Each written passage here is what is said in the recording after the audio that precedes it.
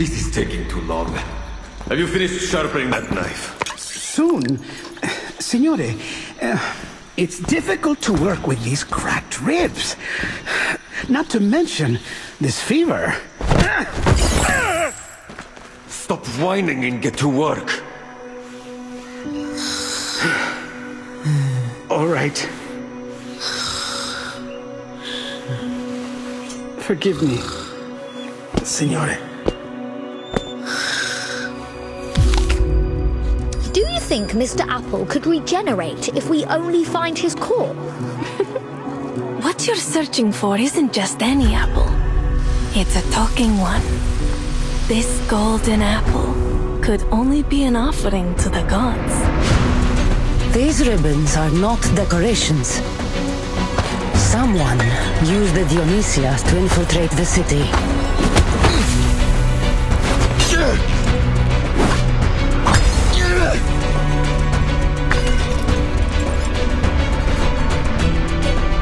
I know this armor.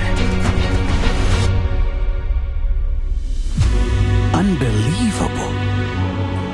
The key to the secret chamber. Find it! At all costs! Whoa. No!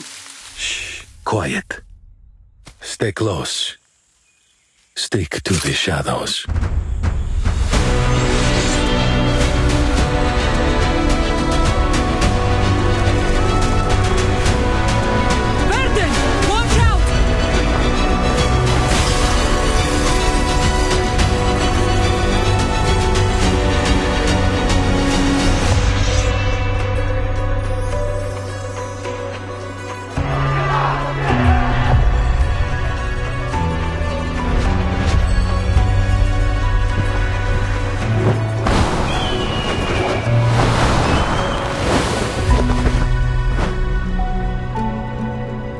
You can't bring peace through destruction, Alexios.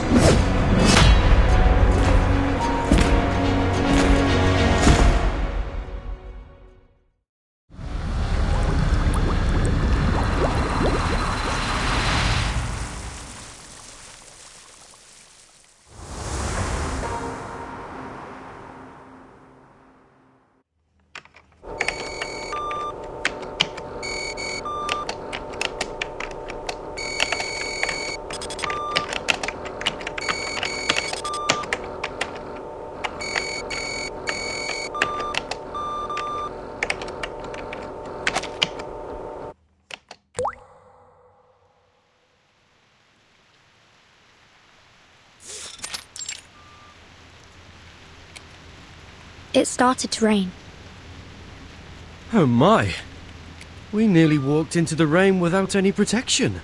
The observer instruction book should have told us to bring our equilibrium umbrella. No need for excess perspiration. The rain you're seeing is completely dissimilar to the storm. Just a byproduct generated by this device, the Huygens Fresnel Interferometer. It was built to observe the interaction between particular entities and chaotic systems. So this device about our heads is an interferometer? That's right. We'll be utilizing it during our experiment that, to jog your memory, you volunteered for. Thanks for that, by the way.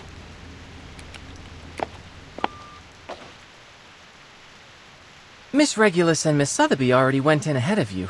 You'll probably find them in the world you're going to. Now, prepare for an enthralling adventure.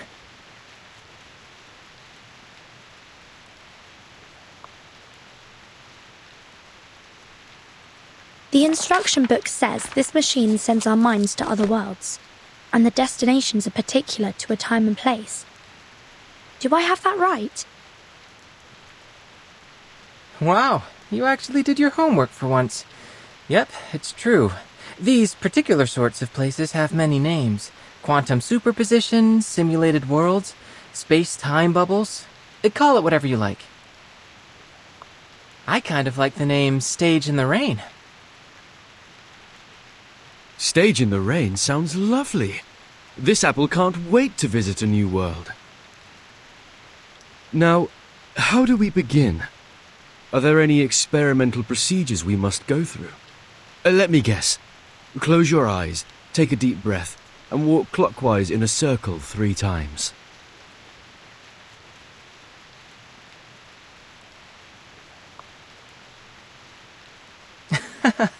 No need. Besides, how would I get you to walk in a circle? Well, this apple doesn't see a problem. With that said, if you have no strict procedure, what exactly are you intending with this experiment? Is it a novel scientific experience, or just a jolly bit of fun?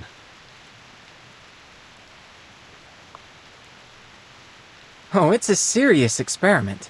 One in which I propose to examine the very randomness that we usually attempt to avoid. As you stand on the stage, breathing in and out, the raindrop's behavior should start to change. Because I'm breathing on the stage? More precisely, because you exist on the stage. Go ahead and touch the raindrops.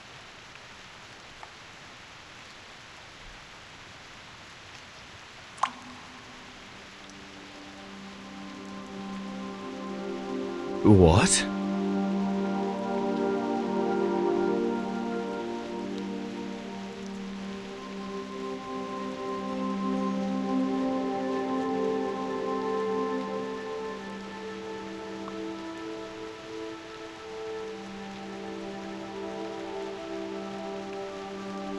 See? You're so much more than an external spectator. You were able to affect the system. Your actions, including your observations, no matter how inconsequential they may seem, can lead the system to produce unequivocally varied results. All right, now...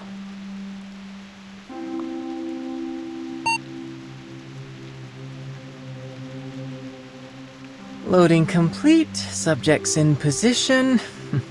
Great. See you later. Have fun.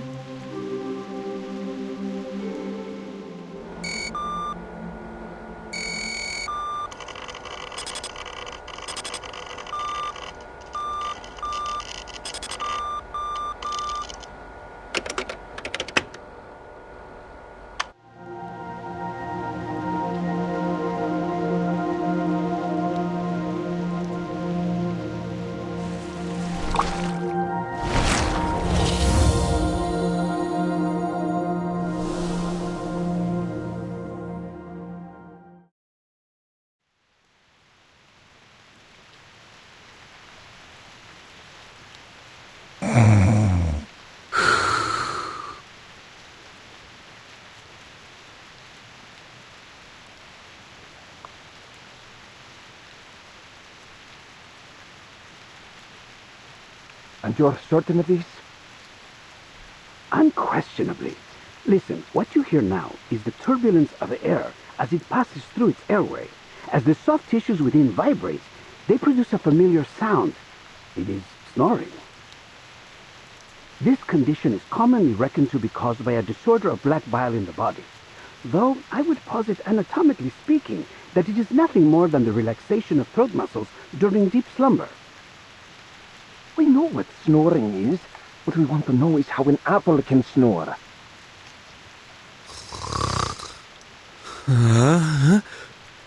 Apple?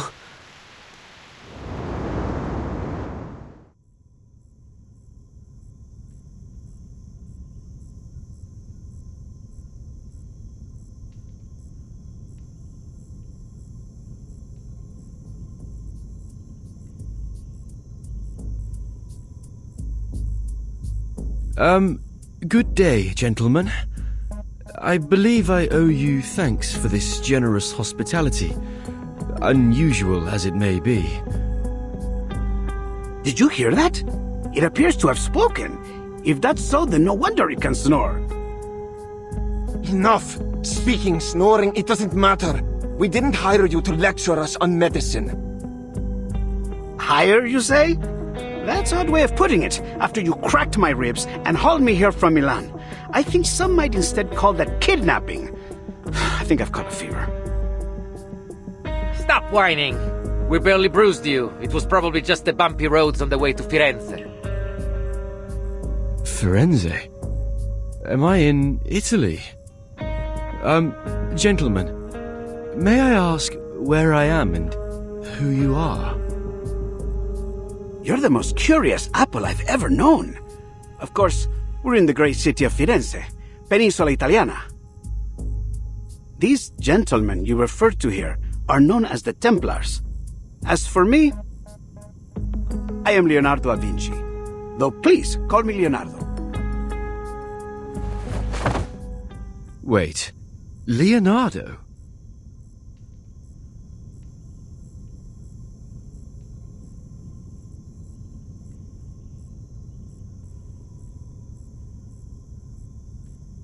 You're Da Vinci. Leonardo da Vinci, the great painter. But please, as I said, I prefer just Leonardo. Leonardo the inventor or Leonardo the engineer? Perhaps even the anatomist. I should hope there is more to my reputation than just painting.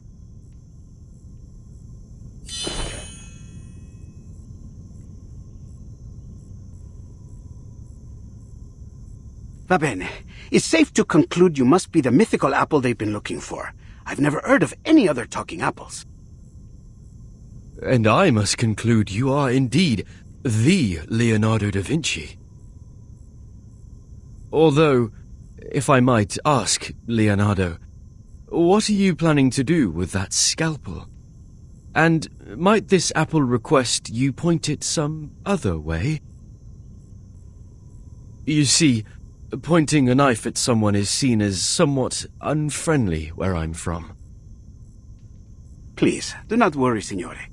This scalpel is a very delicate instrument, one of my favorites. Cold, sharp, and painless.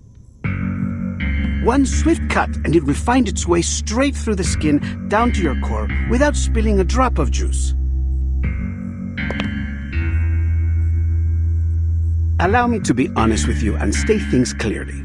I have been asked to cut you into quarters so that I might record the makeup and consistency of your inner flesh. Crisp, I'd wager.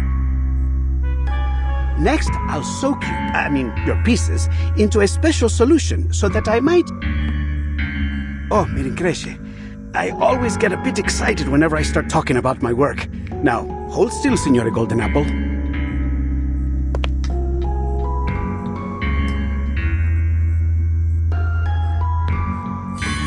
Just a little slice.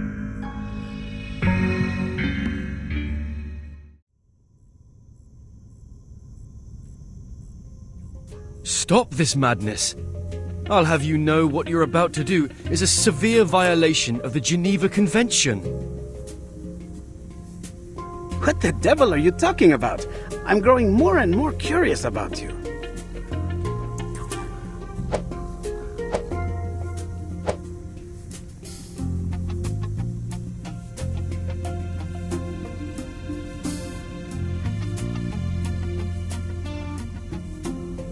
Oh no, calm down. We can solve this in a civilized manner, can't we?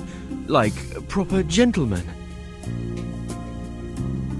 There is no need for propriety when dealing with witchcraft, like whatever created you. Now, if you want to save yourself some pain, I suggest you stop. I feel like I'm in a nightmare. What in the world could you want with this apple for? I can answer that. These gentlemen believe you to be the key to a rumored secret chamber. Of course, to prove their theory, they hired me to figure out just what it is that you are.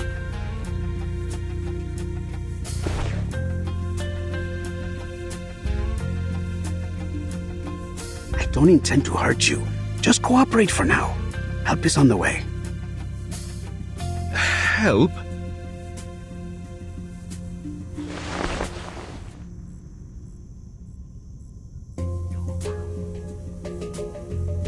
Oh, I do apologize, gentlemen. But I think there might have been a misunderstanding.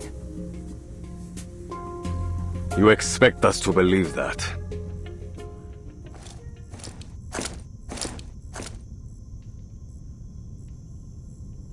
Perhaps you've forgotten. Months ago, a golden apple was found floating in the Arno by a fisherman.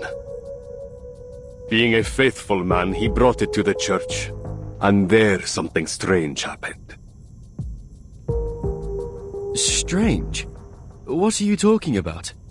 I'm only an apple.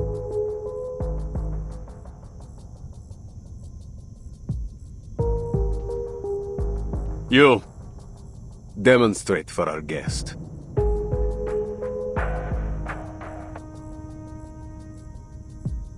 I've already demonstrated it 12 times.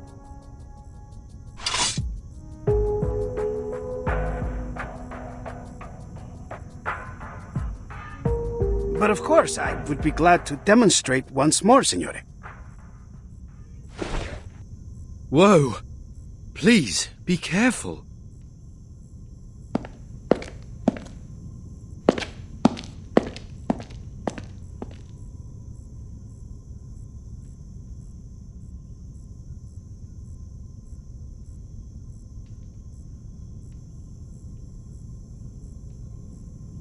Found it. The perfect angle.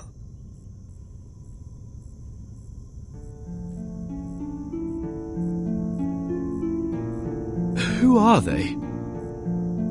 Persona sconosciuta.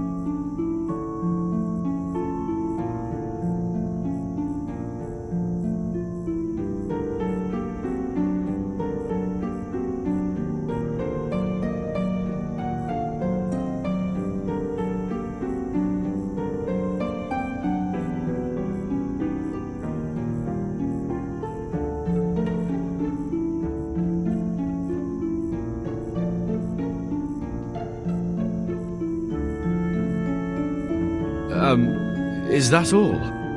According to this apple's experience, you should only need to cast an incantation to reveal the details.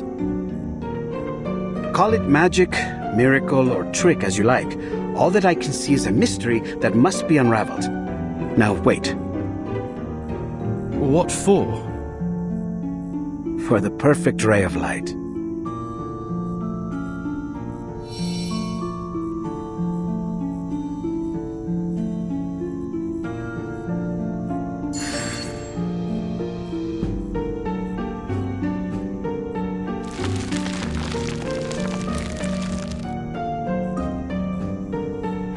Blimey! What's going on? It is beyond me to explain what I am seeing here. I've examined both the wall and your skin for some time, but found nothing. This may truly be a miracle. Gentlemen, there's a line of letters down there.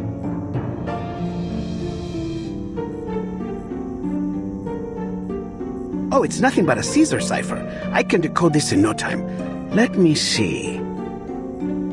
Sub cadente fulgore, cadencia sanctuaria, coniunguntos. Under the waning glow, the waning sanctuaries unite.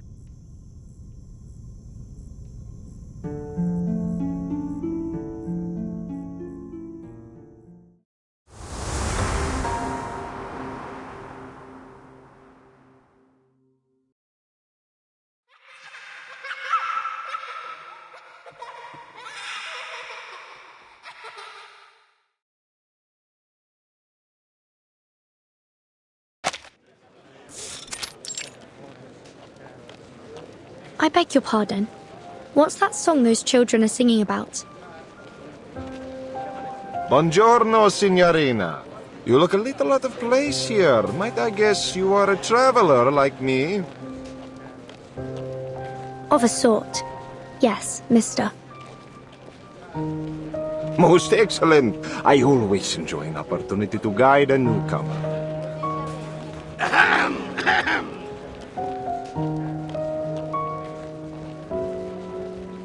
The famed poet once claimed that Firenze was the most beautiful and renowned daughter of Rome.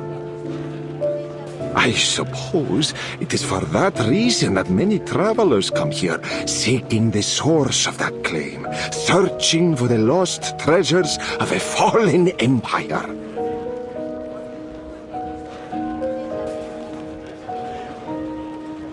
But I hear a rumor now that people are pursuing a new target in our dear Firenze. Could you mean this golden apple? It seems like everyone is talking about it. Just so. It seems you know a little bit more about this rumor than you've let on. There are those that say the apple can reveal a miracle when raised before certain frescoes in the city. Since then, a dark cloud has gathered over us.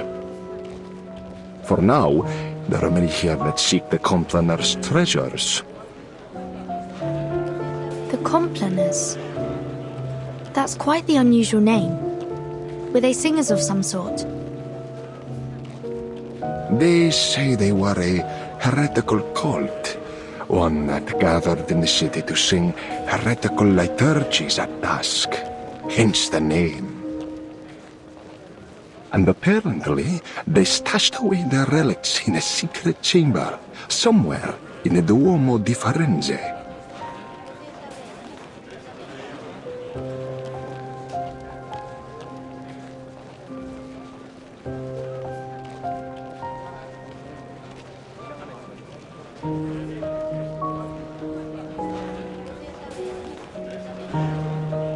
Apparently, they would go there to perform unspeakable acts of evil, defiling the purpose of that beautiful dome.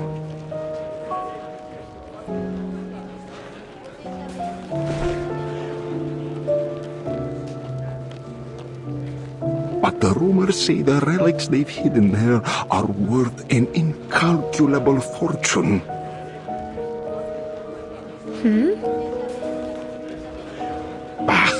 All you need to know is it's worth a lot. Enough, they say, that the one who finds it would be wealthy enough to buy the whole Firenze. Are you serious? You're suggesting there is enough money hidden there to buy a city? That's absurd.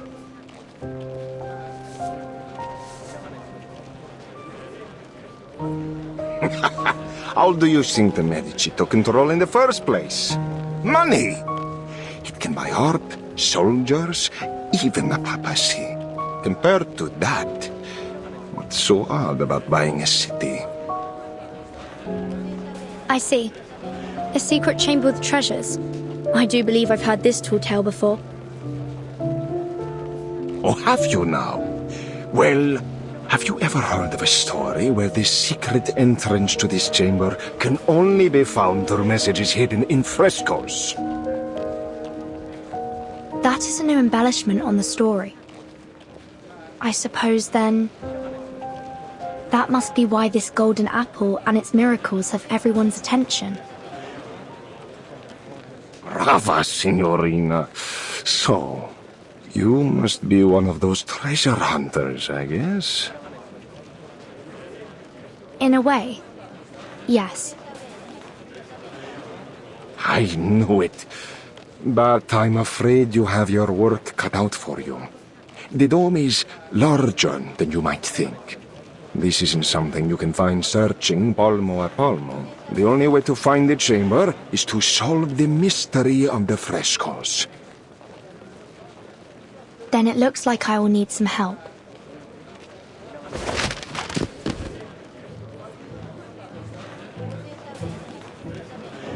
See, and this is certain to be the help you need. It includes copies of all the frescoes that reacted to the golden apple. It has a silk cover, tempera painting, and gilded edges. Buy it now, and I'll throw in a free collection of Dante's poetry. Trust me, traveler, with this, you will find the treasures you seek. Hold on. If you've already collected all this information, why aren't you looking for the treasure? Wealth enough to buy an entire city. I have to wonder why you would pass up that opportunity. I'm no treasure hunter, signorina, nor do I think the life of a prince would suit me. I'm content making a living selling the keys to this fortune to others.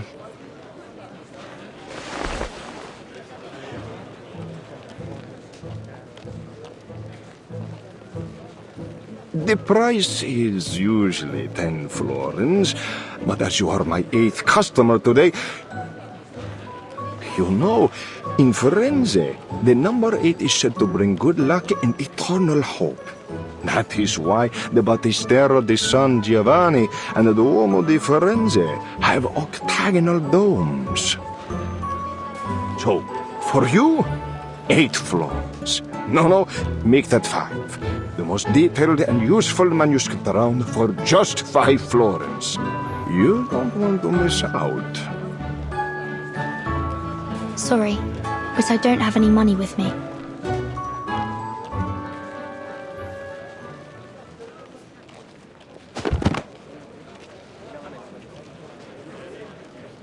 How could you make it all the way to Firenze without a florin on you? Ridiculous! I've no more time to spend on you, signorina. Best you get back to your hunt. Hold on. I heard that this golden apple could talk, and even fly in the air. It might have something to do with my missing friend. It sounds like I need this manuscript in order to find him. So, is there anything I can do for you? I can handle any issues related to magic. We could do an exchange. My magical services for your manuscript.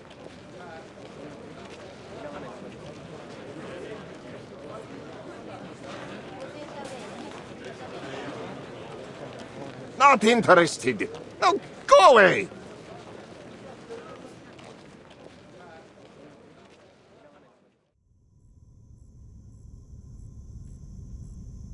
That's just about everything I know about the Complaners, the secret chamber, and the relics. I see.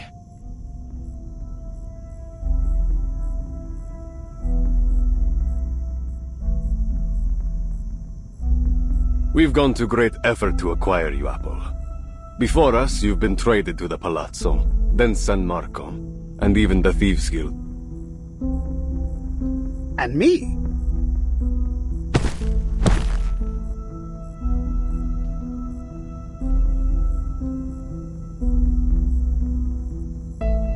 Less talking, more slicing. From now on, you do as I say. Understand?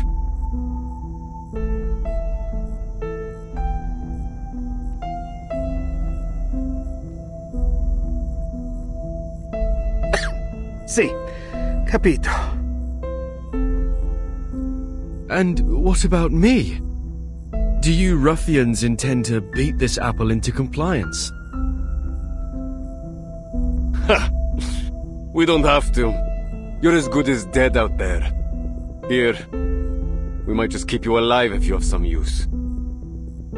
Not that it matters. You don't have a choice. Sir! Incoming!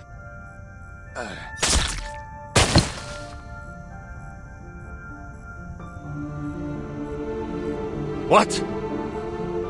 It's poison! Assassins! They must be on that roof!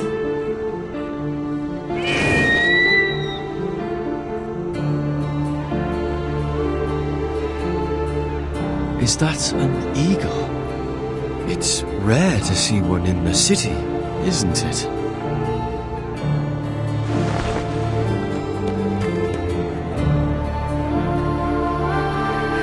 He's here. Our rescuer is here. Ezio!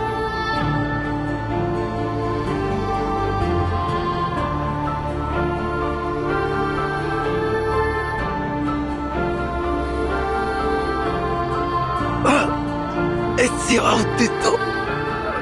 Assassin!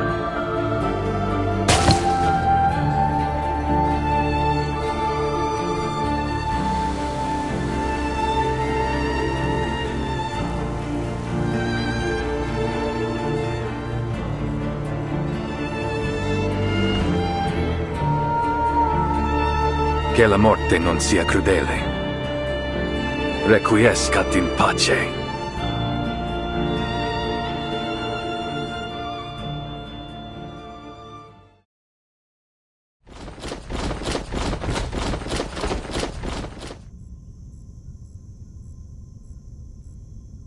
Radunatelli! It seems I underestimated their strength. We need to get out of here straight away.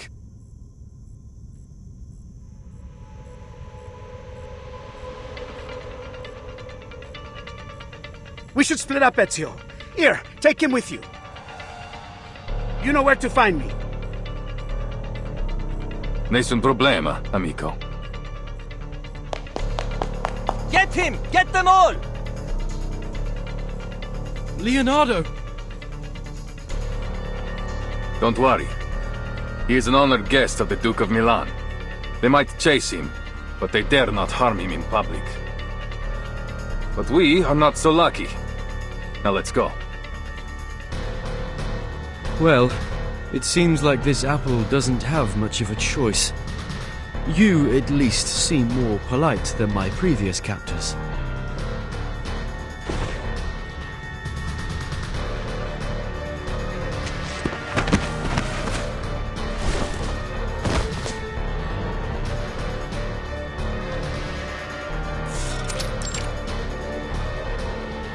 They've gone towards the palazzo. Capture them! You're welcome to try. Hold tight. Sure. Whoa!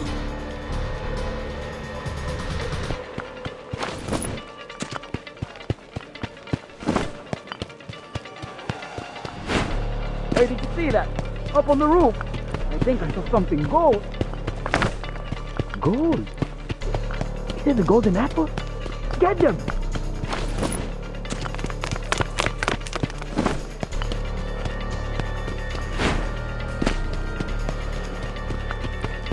I'm going to be rich! Rich! Get out of my way! Goodness me! I've never felt so popular.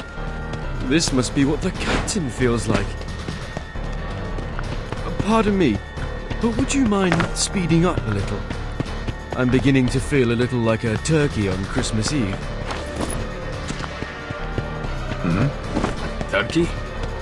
It doesn't matter. Speed won't help us now. They're everywhere. But there's still a way out.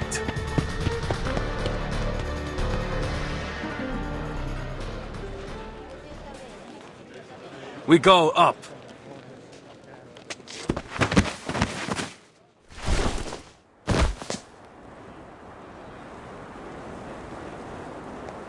I think we're safe now. This apple certainly appreciates your climbing skills. No one can reach us up here.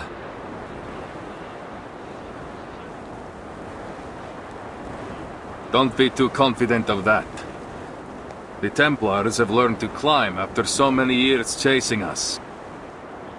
They can show up on the roof at any time. I see. Then this apple will keep alert and ready for danger.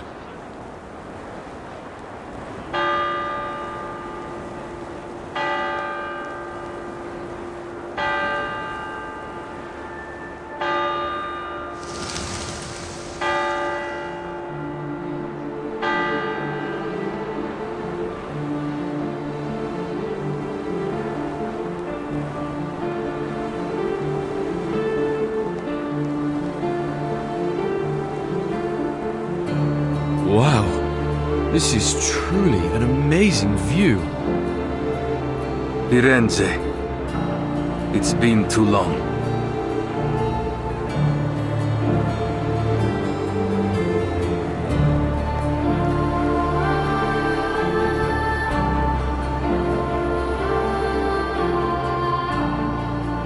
That must be the cathedral.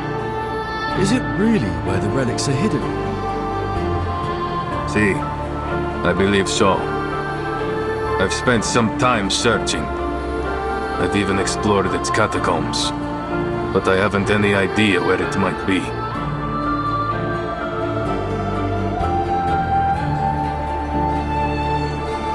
Finding this secret chamber is what truly matters.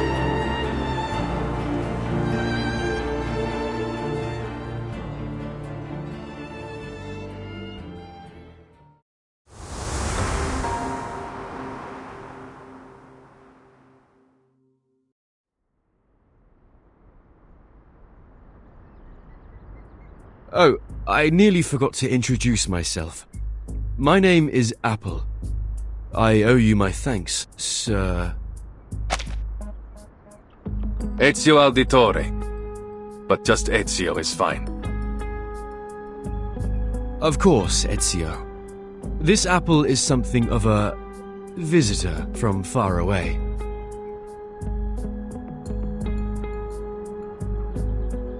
Is that so?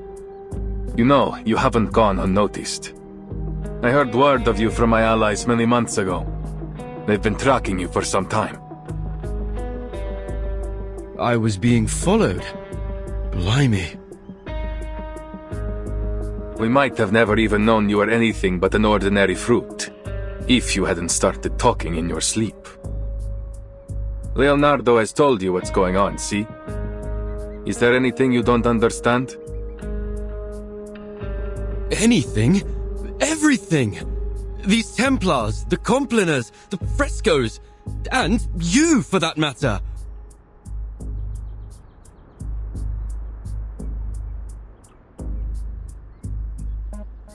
I know your friend was only stalling for time, but he all but scared the life out of me when he came at me with that scalpel. There are many things that need explaining. For now, you need only know that these men are Templars, ancient enemies of the Assassins. The war between us has lasted a long, long time. I fear it will never end. I see.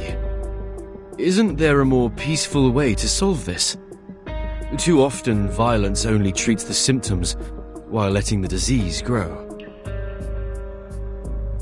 I wish there was, but no. Too many have died to the ambition of the Templars. Even my own.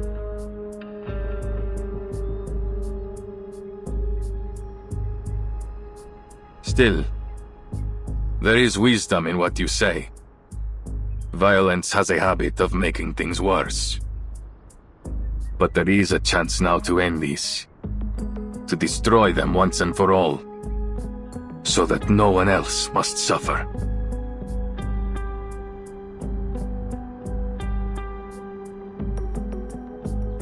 I'm sorry we dragged you into this, Signore Apple. But we must not let the Templars get the relics. So, we need to know where you stand. You and Leonardo seem to be close.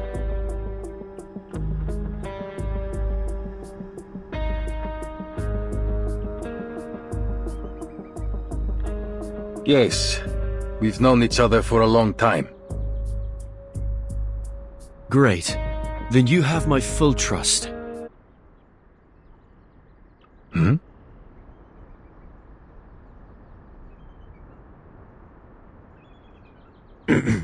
I am certain that Leonardo is a good person. If the history books, my intuition, is anything to go by.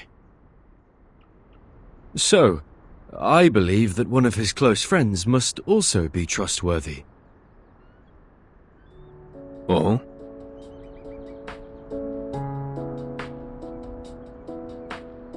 Good to see my charm hasn't dulled.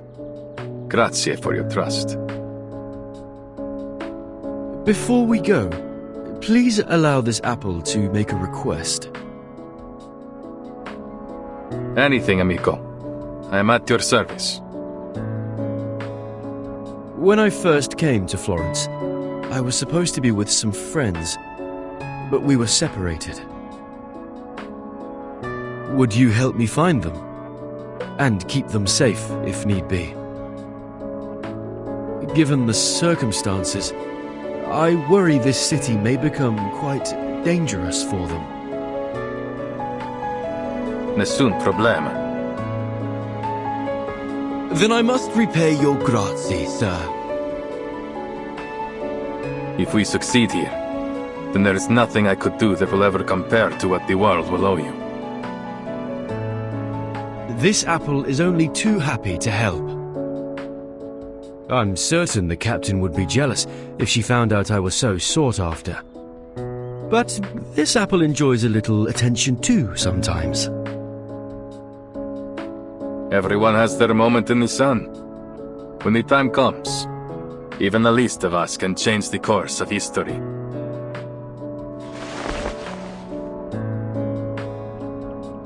So then we are agreed. Uniamo le forze.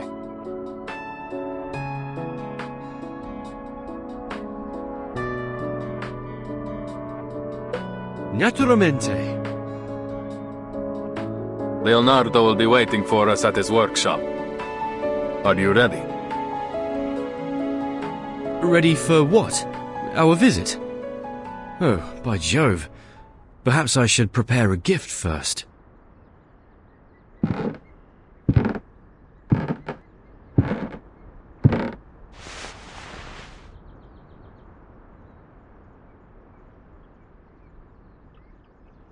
Now, are you ready to jump? From here. Down there.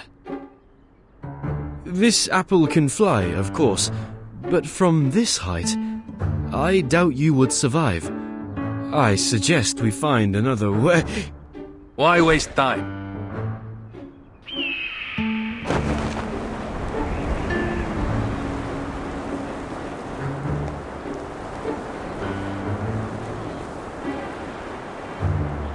What?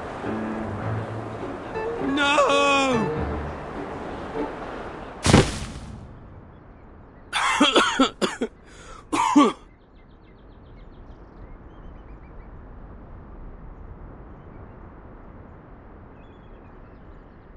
This apple may have experienced some anoxia during our fall. I'm so dizzy. Shh. Quiet. Don't give our hiding spot away.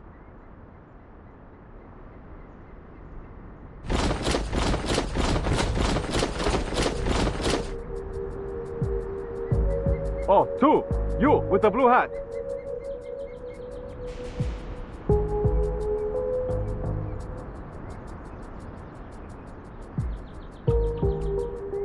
Good evening, gentlemen. Is there something wrong? What? That voice. Ha! I have a good feeling about this.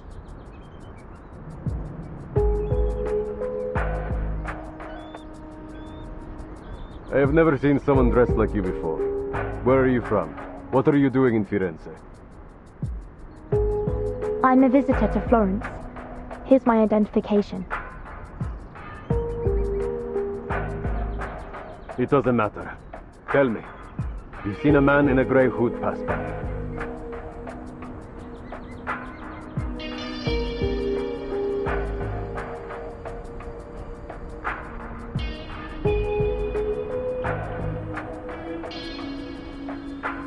Not that I know of. Then have you seen something? Something golden?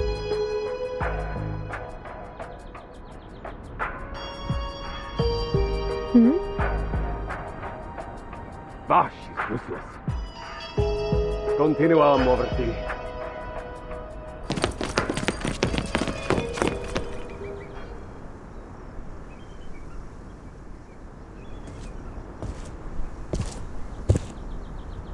You were right in there.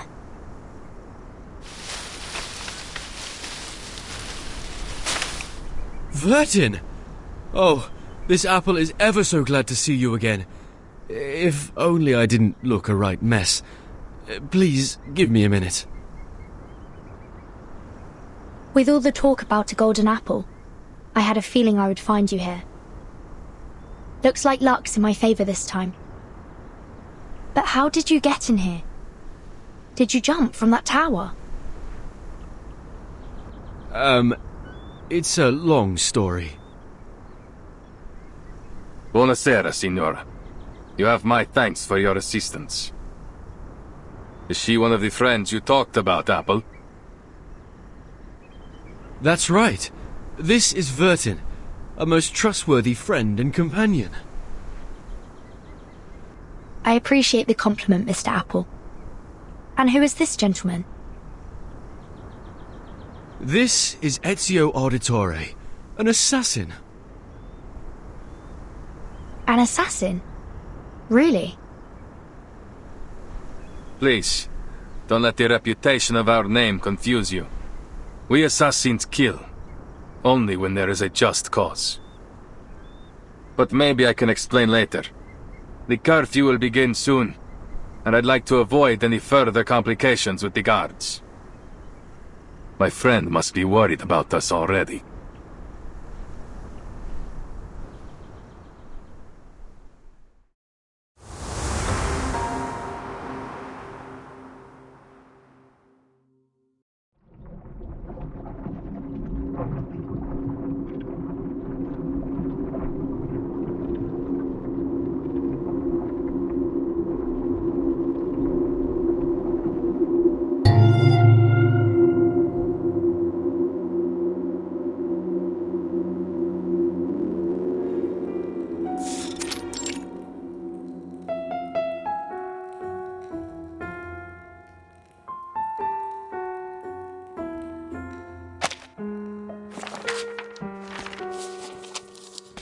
They sang and danced to the heretics' music.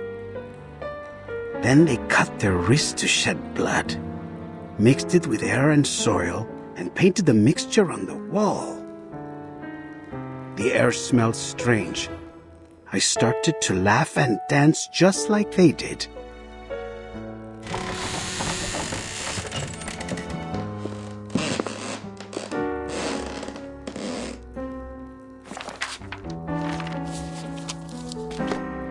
Blood on the wall, reborn from the ashes. Blood on the wall, reborn from the tears. Blood on the wall, reborn from the flesh.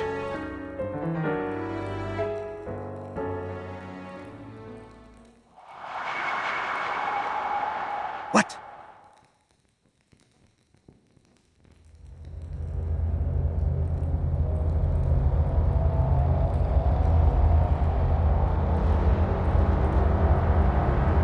Buonasera?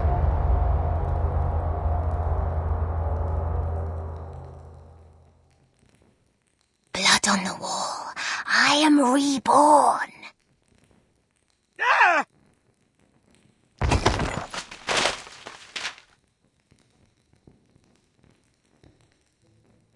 What's wrong, Mr. Leonardo? I was only reading the rest of the spell. Oh, I get it. You were having fun reading those horror stories all alone. I understand. I do love a good ghost story. You might have considered knocking me, Signorina.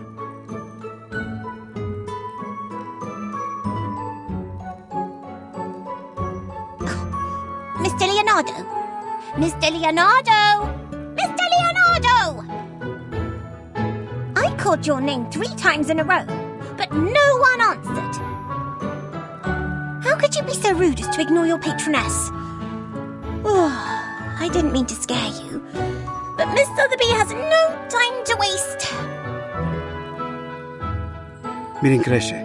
I've been entranced in the words. It's a record of the Complainers' ritual. The author claims to have been part of it and escaped alive. The ones you've mentioned before? That nasty group of gremlins that used to meet in the cathedral in secret? See, they are also the ones who have secreted away the relics that Ezio is searching for. My messenger must have told you why I invited you to come by. Your father just confiscated some manuscripts. Oh, I think you're mistaken. Mr. Domenico is not my father, though I am very grateful for his help. He's not your father? But I was certain that you were introduced as such. It's a long story.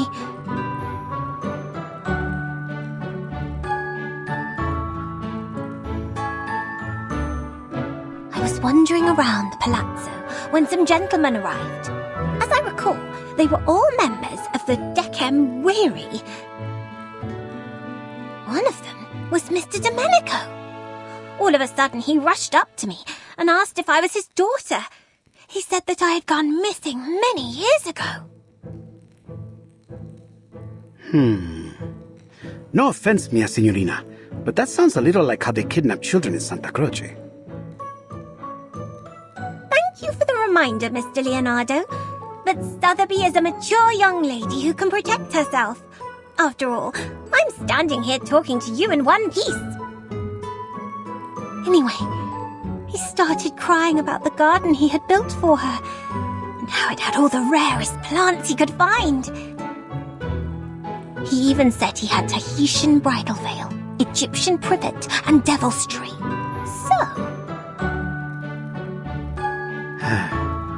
Fortuna certainly seems to be on your side. Now, did he give you the manuscripts? I can't imagine he would say no to his long-lost daughter.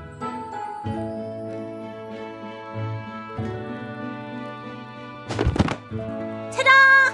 Miss Sotheby already took the liberty of checking them all. This one is well-crafted and has the most details. It was confiscated from a book merchant. He said...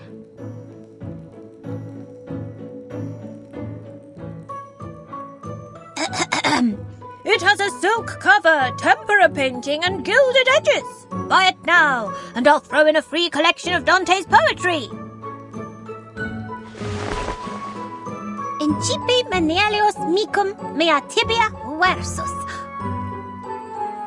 How was that? Miss Sotheby has been practicing her Latin. Brava! Your father would be moved to tears if he heard that. Now that I've given you a hand, could you...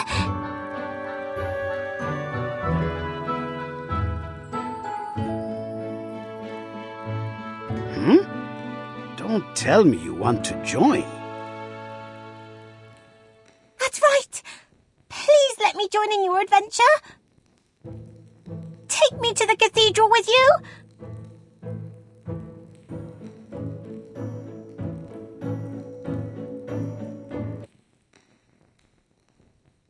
Mi rincresce, mia signorina, but this is not the sort of adventure suitable for a young woman. I barely survived my own encounter with the Templars. Don't presume that they will show you mercy simply because you are a nobleman's daughter.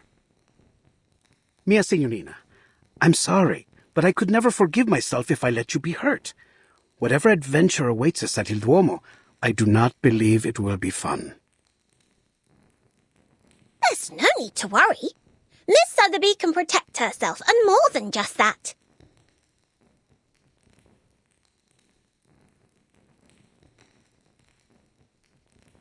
I can make potions, aid in teamwork, research critters, read Latin, give orders, and even fight any villains we may find. Just let me prove it.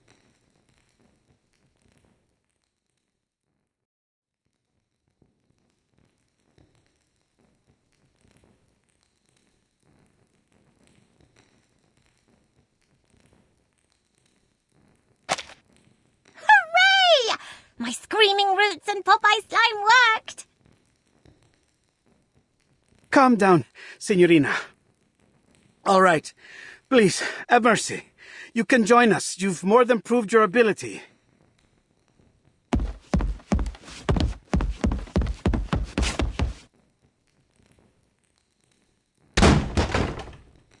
Ouch! Who could this be? It seems like I've missed a party. Ezio! Signore Apple! I knew you would get rid of those Templars. Oh, and you've even brought us a new friend. Good evening, Mr. Leonardo. I've heard a lot about you on my way here. That lady behind you.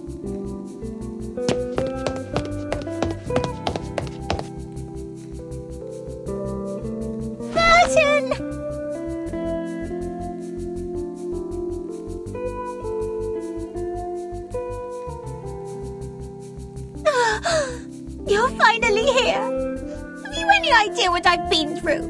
Miss Sotheby had to attend classes and even study Latin. My teachers were even stricter than Mr. Carson.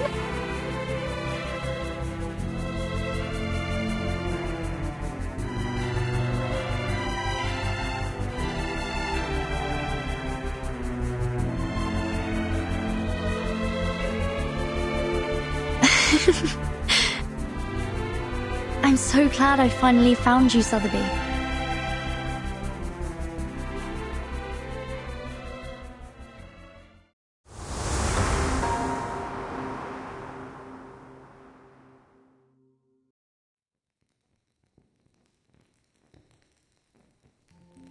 I see. Each of us seems to have had our own adventures after we arrived. How interesting and wonderfully fun! So, then we each arrived here in the stage. I mean, in Florence, at different times. How odd.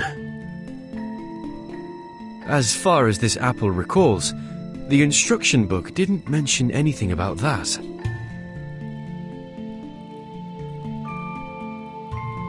So then you and your friends came here on a sort of pilgrimage. Was it a journey of discovery, or is it simply that you wish to see the beauty of Firenze? It was only supposed to be a quick journey, but something happened along the way. Accidents, murders, and now the threat of an all-out war. Again, I'm sorry, but we're in need of your help, Signore Apple. What do you mean, we? My friends and allies. My fellow assassins. Assassins? Mr. Ezio, I need to know more about this organization of yours before making any decisions.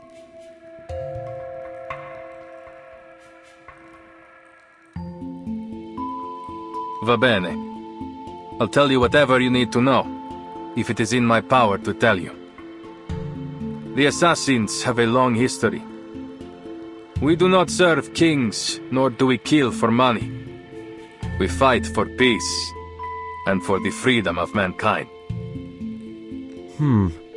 That's very noble of you. I imagine you face many obstructions to that goal.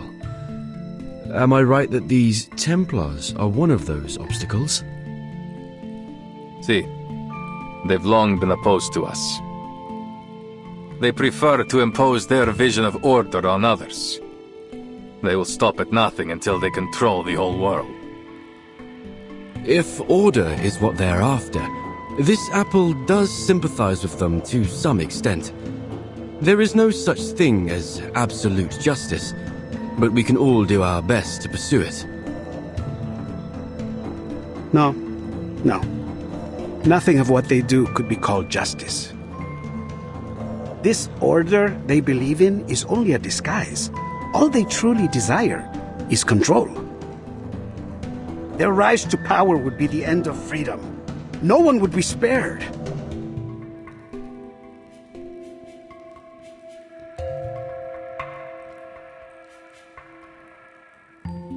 I see.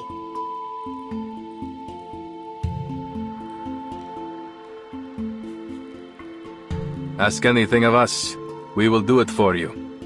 Anything within our reach. All right. As Mr. Apple is already deeply involved in this. I must admit, I am curious about his change in appearance. Maybe we will find our answer to that in this secret chamber. Grazie, amica. Va bene. Now that we've reached an agreement, allow me to continue studying this manuscript. I've seen this before. Signorina Sotheby only borrowed it for us. We'll have to return it soon, so our time is short. Let's get started and see what clues we can find.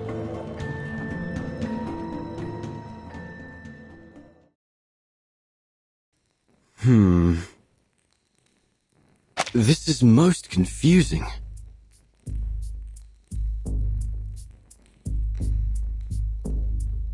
Almost every fresco has one of these humanoid symbols, each adopting a different pose.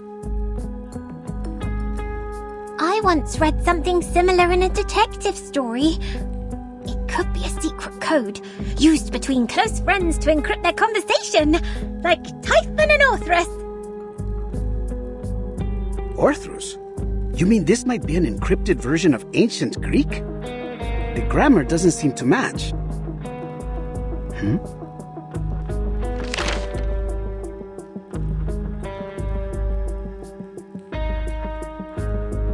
Mr. Leonardo, we haven't finished. Do you mind? Uccello. It's Paolo Uccello. The copies cannot recreate every detail of the originals, but still the style makes it self-evident. The perspective is perfect, and the geometric figures are so precise that it almost starts to get dull. There's no doubt. This is Paolo Uccello's work.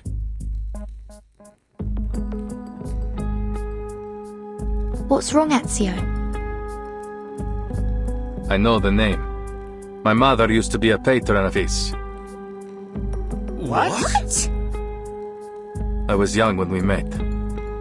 All I remember is that he was a shy man who kept his head low as he worked. He left before what happened to my family. Then we lost touch.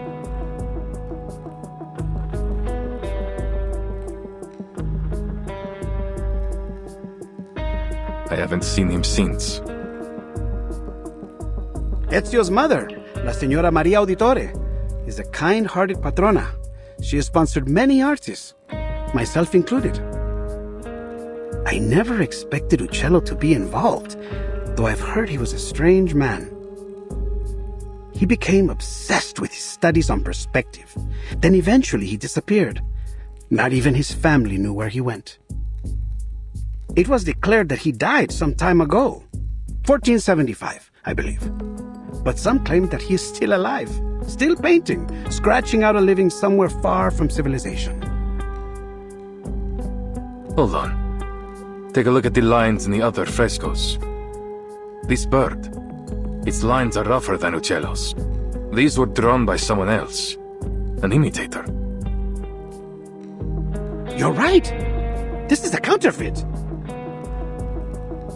This apple hadn't expected an assassin to be so cultured, Ezio.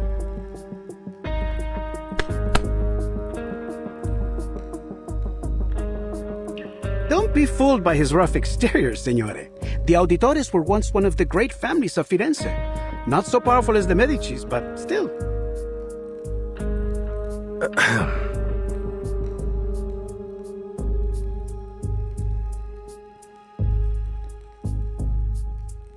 As Leonardo said, my mother has been a patron of many artists, including Uccello. I've seen his work many times on the walls of our home in Monteriggioni. This is...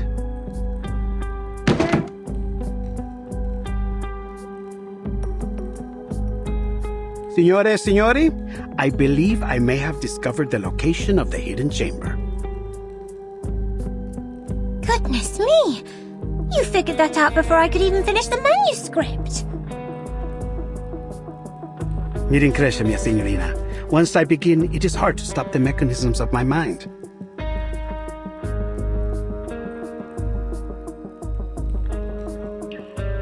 Take a look. It's a copy of the dome's blueprint. I've never seen anything so perfect in its design. The design was inspired by the Pantheon, and Brunelleschi invented the double-layered dome on that basis. What a genius idea! The two shells serve as a buttress to each other, so that the dome could avoid from collapsing, even at this size. Precisely! But see here, the tunnel between the two shells is scarcely wide enough for a man to fit through. That is, except for this space below the ribs. Which means the secret chamber has to be there. Appunto. But it's no more than an inference for now. We must visit the Duomo to confirm it for ourselves. Ezio, you're familiar with this structure, aren't you? You've been beneath its catacombs. I am. I have. But the cathedral will be under careful watch by the Templars. I doubt we can slip in undetected. We need another way in. Don't worry. I have already devised a way.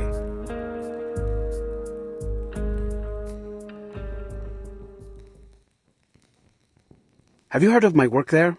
The Assumption of Mary?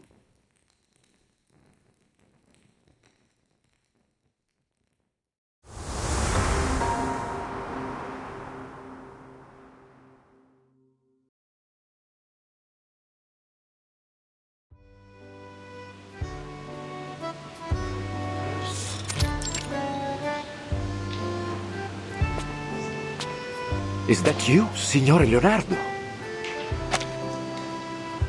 Thank God. I still hadn't truly believed the rumors of your return. I know. There was some trouble in Milan. We've heard about the scandal concerning Duke Sforza. How savage. That's why I came back, with a creative fever inspired by my pains.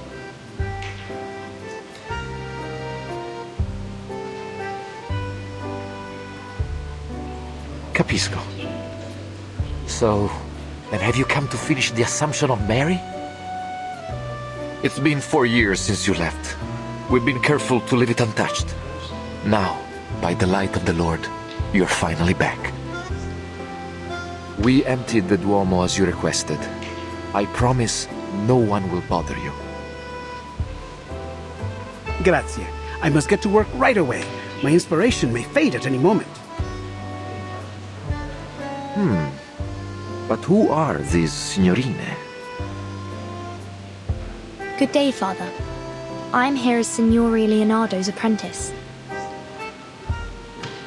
And, why... I'm here to evaluate his work for my father, of course. Allow me to present Father Alberto, Signorina Sotheby Domenico. She's provided huge support for my art career, so to show my gratitude, I've asked her to model. For the Assumption of Mary?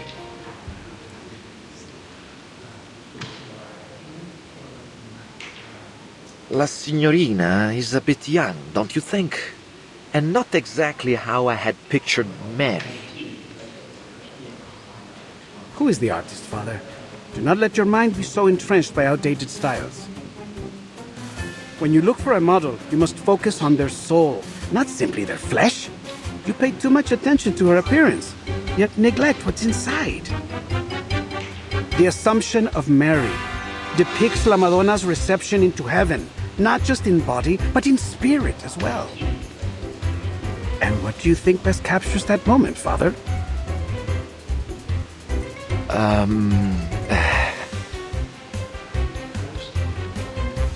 Huh?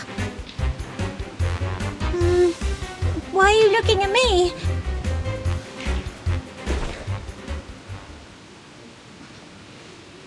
Esatto. That innocence and vitality. She may be a little young, but her spirit is perfect. In fact, it is that innocence which makes her more qualified than anyone. She will be indispensable for my work, for my inspiration, you know? Oh well. Then I must thank you for your compliments, Signor Leonardo. You have convinced me once again, Leonardo.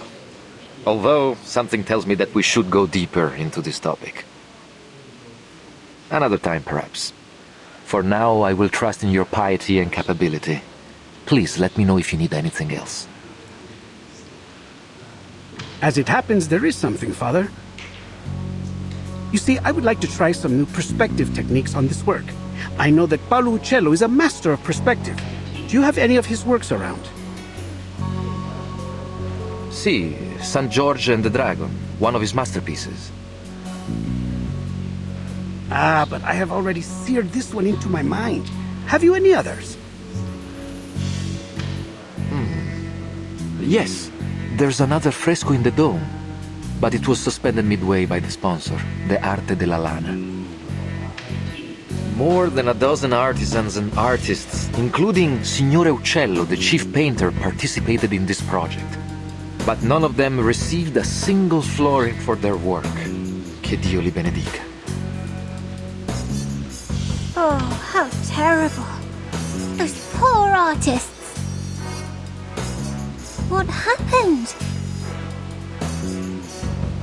This was nearly 20 years ago. I suppose it was simply too expensive. The dome itself is rarely visited. It is only natural that our money go to the central nave, where all the faithful might see it. I should leave you to your work, signore. Che Dio vi benedica tutti.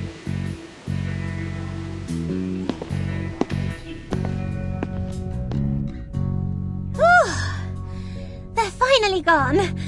All right, time to start Operation Florence Typhoon! Wait, where's Vertin? Right behind you. Oh, where did you go? We're about to get started. I wanted to make sure that there was no one else in the cathedral before we began. I believe we are alone now. We shouldn't be disturbed for some time. It's always good to be cautious, Signorina. I should signal Ezio and Signora Apple now. They've waited long enough. Is there something wrong, Vertin? You don't look well. I'm fine. I'm not used to the smells here. The smells?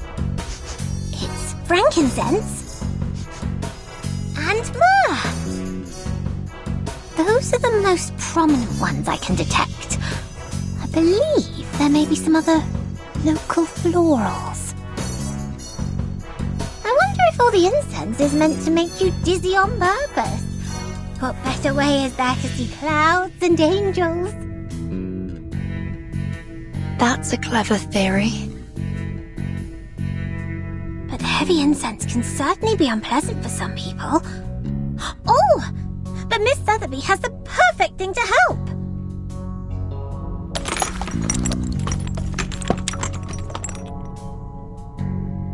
Apply 2 drops just inside your nose, and you should be right as rain.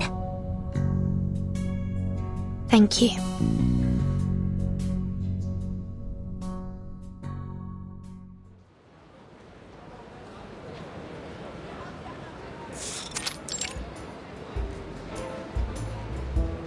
Ah, the weather is truly lovely today, isn't it?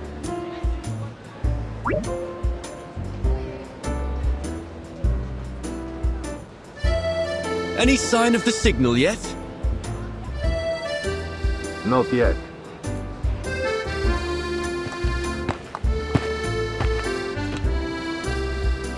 There's a window near the reaps. We should be able to sneak in through there. Marvelous. All that's left to do is to wait for their signal. The sun is so warm and gentle right now.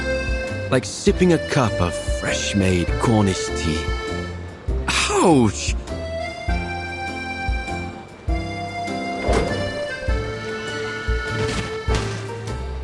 A bird! Did it think this apple was a fine-looking snack? It has letters on it. Nava. Let me see. It's mirrored font, one of Leonardo's codes. You reverse it to get the true message. Avanti. Action. Oh, I see. Nothing too complex. But what about this bird? Another of his bizarre inventions. It has to hit something to stop. You should be thankful. He's improved it from his last design. It used to fly so fast that it would knock you off your feet. Remarkable. It is an amazing invention. If I were you, I would suggest that he take good care of all his blueprints so they might be passed down in the future.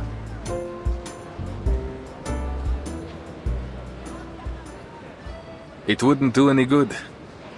His genius may well be forgotten since he guards his ideas so jealously. He writes everything in ciphers like these. He would rather see his work burn than have someone else complete it for him. He won't worry about the future until it comes. That's just his way. And what about you, Ezio?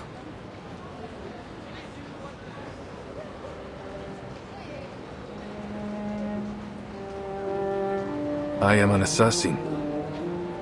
We work in the dark to serve the light. I don't want to be remembered. That sounds lonely. Do you mind if I ask something? You've avoided speaking about your family. It sounds like something terrible happened. Are they why you became an assassin?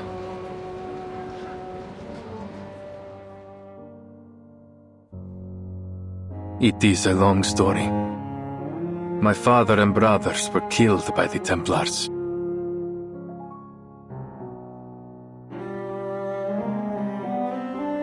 I was only 17. So much has changed since then. I've changed.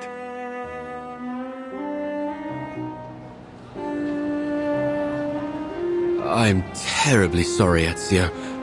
Forgive me. I should never have brought it up.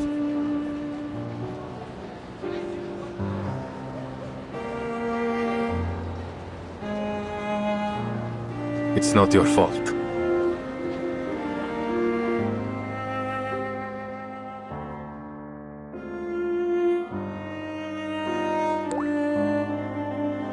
It was 3 in the morning. I placed their bodies on a boat, performed their last rites, and then lit their pyre. I watched as it drifted away down the Arno. The pride of the auditores, yet I couldn't even bury them properly. All I could do was keep my enemies' names in mind. Fieri di Pazzi, Francesco di Pazzi, Uberto Alberti. I took their lives, every last one of them.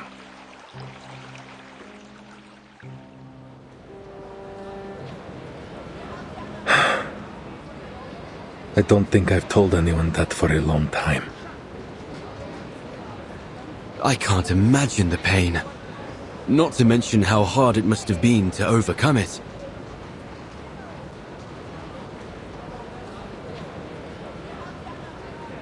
I didn't. You don't overcome that sort of pain. No. I took it in and made it part of myself. I feel it again, raw and new. Every time I draw my blade. It's always there, guiding me from each target to the next. But you said that assassins only kill for a just cause. Isn't that just killing for revenge?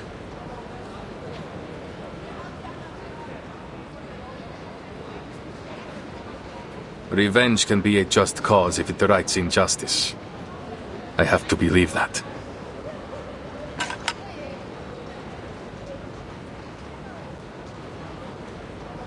Someone's here.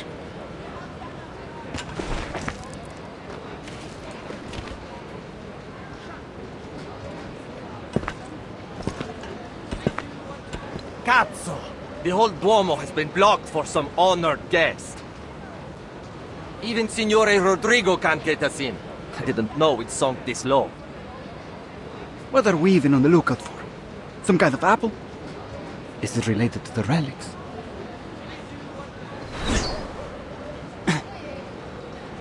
What now? A poison arrow.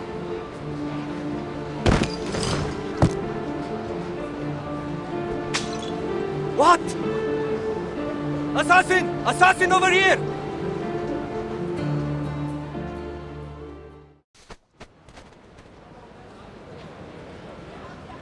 That should be the last one. But the Templars will be on high alert. We need to hurry. Si, signore.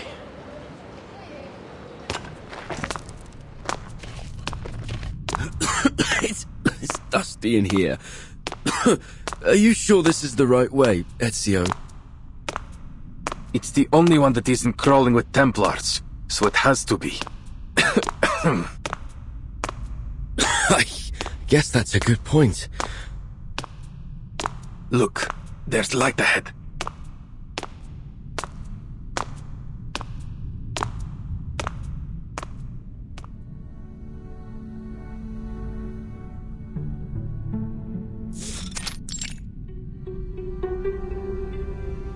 Oh, who would have guessed? A secret tunnel. Let's go, amico.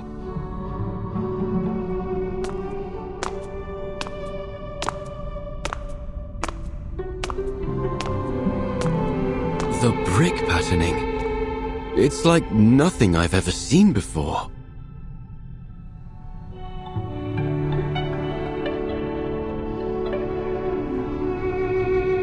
We call it the spina di pesce, herringbone, another of Brunelleschi's innovations. I know next to nothing about architecture, but Leonardo would say it helps to carry the weight of the dome. That makes perfect sense. The diagonal arrangement must prevent them from shifting under the immense weight. A positively genius design. And to realize it, the bricks must have been layered with incredible precision.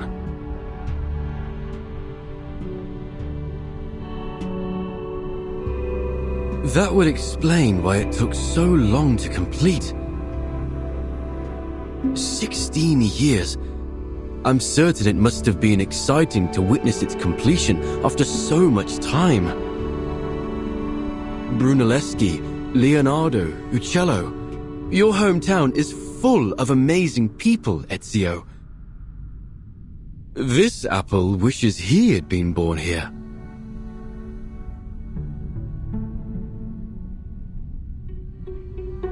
There is no city quite like Firenze.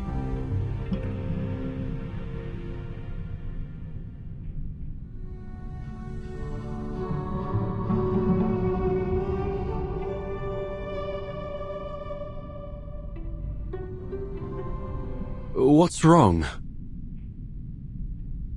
There's something on the wall.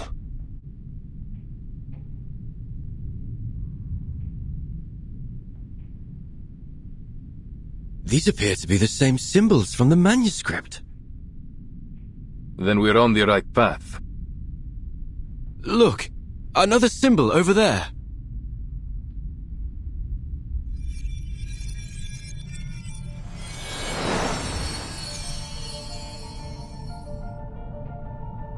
We must be close. Avanti.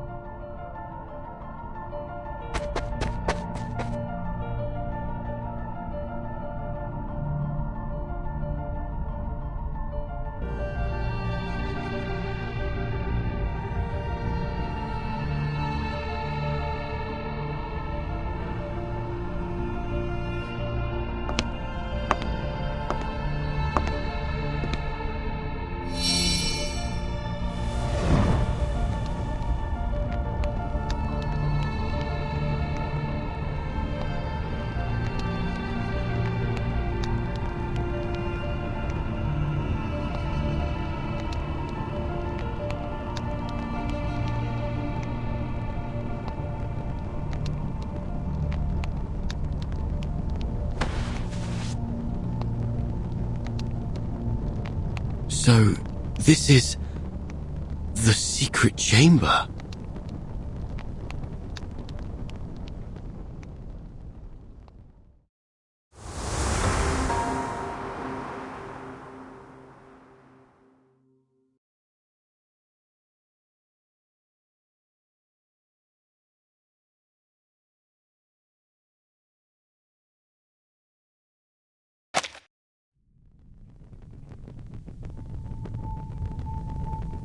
These murals have nearly faded away. Nonetheless, it appears we can rule out a biblical scene, nor does it appear to connect with any significant Greco-Roman mythology. Perhaps there's some metaphor hidden in the narrative of these paintings. And if we can figure it out, we will find our way to the secret chamber. The problem is, there are so many murals. Where do we begin? In most cases, you view a fresco straight ahead and from top to bottom. In this order, they seem to be telling a simple story about a group of people and a peculiar bird. Simple and straightforward. Except for this part.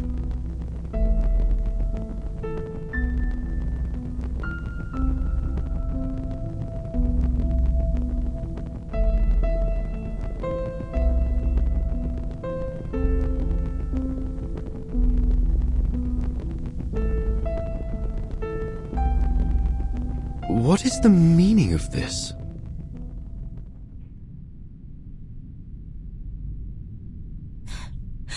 What is the meaning of this?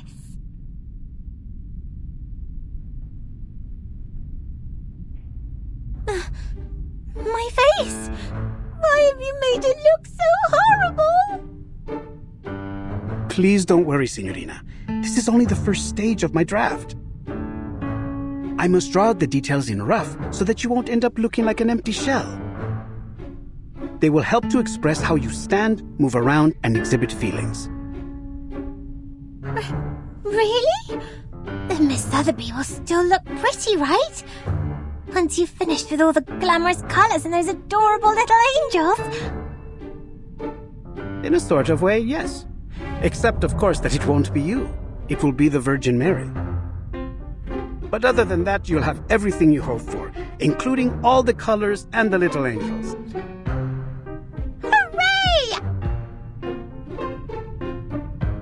I hadn't actually thought you'd use the time to paint. Of course. And we must take our work seriously at that. Father Alberto may show up for an inspection at any time. I see. I notice you've used some guidelines in the background. Are you using linear perspective theory?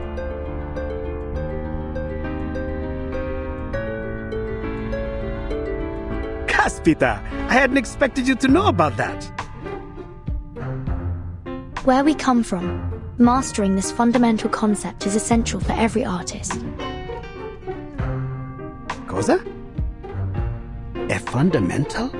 That would make your homeland some kind of painter's paradise. Don't tell me even your snails can paint. Oh, that would be such a delight, don't you think? I've never painted snails, but I've painted eggs. Mr. Carson once told me it was a part of your training method that... Excuse me. Sorry to interrupt. Perhaps, Mr. Leonardo, you could tell us more about your use of linear perspective. My understanding of it might differ from yours. Con piacere.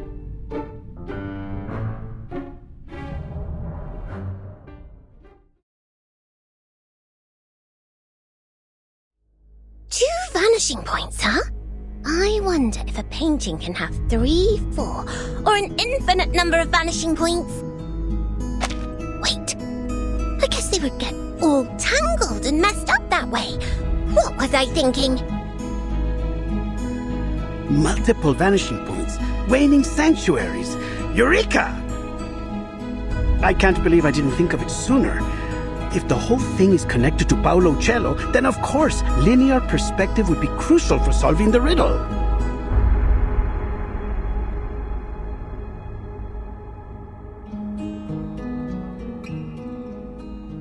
Do you still remember the riddle?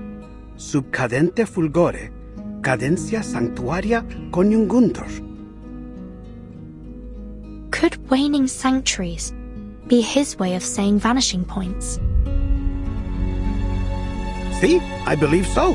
Following this logic, then for them to unite must refer to the intersection of the lines extending from the vanishing points, and waning glow naturally must refer to the setting sun.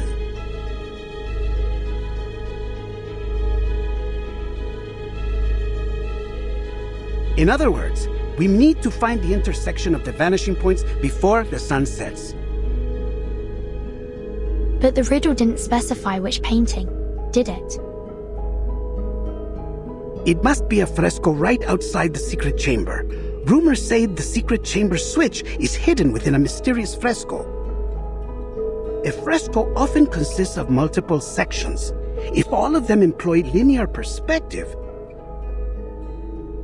then there will be a lot of vanishing points to follow.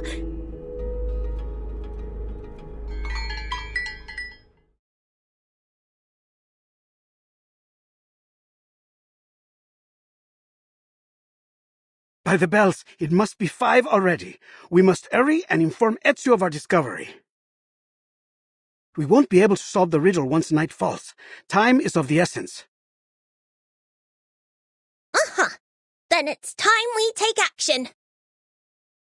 Mr. Leonardo, please stay here and keep Father Alberto busy while Vertin and I inform Mr. Apple about...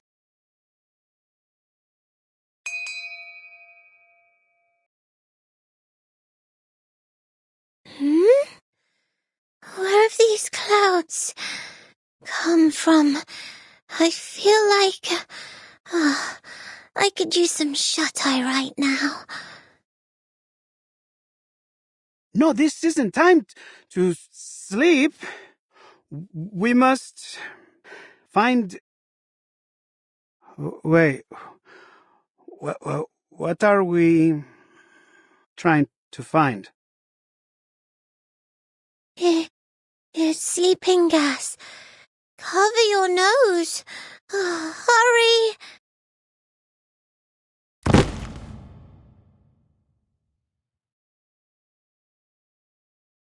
Sotheby! Leonardo!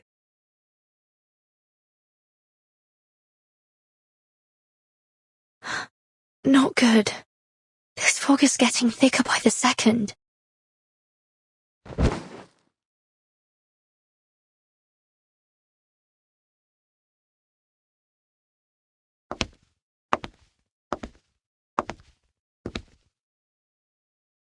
Leonardo?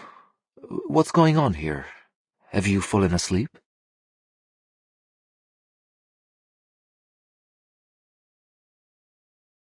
Keep on sleeping, poor lambs, and may you have sweet dreams. May the Father of Understanding guide us.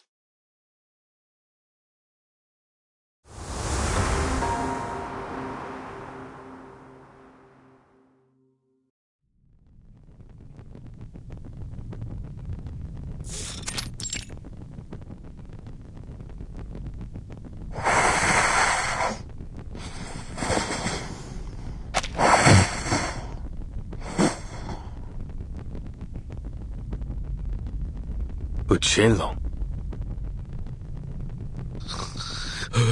Who? Where? Oh, sorry. I hadn't meant to drift asleep. It's just that so much has happened over the past few days.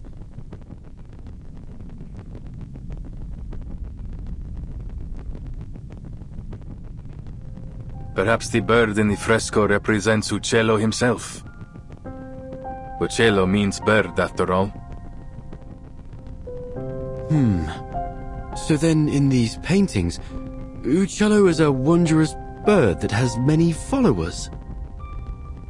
A metaphor. It seems like we're nearly there, but something's still missing. Perhaps I can take a closer look.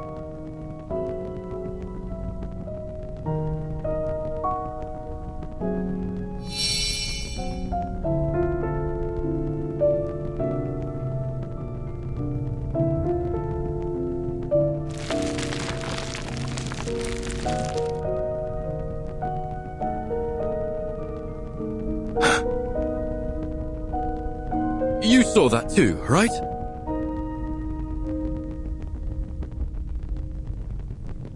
There were colors. Fleeting, yes. But no trace of color is ever fully erased. Let's see.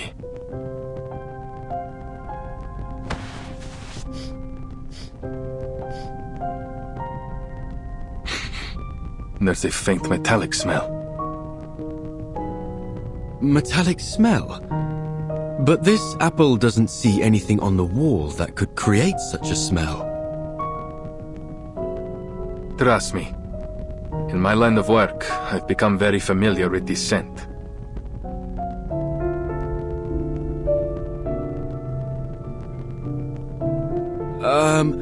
I do hope you aren't implying that those awful rumors that Mr. Leonardo told me yesterday are true.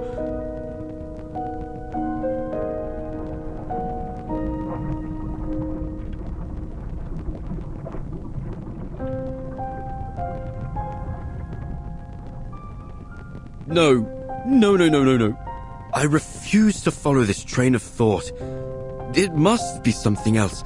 Something less gory. Give me a minute.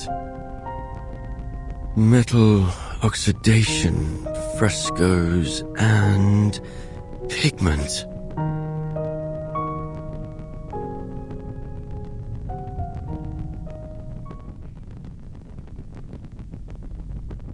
Oh, I've got it!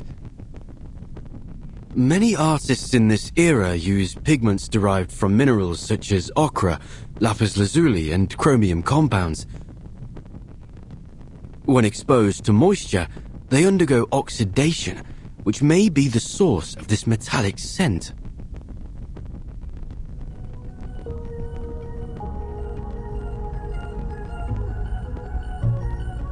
Yes, it all makes sense now. I've cracked the code to this perplexing riddle, and the answer shines brighter than ever before.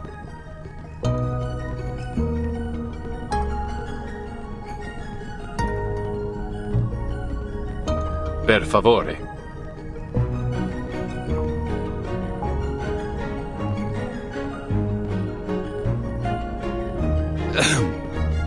I can only conclude that the artist used a special pigment that's only visible under specific lighting.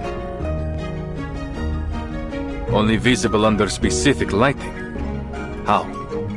That sounds like sorcery. This isn't sorcery, amico. It's science. Back in this apple's timeline, homeland, pigments like this are not particularly rare. But why does this phenomenon seem to be receptive to my body? Oh, I see!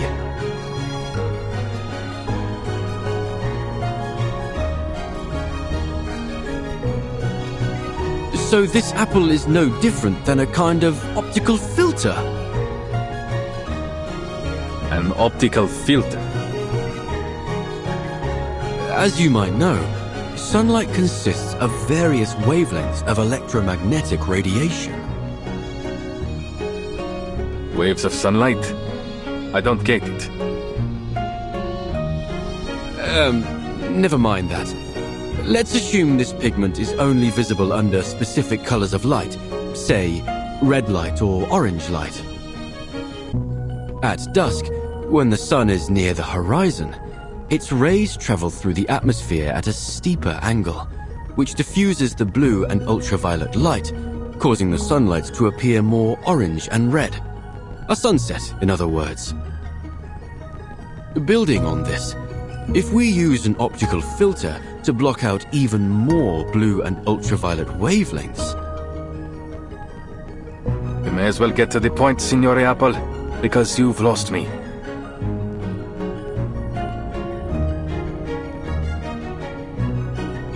With the right amount of red and orange light, the pigment on the wall should become visible. But for how long? The light from before faded in an instant. Well, that's true.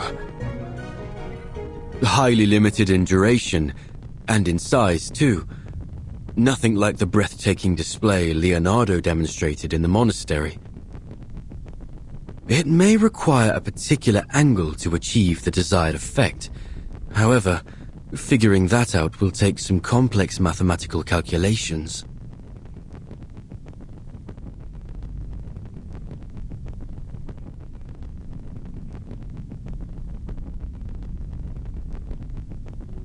So, this is Uccello's final puzzle, huh? All this has really piqued my curiosity, Ezio. What kind of a man was this Paolo Uccello? Mi dispiace. I can't even recall his face. Though I'm not surprised by his use of riddles. If he is anything like the other artists I know. They all like hiding puzzles in their work. It's a means of protecting them from imposters. I do know he has a passion for drawing birds. That's part of the reason they call him Uccello. You can tell from the meticulous detailing he painted them with. Other than that, though, he was quite ordinary.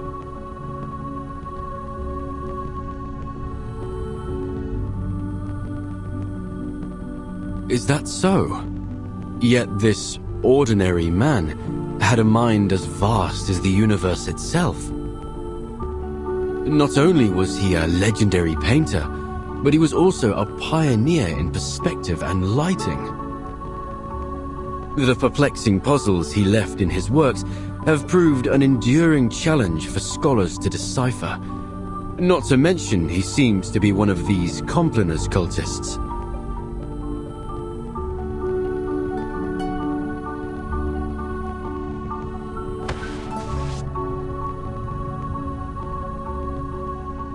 He was also a Florentine.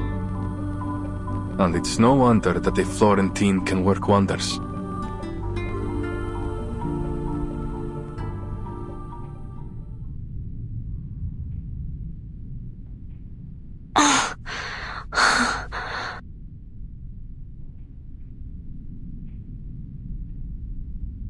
Sotheby? Leonardo?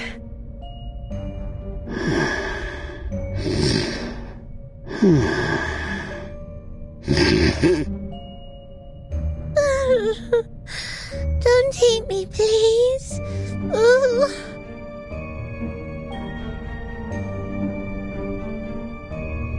That must have been the source of the sleeping gas. Thank you, Miss Sotheby. That potion you gave me seems to have mitigated the effects of the gas. I'm not tasty. Really? Oh.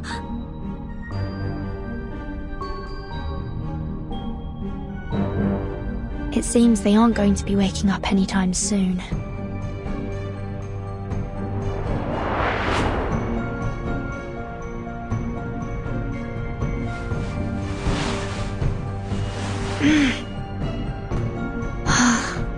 There you go.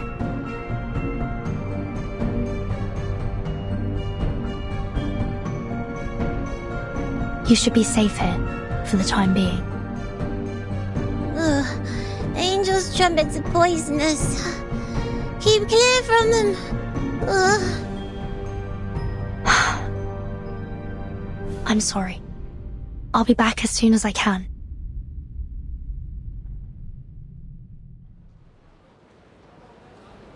Bene.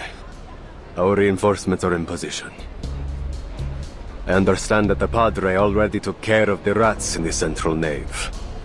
You, go fetch them and lock them up. Si, Comandante!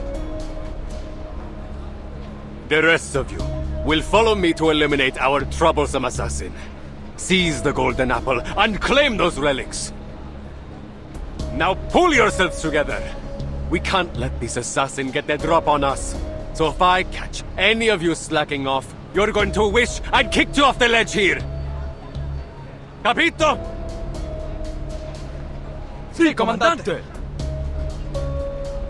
May the Father of Understanding guide... Huh?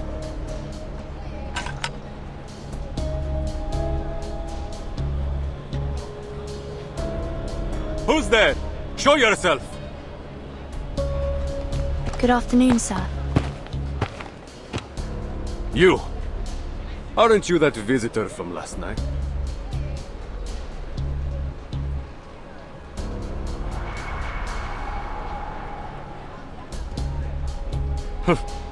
Don't tell me. You snuck your way up here for some sightseeing, signorina. Prendetela!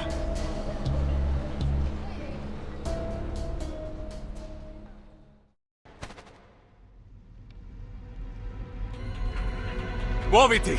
Flank her from the other side! She must be with the assassins! Don't let her get away!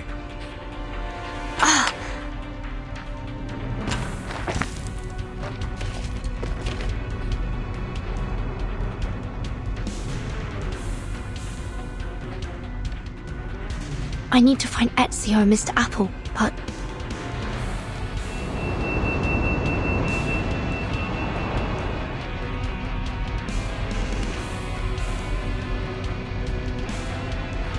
How should I get inside?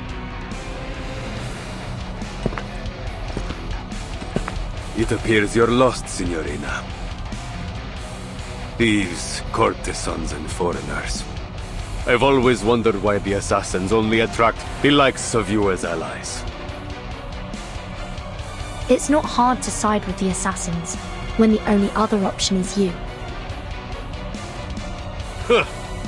You're just a band of faithless lowlifes, nothing more.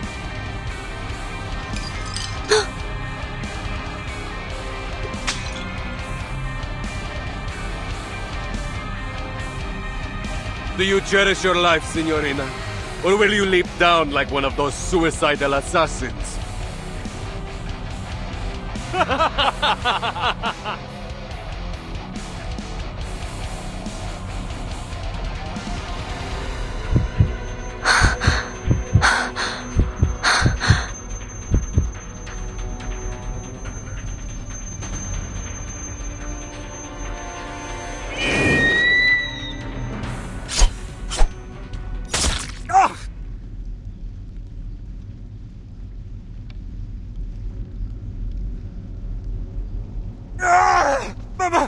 My eye!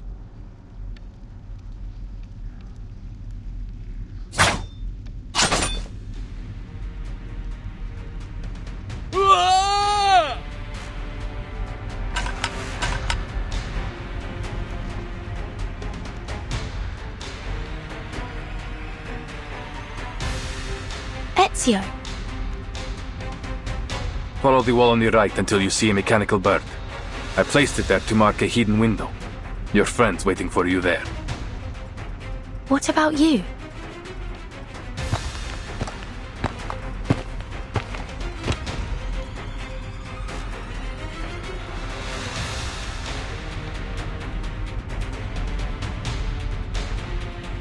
I have other work to do.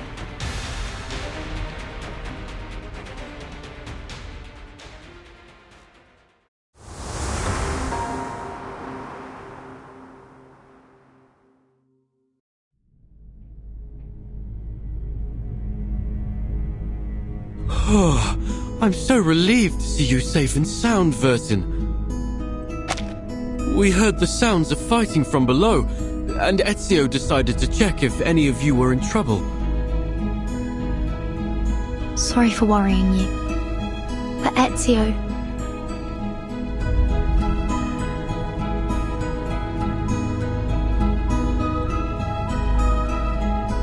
I'm certain Mr. Ezio can handle it. He knows what he's doing. The Templars came prepared today. I'll go handle them. You stay here. Are you certain? What if it's a trap? I have a bad feeling about this. Maybe we should go to get... You don't need to worry.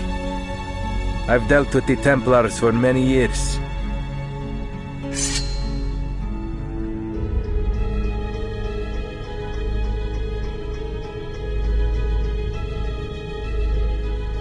This is just yet another battle the Templars will lose. Besides, you are my friends. I won't let them put you in danger.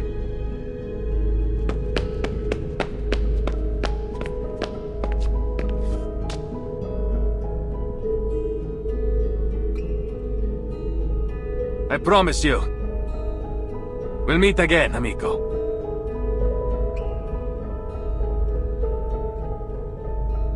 He's a selfless man. And exceptionally perceptive. These Templars are indeed well prepared today. I came out of the central nave because Sotheby and Leonardo were knocked unconscious by some kind of sleeping gas. What? The priest named Alberto was likely behind it.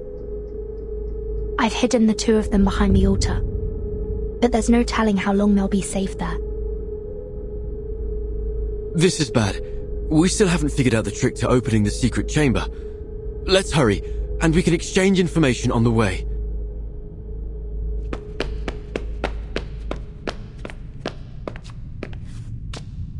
Optical filters. Uccello. Bird. Yes, that's all we've managed to uncover so far.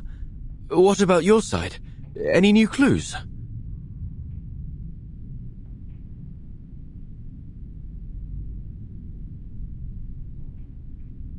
Nothing substantial. But combining what you mentioned about the fresco and what the father said. Yes, there's another fresco in the dome, but it was suspended midway by the sponsor, the Arte della Lana. More than a dozen artisans and artists, including Signore Uccello, the chief painter, participated in this project. But none of them received a single florin for their work. Che Dio li benedica. If I might speculate, I think that the fresco isn't a puzzle or the key to any mystery, but rather a reflection of the experience of the artists themselves as they were painting the cathedral. The artist's real experience? But how would you explain this surreal-looking stone? What if it's not a stone in the first place? Perhaps it's that optical filter you proposed. You mean that Uccello had an optical filter too? Oh, that's smart. Even in this era, an optical filter wouldn't be impossible to make. All you need is something that reflects the light properly. For example, a small piece of stained glass. Anyway, we just need to get to the secret chamber to confirm it for ourselves. We're almost there.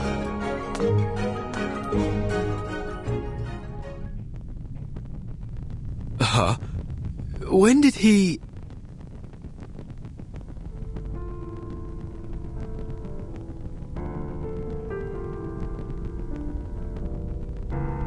You seem surprised to see me here, Signore Golden Apple, and Signorina Apprentice?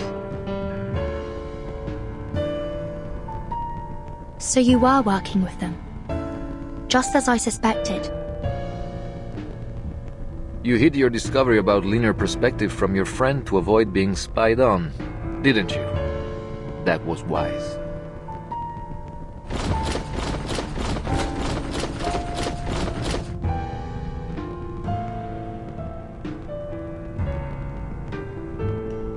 But it seems we weren't clever enough to see through your lies about emptying the cathedral. I never lied. What a baffling accusation. All I have done is call in my dear friends who had been exposed to the scorching sun while you were sleeping on the job. I don't understand. You seem like a respectable man of the cloth. Why would you betray your faith to serve the Templars?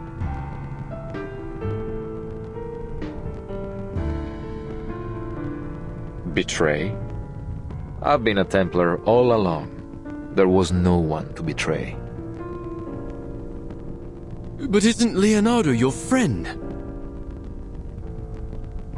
Even the closest of friends may keep a secret or two from one another, don't they? It's not so different from his secret connections with the assassins. This truly is an era of distrust. And speaking of our friend Leonardo and that, model girl, I admit you hid them quite well. It took our men some time to find them.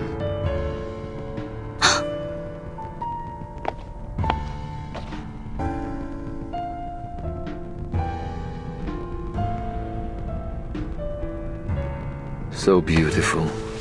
I've always liked the way the lime layers peel away, like buried sins exposed to the light. Layer after layer stripped away. It's a kind of purification.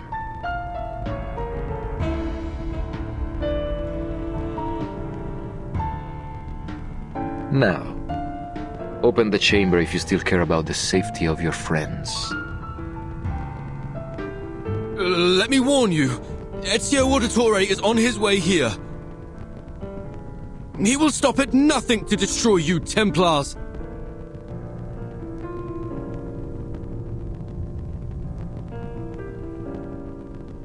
Ezio, you say? Oh, I'm afraid I must be the one to tell you he's not coming back. What? What do you mean by that?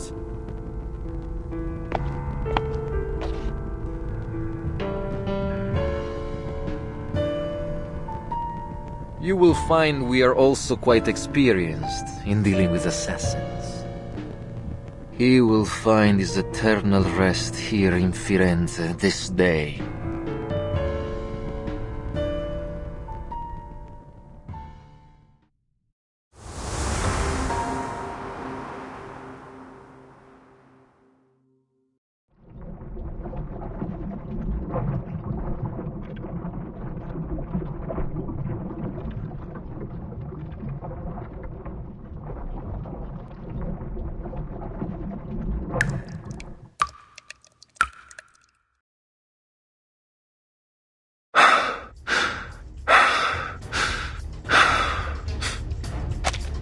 Give it up, assassin.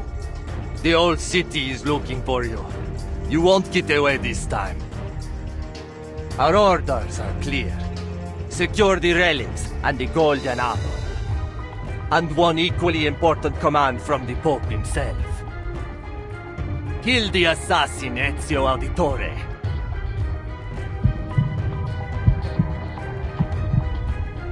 We will help you open the secret chamber. Vertin, we can't just... Wait. When did you figure out how to open the secret chamber?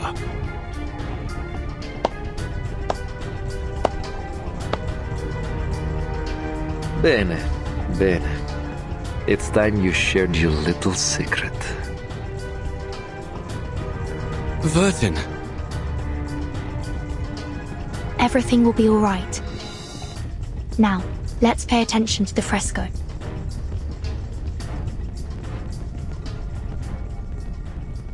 Can you recall the riddle? Of course. It's how we got this far.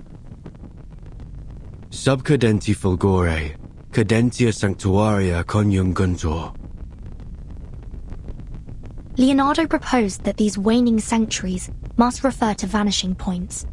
And by unite, he means the place these vanishing points connect.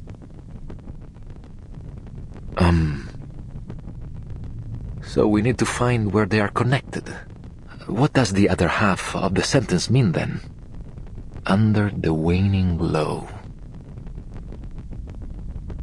Could it be that the optical filter, I suppose that's me, must be placed at their intersection at dusk? I believe so. Well done, my obedient lambs.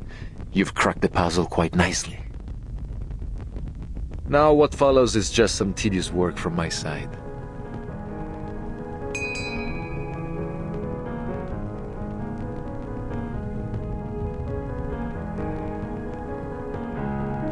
This apple feels light and dizzy.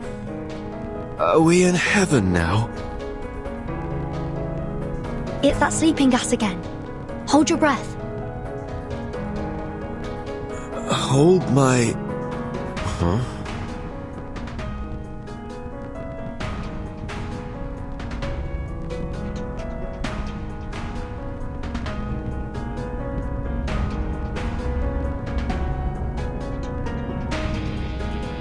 Ooh. As above, so below. As below, so above. Stolto, do you think I'd give you the chance to buy time for your friends?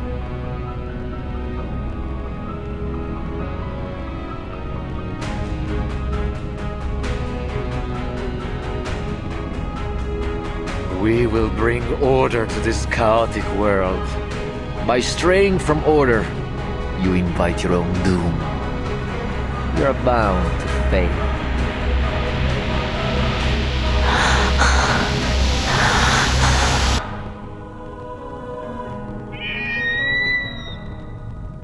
Huh?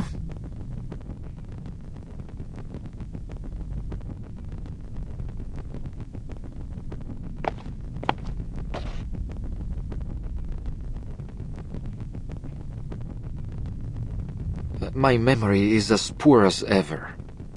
It's nearly dusk, and our assassin is most assuredly dead.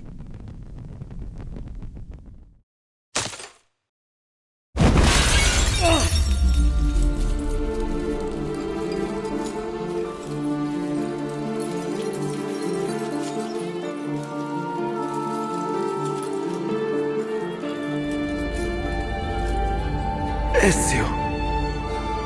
How?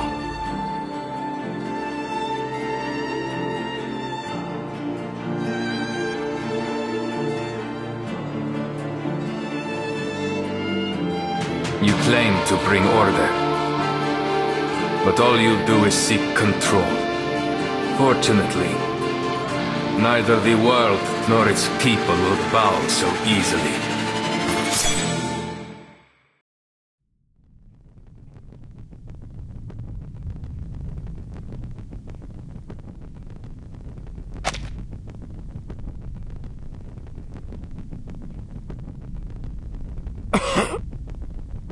Ezio. Sei un cane bastardo e fastidioso. Un assassino non perde mai di vista il suo bersaglio. How did you survive?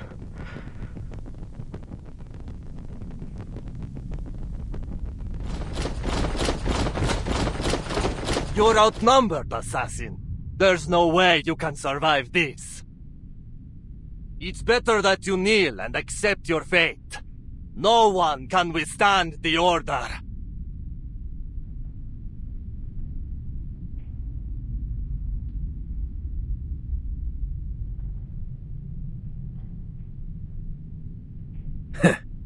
Outnumbered?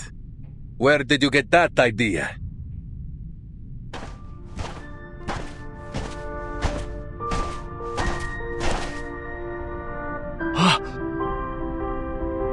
Where did they...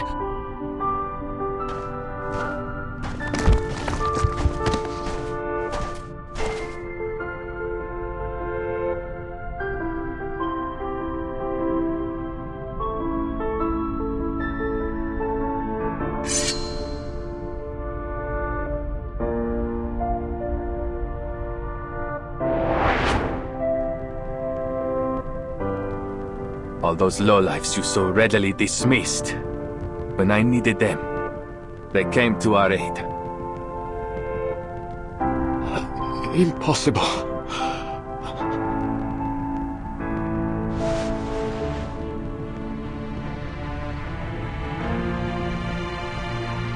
By every soldier and summon every knight and every Templar in this city.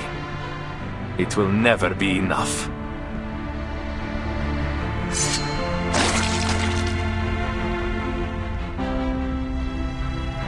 No. It can't end like this.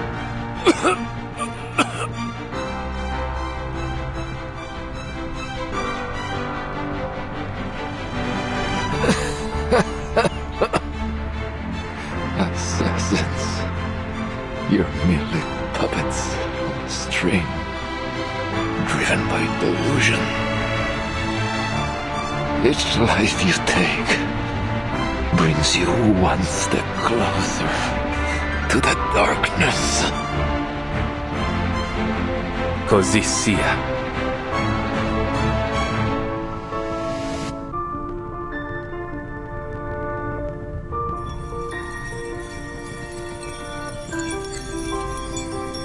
La fede dovrebbe dare conforto, non pena.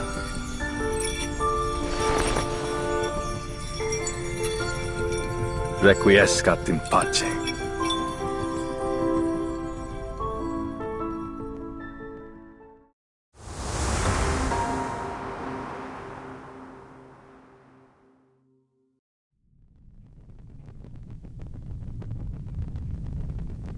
Oh, thank heavens! No more befuddling riddles and clouds of sleeping gas. I've never loved this world as much as I do now.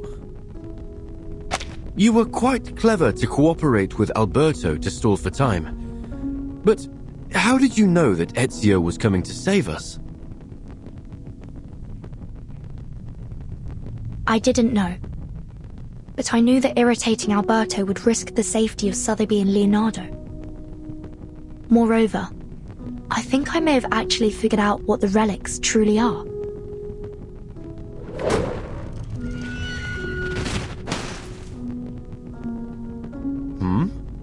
That sound is familiar, isn't it? I'll take a look.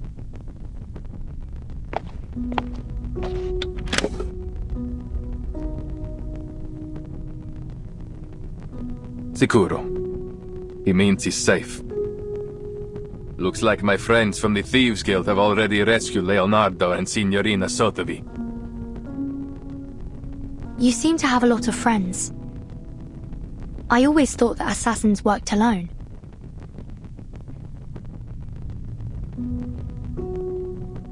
Quite the opposite. True assassins are more than just killers. We are the manifestation of a belief. A belief in freedom, and the ability to fight for it. We do not hold to any authority but our own. We are free to follow our own path. And many share that belief. That's why we are never alone. Just like the artist that painted these. I imagine they must see each other as fellow believers in art.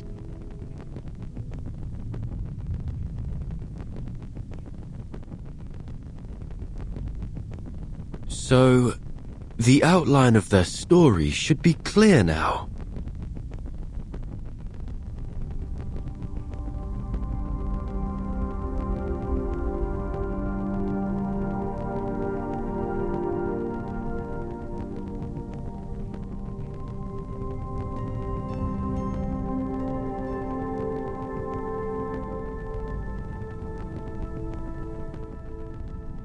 About 20 years ago, a group of painters led by Uccello started working on the fresco here.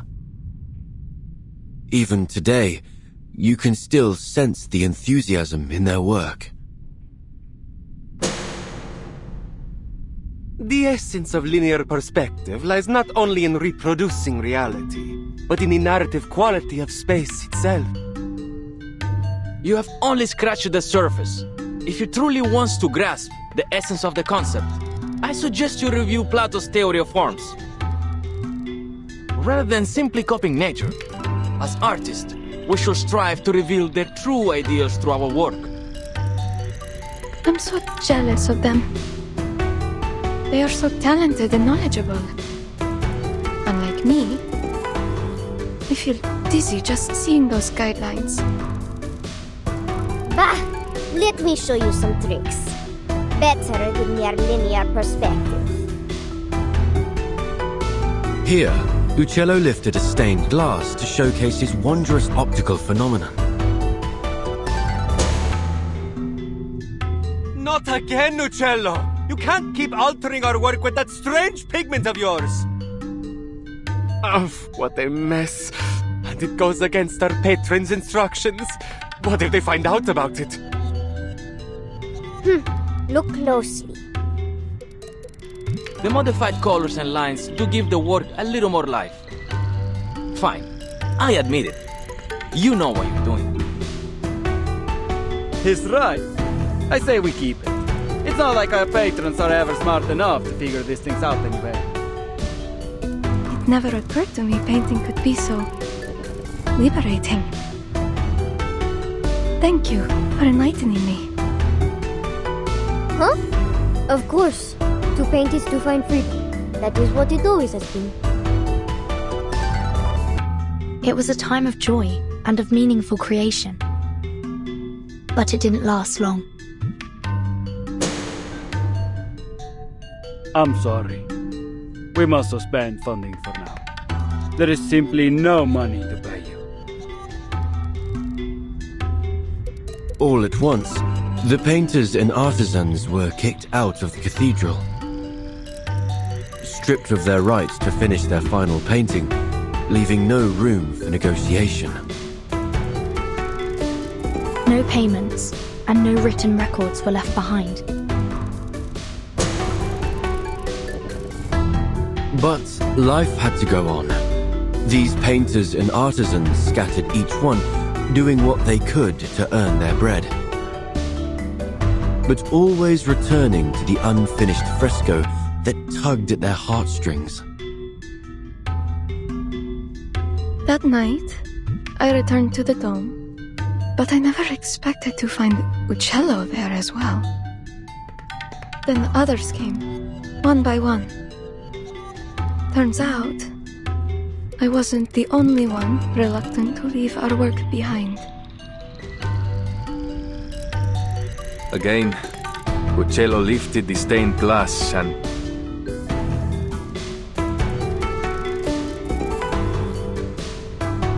Their story has come to a pause here. Now, let's finish it.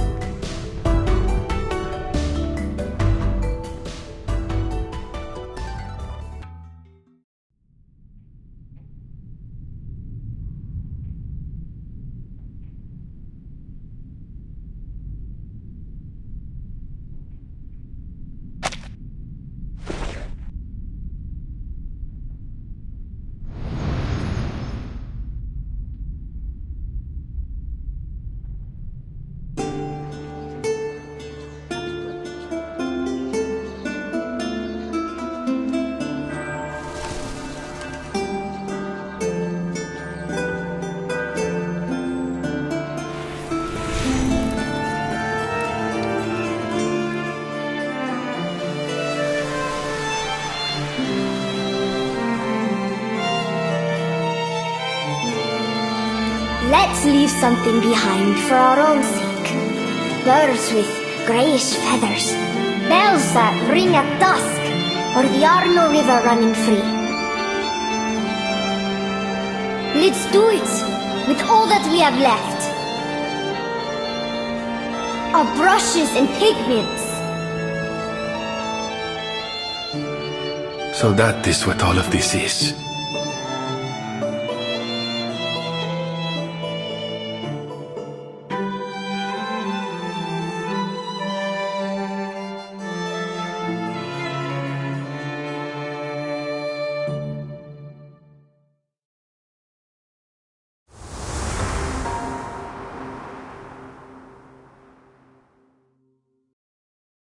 What happened after that?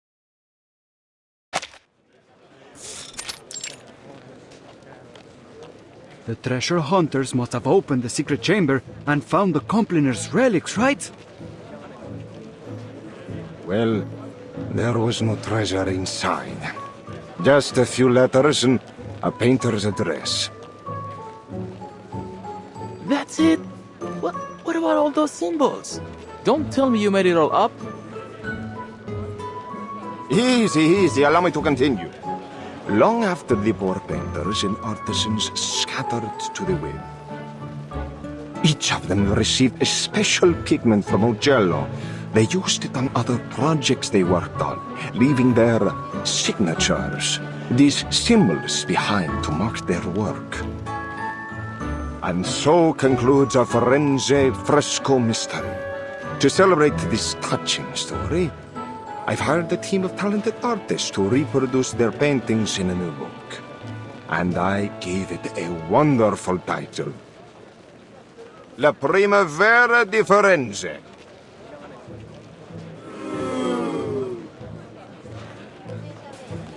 Che delusione.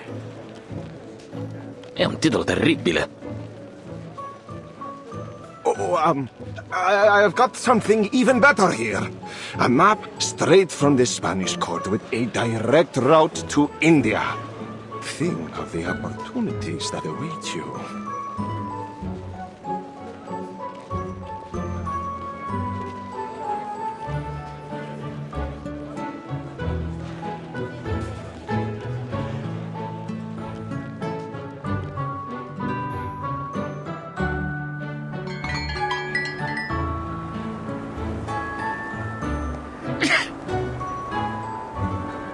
I have a serious question.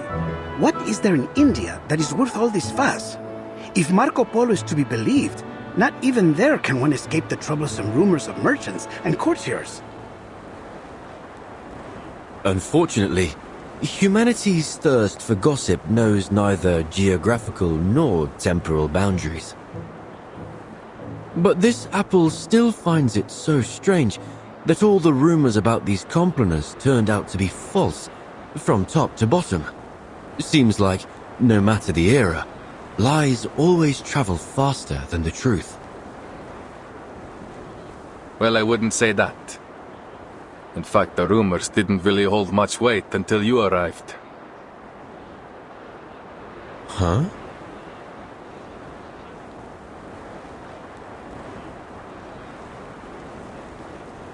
The Complaners' relics weren't the most important thing we were searching for. In fact, we were looking for an apple. One very much like you.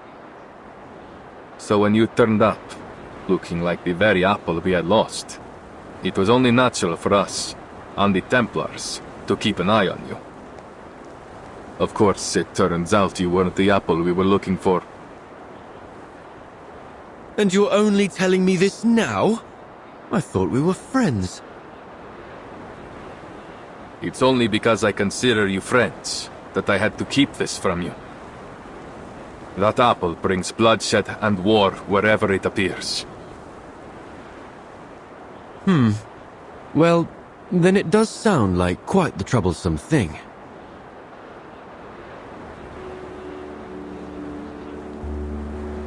You caused quite a stir in Firenze yourself. No need to be modest. Esatto. You are an amazing apple in your own right. My only regret is that I never got the chance to dissect you and study your inner workings. I hope you don't mind, but I think you may have to keep that regret forever. Ah! Miss Sotheby, why did you sneak up on me like that? I did not. I just wanted to tell you that Vertin and I met an old gentleman down there who was kind enough to give us directions. Well, he said if we keep heading northwest along the Arno River, and then,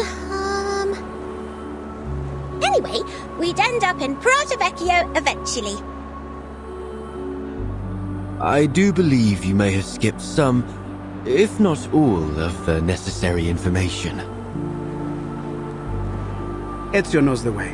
All we need to do now is deliver the letter to Signore Uccello. I suppose we must say goodbye to our dear Firenze for now. Oh, that red is so vibrant, like an endless field of poppies.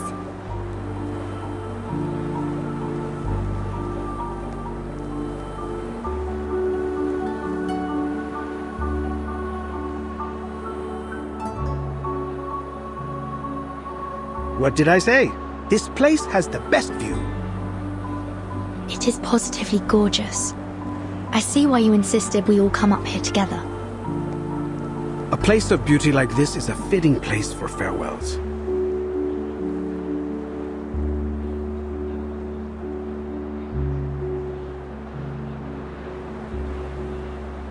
By the way, I had a discussion with some of my fellow painters. We discovered that Prato Vecchio is rich in a special mineral.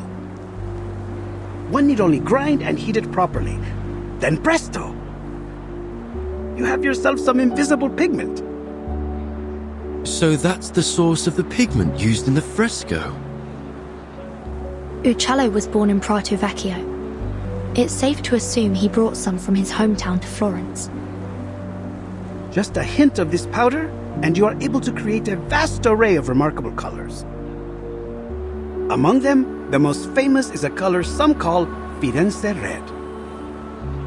Firenze red.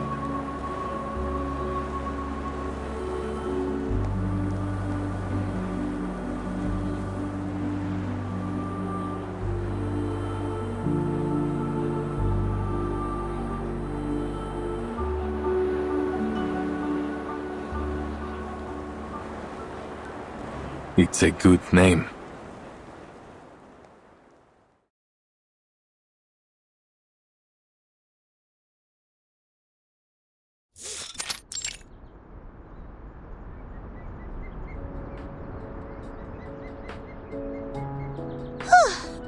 Finally!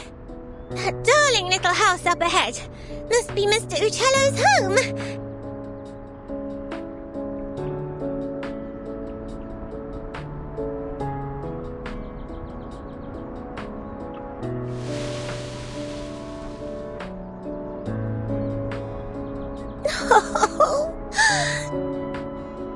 I just realized something.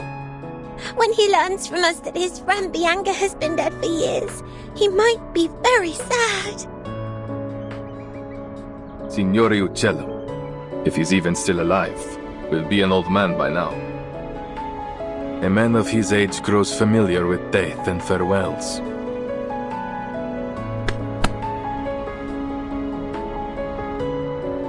Let's go.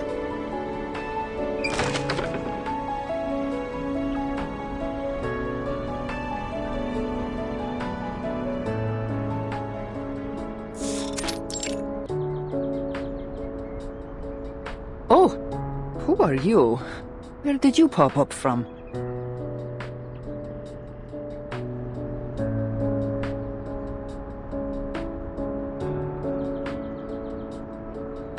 Apologies for the intrusion, Signora. My name is Ezio Auditore from Firenze. We're here looking for Paolo Uccello.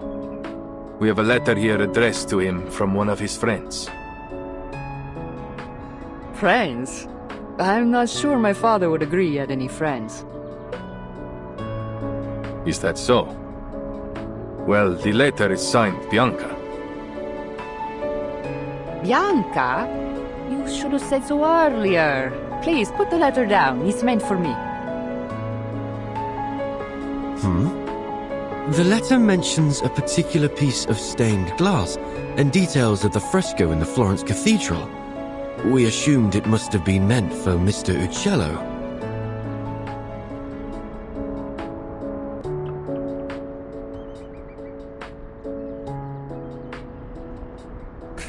It appears I've deceived you as well.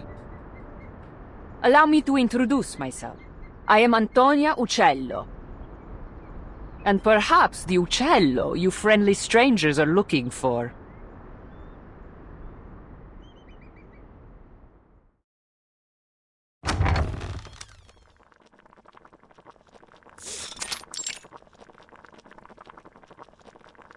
I see. So Bianca has passed away too.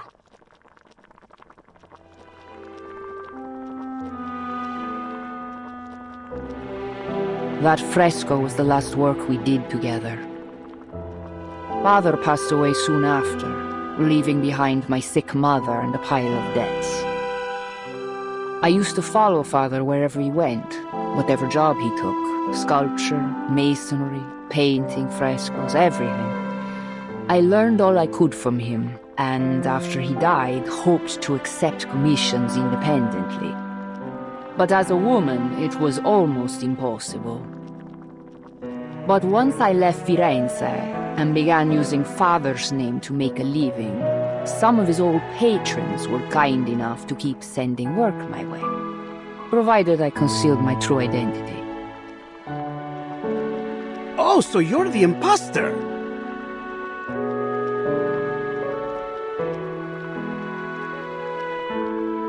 I admit I tried to imitate Father's style in my earlier works, but I'm much more than just an imposter now. No. A painter's mind should be a mirror, capturing and reflecting the truth and beauty of nature. To simply copy the works of another? No, Signora. it seems you still have much to learn. Huh. Is that what you think? Well, I've heard it all before. Mind's as a mirror. Ridiculous. Let me tell you.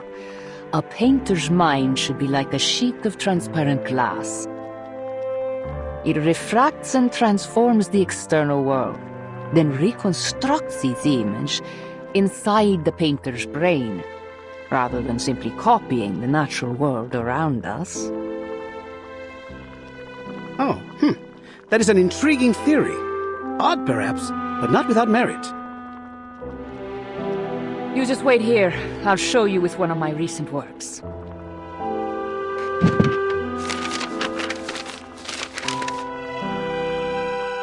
She seems so full of life.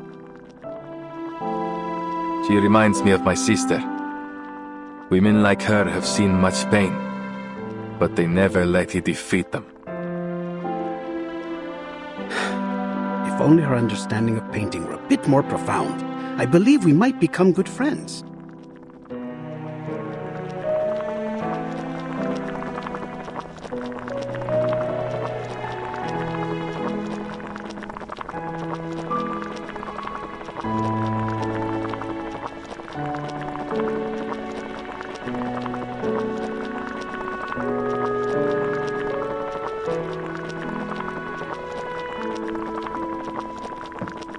Perdonatemi, may I ask, what was your name again?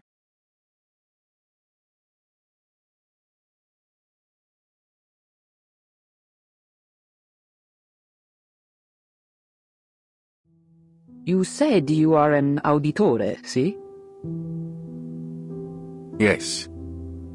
You know about my family? I thought so. You look so familiar. I'm sure you know your mother, Maria Auditore, funded my father for a time. Father conducted a lot of his research on perspective in lighting. He passed that knowledge on to me. I see. And you applied that knowledge to your frescoes, huh?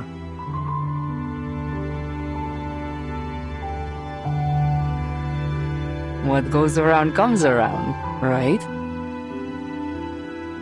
Architects, sponsors, painters, artisans, assassins, outsiders. Our identities may differ, but our actions are all deeply interconnected.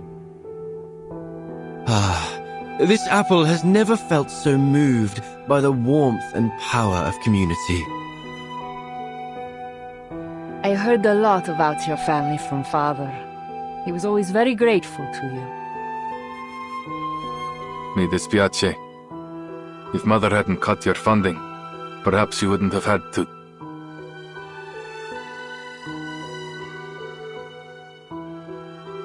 Your family helped us more than we could have ever asked for.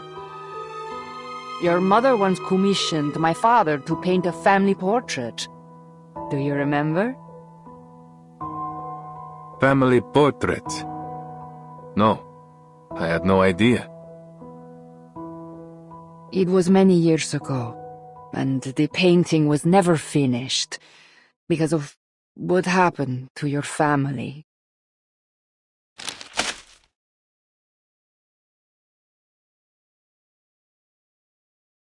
This is the only draft left, but I believe it should be returned to you.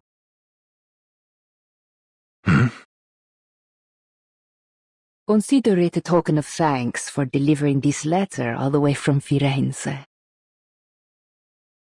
Grazie.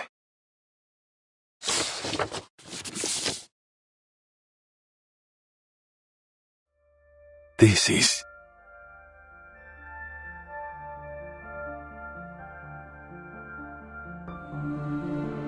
Padre, Madre, Federico, Claudia, Petruccio. This draft captures the younger version of you perfectly. I can vouch for that.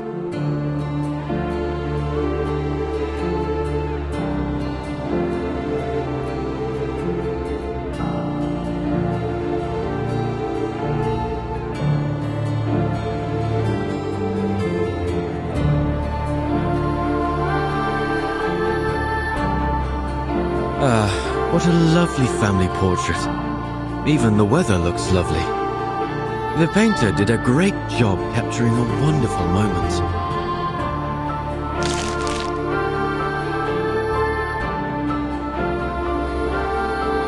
One of the sweetest of my life.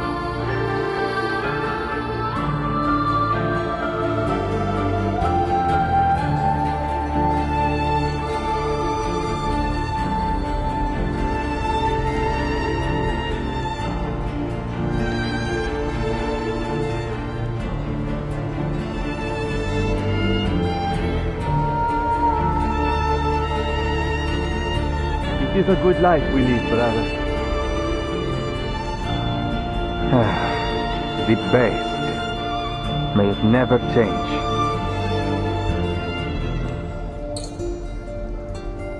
And may it never change us.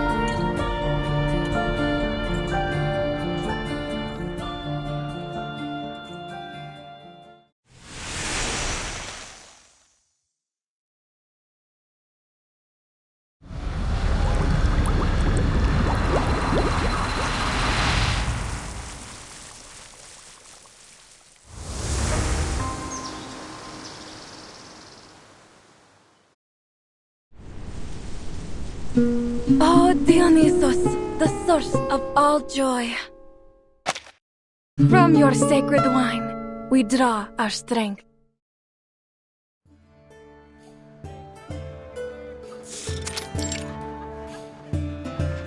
From the earth you rise, scattering forth your sacred vine. You taught us to sing with mirth sublime, and set our spirits to dance in the endless skies.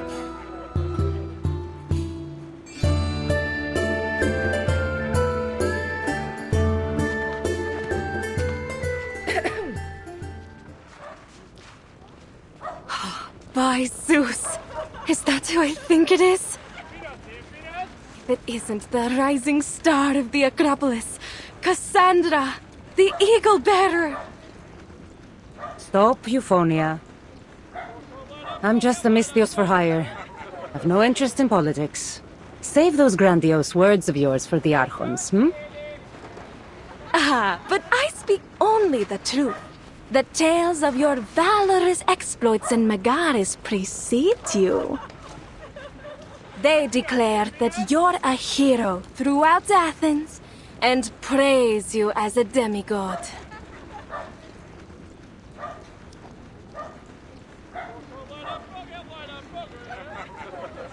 I have a question for you, Euphonia. The crowd will just have to wait for your next performance. Oh, what? You wound me, Cassandra. We bards display our art to please the gods, not just the vulgar crowd. Just as you mercenaries do. Anything for a drachma or two, right?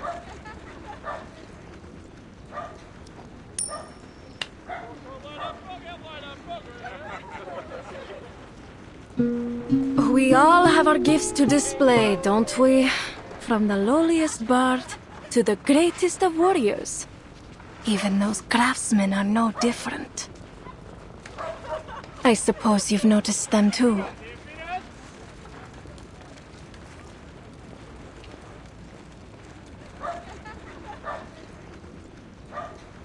It seems you take your maintenance a little too seriously here. Oh, it's nothing really. Just a few loose bricks. Easily replaced in a matter of hours. Still, these particular artisans have attracted some rumors. One of them claimed to be enlightened by Athena. He kept mumbling nonsense about the statue of Athena, Gold, leaves, and unjust wars. And his companions seem to be a real grouch.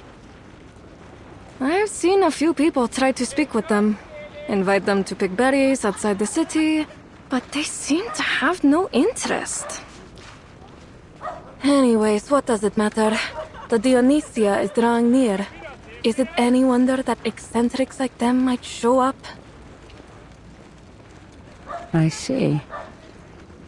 Thanks, Ephonia.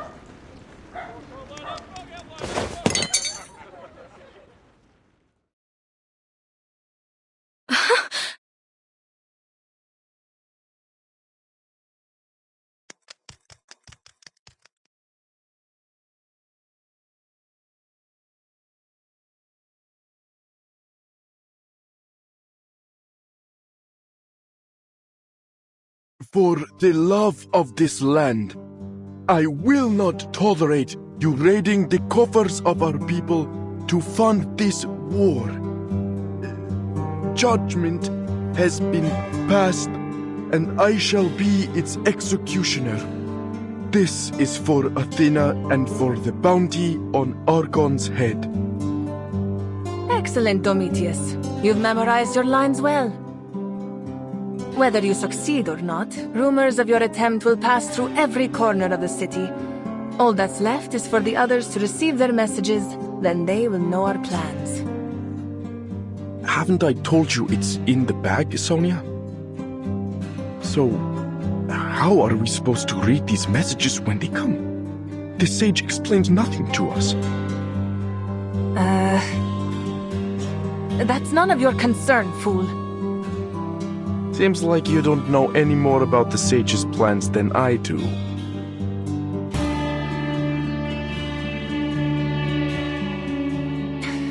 You're always going on about the sage this and the sage that. I'm tired of it.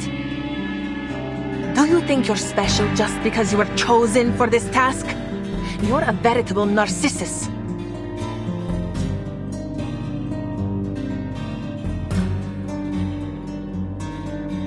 If you really think you deserve that praise, you'd better not forget this. The perfect tool for our trade and your mission. We will only receive one file each. That was the sage's own words. Keep it safe. Oh, I will. Huh? This thing is as dull as a weathered stone. How am I supposed to cut the Archon's throat with this? And then sharpen it, fool!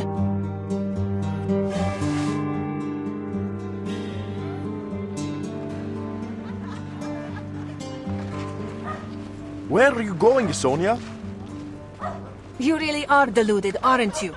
I've more work to do before the plan is ready. Oh, good luck then.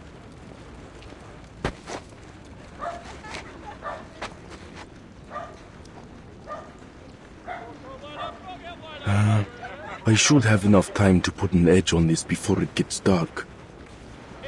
There's no way I can take down that self-important windbag with brute force alone. Not to mention, there's only a small window for me to strike.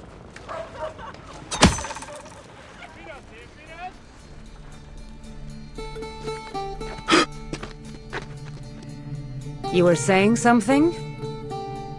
You're a suspicious sort of character, aren't you?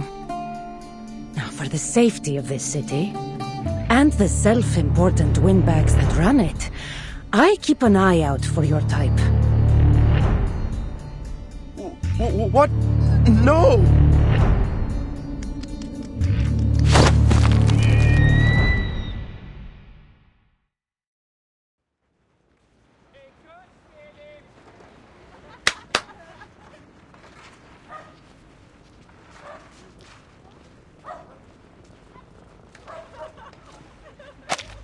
So, whose throat were you sharpening this for again?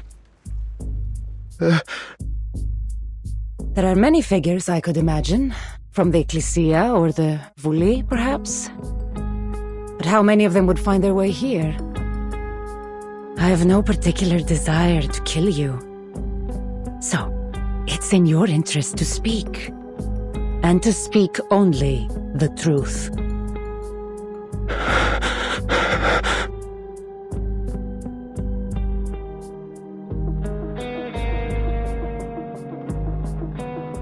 Pericles. Malaye. It would be that troublemaking strategos. There's nothing else I can tell you. All right. If that's all you can say.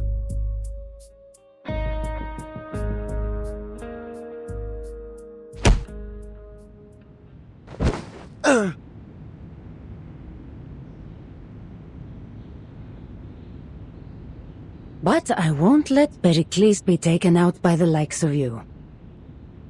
Besides, the last thing I want is more trouble here.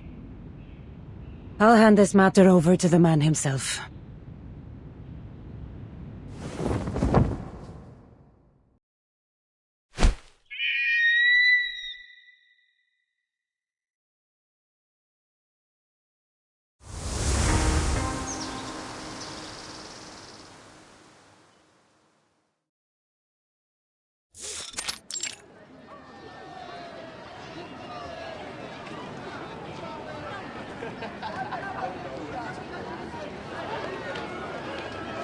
Inconceivable! Not a single drachma should be cut from the budget of the theater of Dionysus. The tragedies we perform there are a matter of pride for the whole polis. Oh, Dionysus! If only you could open your eyes and witness this calamity befalling us. No wine, not even your finest, could ease such agony. I do not dispute your words. Athens prides itself on our tragedies, especially during the Dionysia. What nonsense, Hermipos! Don't you think we have greater issues at hand? If the fighting in Potidaya does not go in our favor, I fear it will be the Spartans that host our Dionysia. You counsel wisely. The money that would go to this festival will come at the expense of our ability to fight this war. So what do you suggest, Andreas? Are we to just throw every drachma and fighting man we have left into this battle? All for a war that seems to have no end? The polis has been eagerly awaiting the Dionysia. This festival is not some mere indulgence or luxury. It brings hope to the people and the favor of the gods. Yes, Athens thrives because we honor our traditions. Answer me, Andreas. Do we shatter our people's hope? Must we abandon our traditions and the gods for victory? I never said that. Hades take you! What good are some honeyed words on a stage against a spear? You want more tragedies, eh? Good. They'll be writing them about our hubris.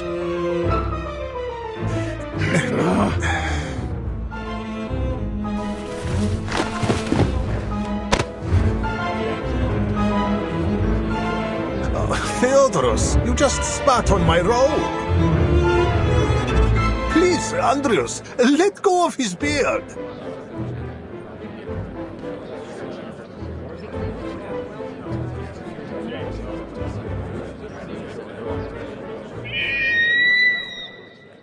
Herodotus wrote that whenever you hear an eagle cry...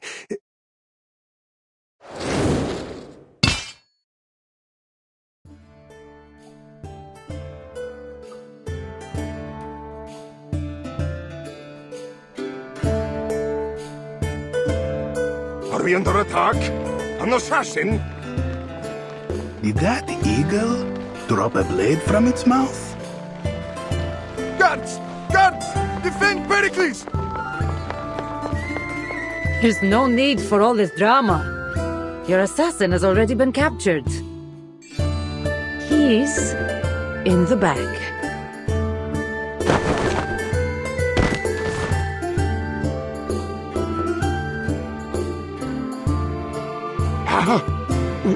Who are you? Who else could it be? Cassandra. I am pleased to see you again.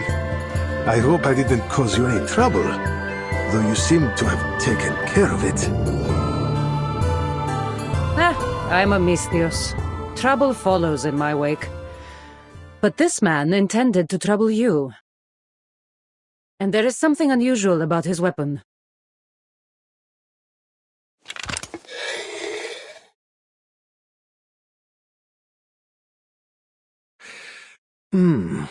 It's always something unusual, isn't it? This looks just like an ordinary file to me. Fit for carving a statue or shaping wood, perhaps.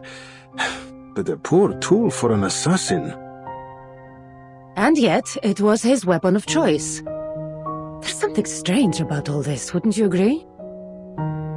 That may be, but if all of my would-be assassins choose as he has, I'm sure to live a long life. There's more to this than meets the eye, Pericles. This man is not working alone.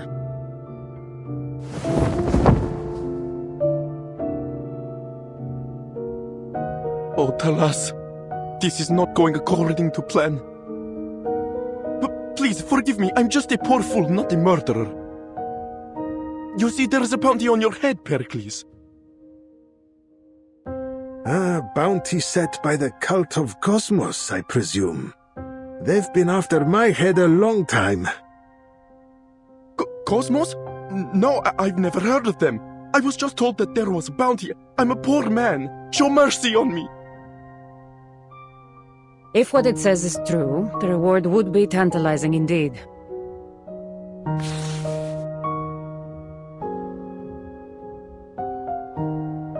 You should see for yourself. A fortune like this would be enough to repair the wall from here to Piraeus.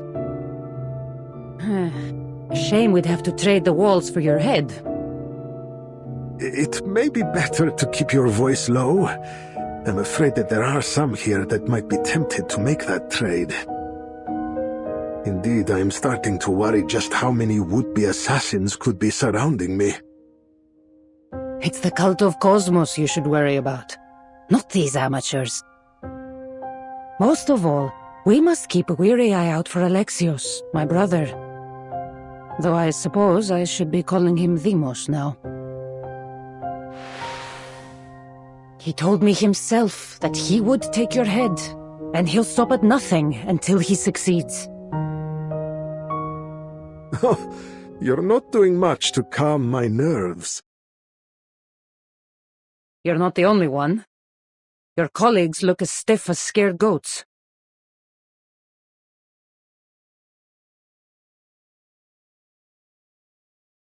Malaka! The Spartans must be behind it.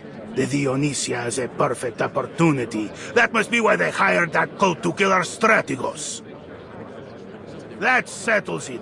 The Dionysia must be suspended, and the city placed on high alert. That's absolutely unacceptable. Athens must uphold her dignity, even in times of war. The Dionysia is not just about us Athenians indulging in revelry, it's about honoring Dionysus himself. And what of our strategos' safety? Athens without Pericles is like the Dionysia without Dionysus.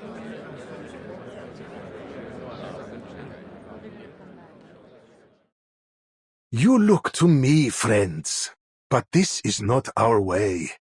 I am not your king.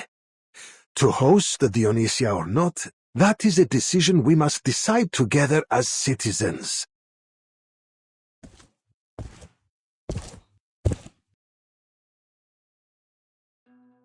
If you agree that the Dionysia should proceed as planned, cast your shard into the urn. If the urn is at least half full, then we hold the Dionysia as scheduled. The glory of Athens demands that we not cower before those that dare to threaten us. Pericles? You... Athens, the birthplace of democracy, the Panathenaea, and home of the greatest dramas. Here we worship the gods, and in return we are blessed by them. We appreciate beauty without succumbing to excess. We pursue wisdom without becoming weak. While we may not love war as the Spartans do, we fight with courage more than their equal. And we must let neither war nor fear of death break our spirit or our love for freedom.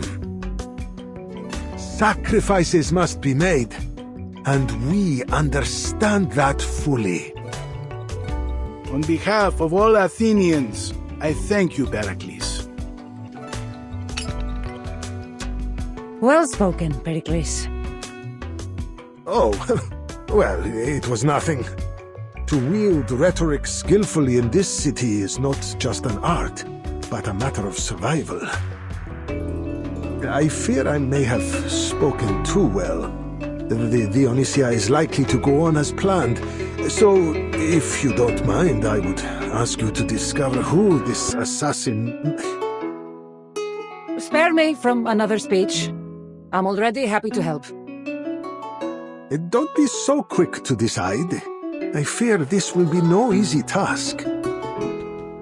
A difficult task means a handsome payment.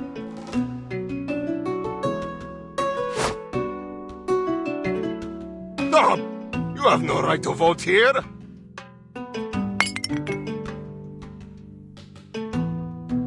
Indulge me. Call it a part of my payment. I've always wanted to know what it feels like.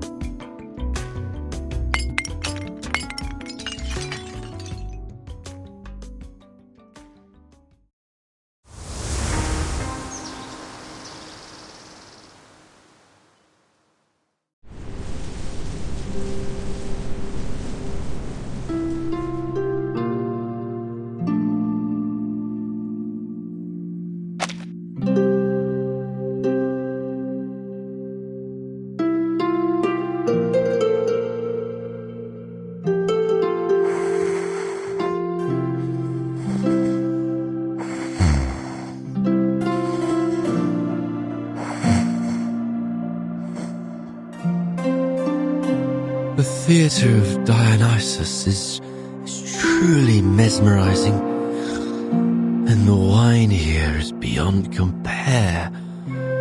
Athens, so much greater than the history books could have ever taught us.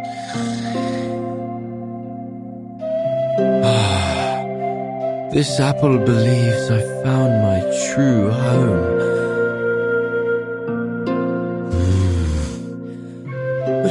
Brought me this blanket. So comfortable.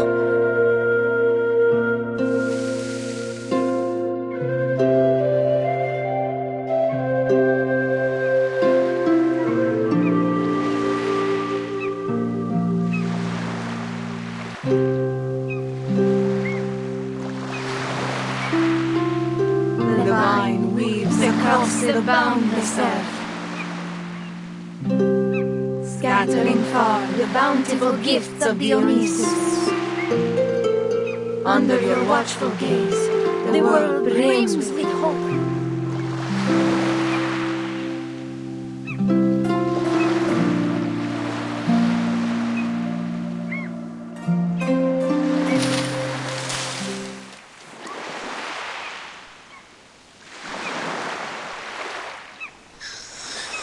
Wait, wasn't I in the theatre of Dionysus?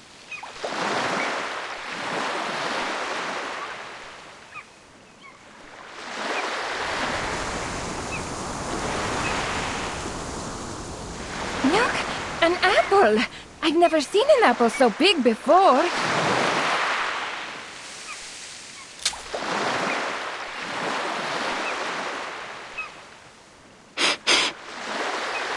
Oh, incredible. It has a rich aroma of fine wine coming from its rind.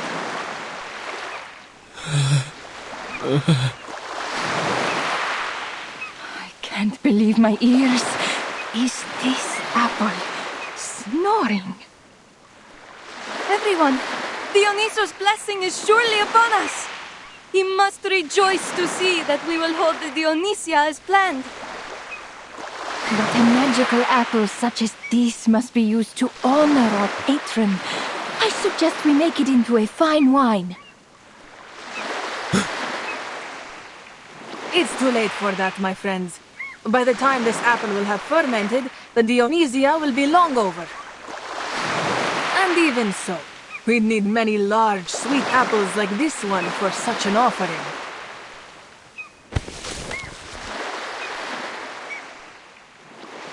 Captain Vertin, save me!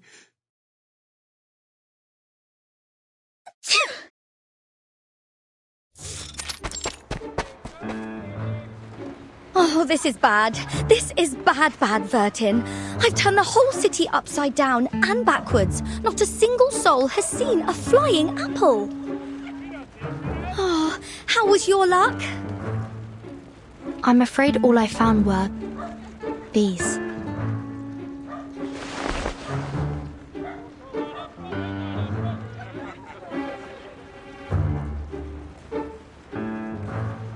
The Athenians were very generous. When they learned I was searching for an apple, they insisted on giving me every apple they could find. Some of them looked freshly plucked. They even offered me some of their wine. They said it might help me see my flying apple. Oh, sod it all! None of these lousy things look like Mr. Apple.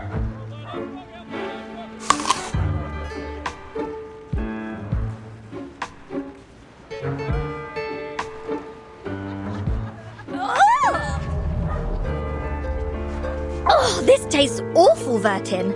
Don't tell me the Athenians actually enjoy eating sour fruit like this. Regulus, we've arrived in classical Greece during the Peloponnesian War. This was before apples underwent the crossbreeding necessary to gain their modern sweet taste. In fact, most people of this time would prefer grapes and figs. Apples were considered to be used as offerings to the gods. You mean we'll never ever find Mr. Apple? No, Regulus. What I meant is, perhaps Mr. Apple has accidentally become part of some offering. We should be on the lookout, but we need to be careful. We can't just pluck him from an offering without causing offense.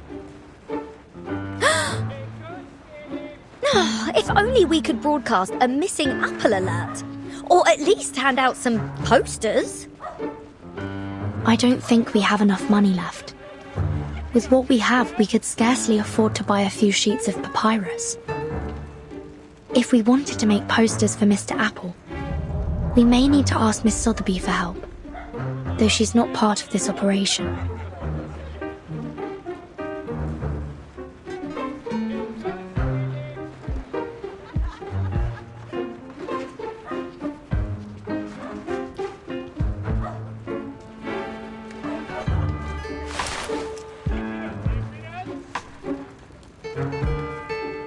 Vertin, we've got to solve the storm once and for all. Huh? Oh, it's nothing. All I meant is that we should thank Lorenz for their great invention, the stage in the rain.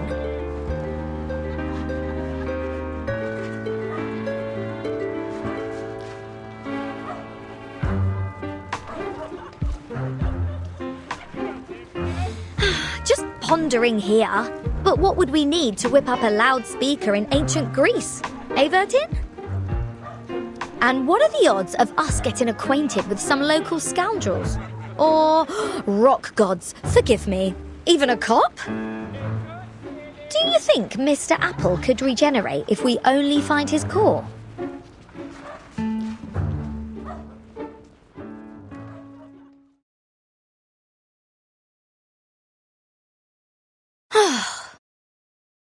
There's no use for it.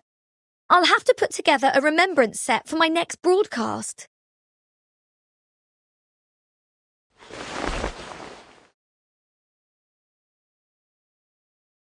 You've got the right idea, Regulus. When in Athens, do as the Athenians do. So then we're going to get help from some local scoundrels? I'm not sure about scoundrels, but there are sure to be mercenaries around, or informants. Ah!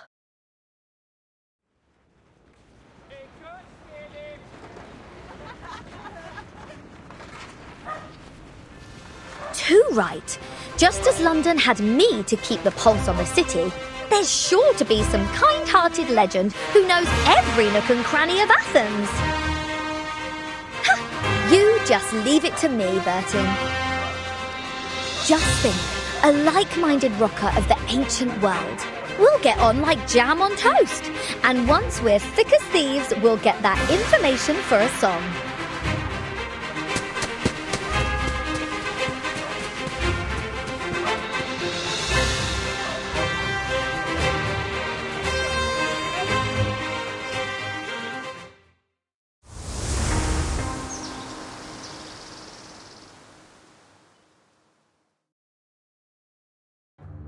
What? 23 drachmae? Ugh, you're having me on.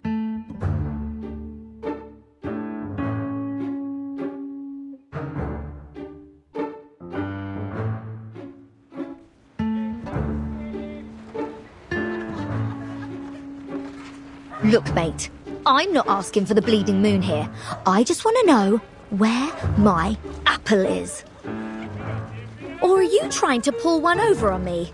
Even a whole bottle of fruit wine is only 1/6 of a drachma.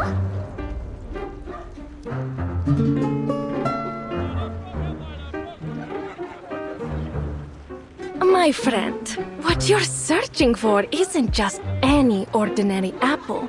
It's a magical talking one. Which means I will need to attend the celebration if I want to find it. After all, an apple as enchanting as Eris' banquet gift that brought Ilium to its ruin could only be used as an offering to the gods.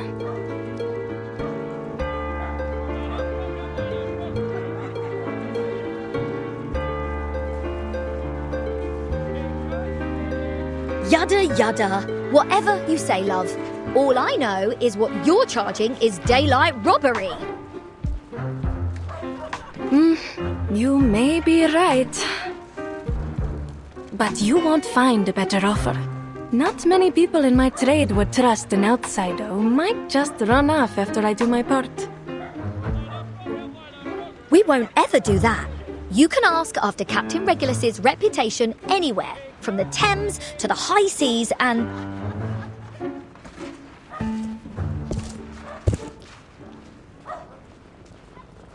Ephonia, remember that sneak you pointed out to me before? I need some extra hands to...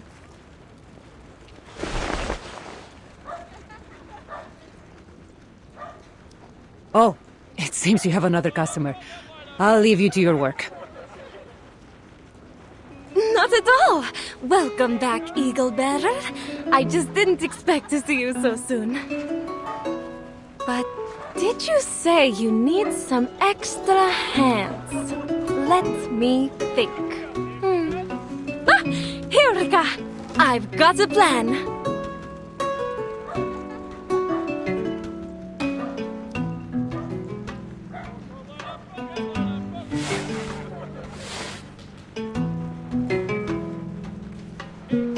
The fates have surely strung us all together for a reason. You've come to ask about that weird magic apple, one quite likely to be used as an offering in the Dionysia. And you, Cassandra, that strange man you asked me to investigate. He claimed to be a craftsman repairing the temple of Dionysus. I will hazard the guess that you've come because you need more hands to search out his co-conspirators. Hang about? You don't mean... You are a clever one, miss. I do believe you will be able to assist one another. Alaka. I knew it.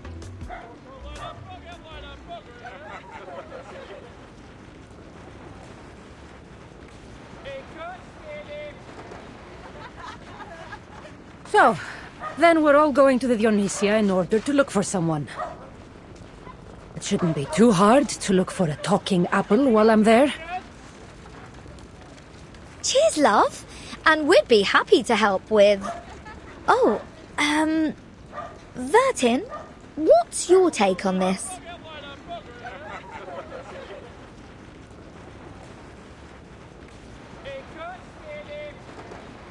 Are you the one they call Eagle Bearer?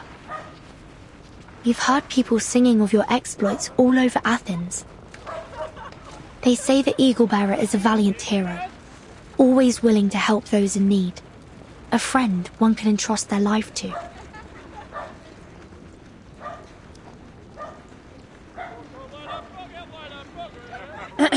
You two certainly aren't from around here. That's obvious. Huh? Everyone in this city knows there's no amount of flattery that will affect my price. Apologies. I've given you the wrong impression.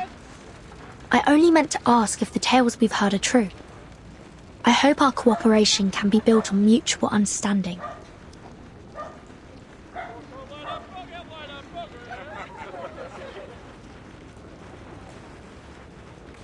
It seems you've heard of my work already.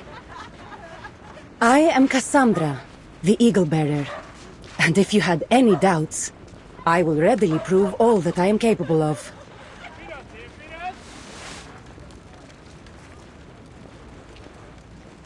The name's Regulus, and this is Vertin.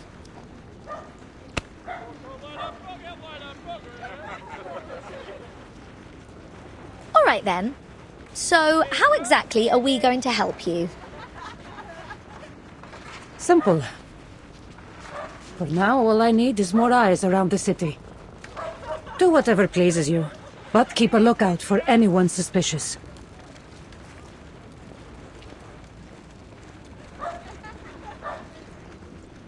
Athens is flooded with visitors in anticipation of the Dionysia. I won't be able to track every potential threat. Right. Well, how do you know we aren't suspicious?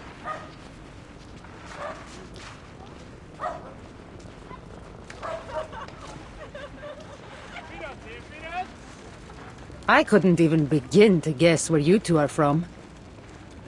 But that means you are most certainly not from Sparta, Corinth, or Phokis. Which means you probably aren't here to kill Pericles.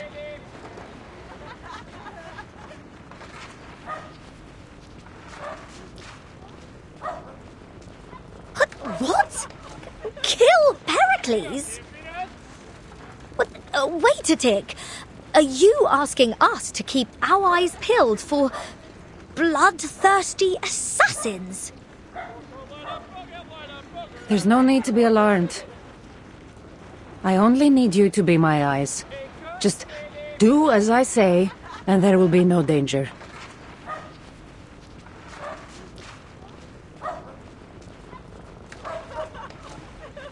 Vertin, old pal, old chum, mate. I think we ought to reconsider this whole gig. Let's just get this done, chum.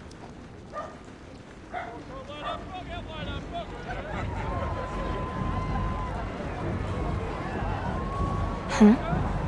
What's going on?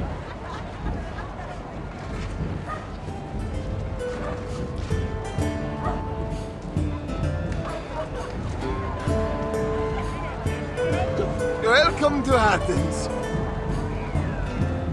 Love a toast to friends from afar. Is this that party you mentioned? The Dionysia, yes. You couldn't have picked a better time to blend in. And if you have time, to have some fun. We'll do our best to look for anything that might point to danger.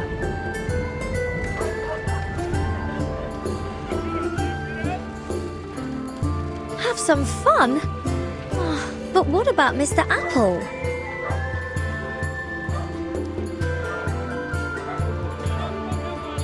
Oh, forget it. Parties can wait. I'll do whatever I can to find you, Mr. Apple.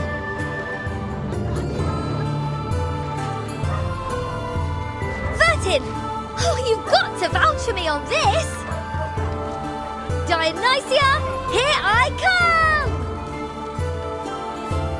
Follow her, Vertin, and stay vigilant.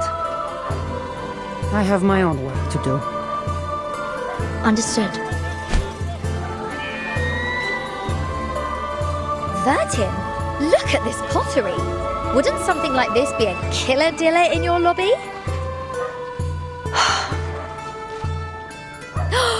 And what do you think about this linen piece on me?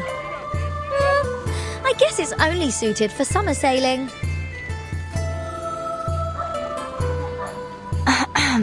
Regulus, what happened to all that conviction from before?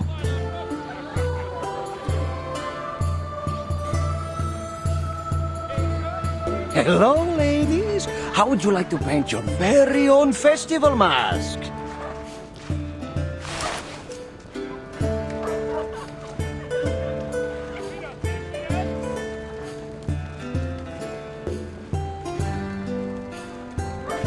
Sorry, but we're a tad busy at the moment. This is fab!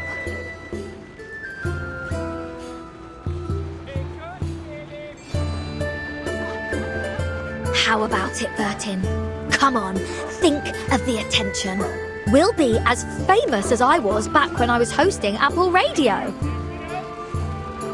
My fans were bonkers. They'd crawl over glass for a signature. We sure could use some of them right now. Please come and try. Just you wait, mate. This rockin' pirate is about to make a one-of-a-kind superstar mask in no time.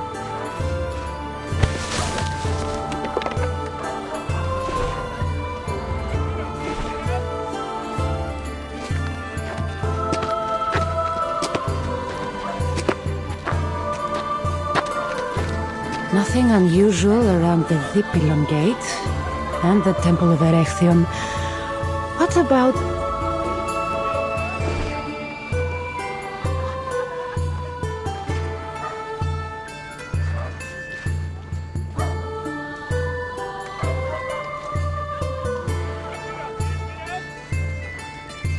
It's not exactly what I'd call an effective disguise.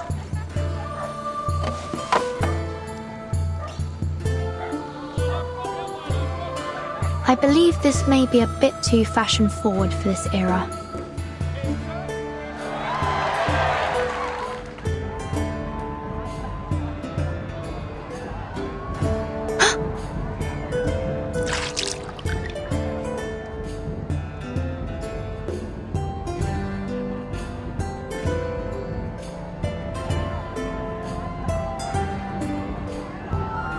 No need to be startled. The Dionysia parade is just getting started. By the time they reach the Agora, it'll be even more lively. But that means the streets will be packed with people. A perfect opportunity for anyone with ill intent.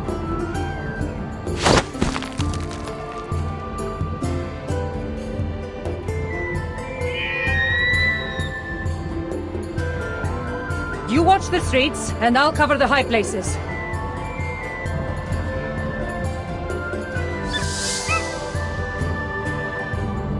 This is certainly a party.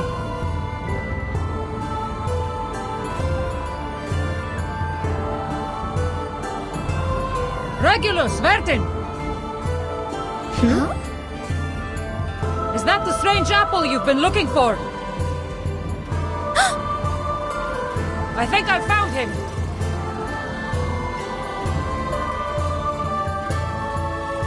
Unfortunately, it seems he is about to fulfill his duty to Dionysos as one of the sacred offerings.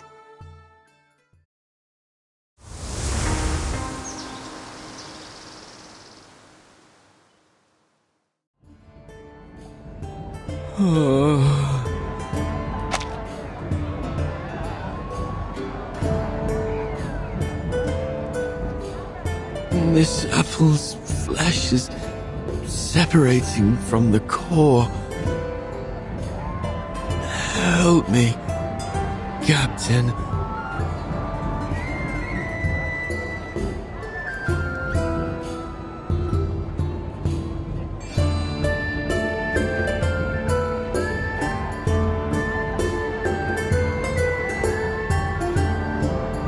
Cassandra! Vertin! We've got to do something! I can't let them turn Mr. Apple into an offering. Oh, think about how upset my listeners would be. Oi, lads, make way, please!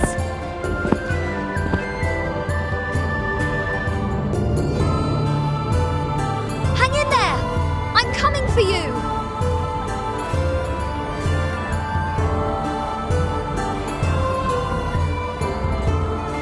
Hey, you stepped on my rope. Be careful. Put your hands up, everyone! Just like this! Praise Dionysus! Regulus, be careful. Hold my hand, stick close to me.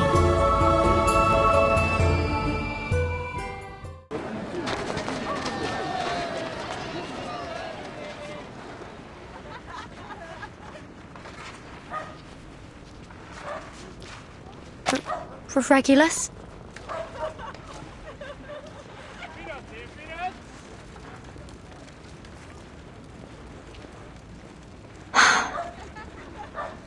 Regulus the Reckless.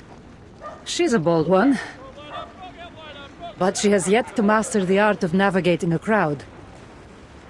Huh?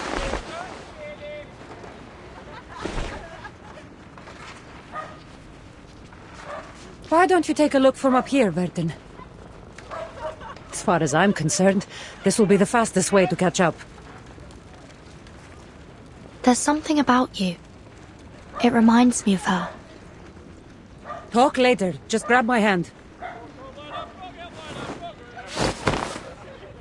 I remember how nervous I was the first time I climbed up along a vine.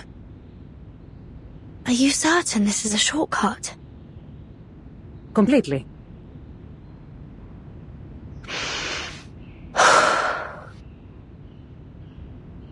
First you need to calculate the distance between the two roofs. Make sure you have a proper running start and sufficient height. Keep your body tight, eyes on your target, focusing on where you land. Like this.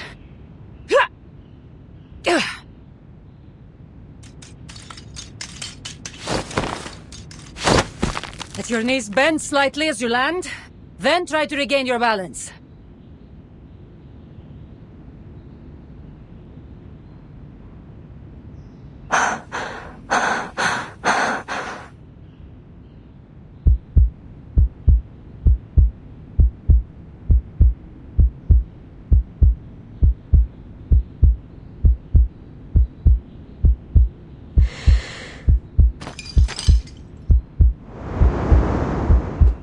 Watch out!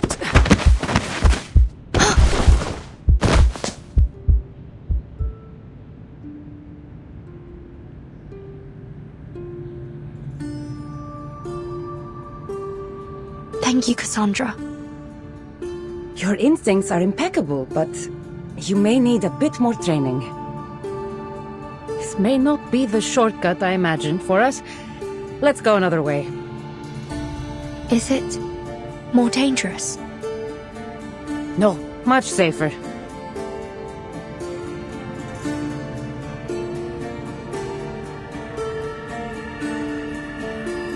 Relax, Vertin. Huh?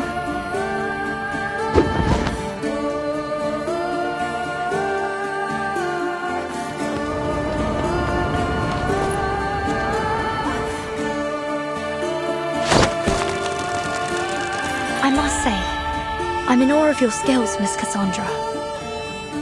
But how do we get down from here?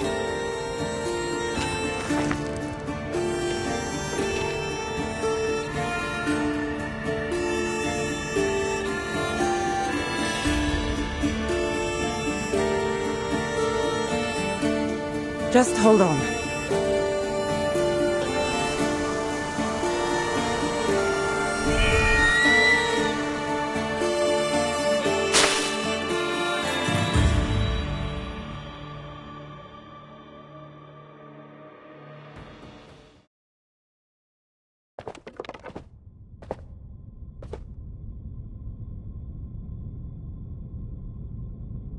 I never quite expected this mode of travel to be so thrilling. I suppose it must be. It's so natural to me now that it feels routine. What?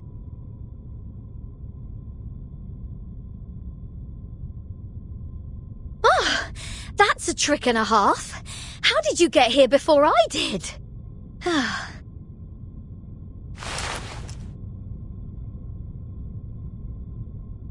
Shh. We have a situation.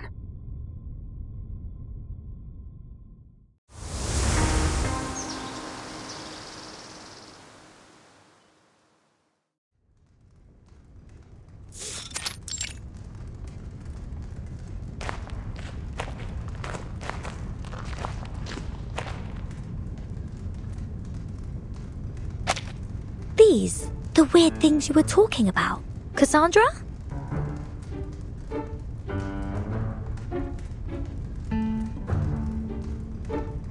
Cool.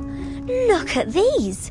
Ladies dancing, Beastie Boys grooving to the music. And who's the bloke with the naff hat? If I didn't know any better, I'd have guessed he was some kind of Greek god of rock and roll.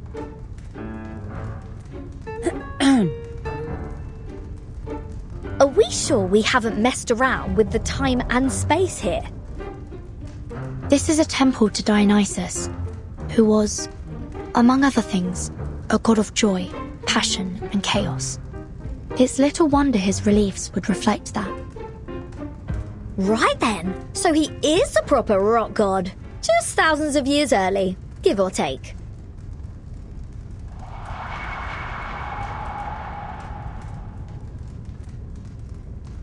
I'm not sure I understood anything you just said.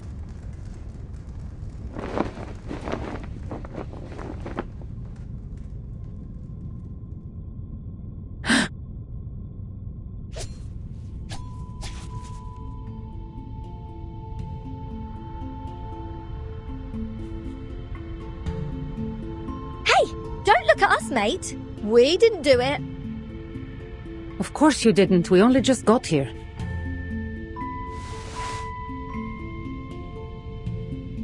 Not that I'm above a bit of vandalism, but what's your angle? Quiet. These ribbons are not decorations. They are desecrations. These symbols are similar to the ones on Pericles' bounty. That cannot be a coincidence.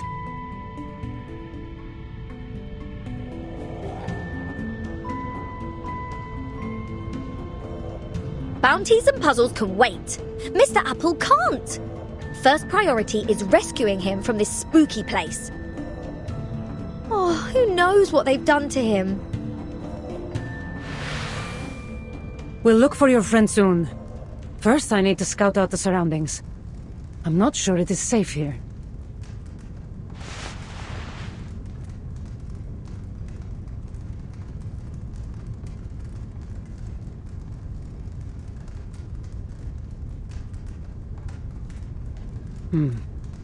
We aren't the first visitors here tonight. It's difficult to say how many have come through. The prints are too jumbled.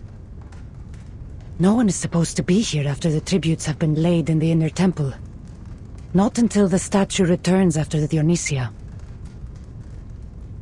That means whoever's up ahead is up to no good, right? It's possible.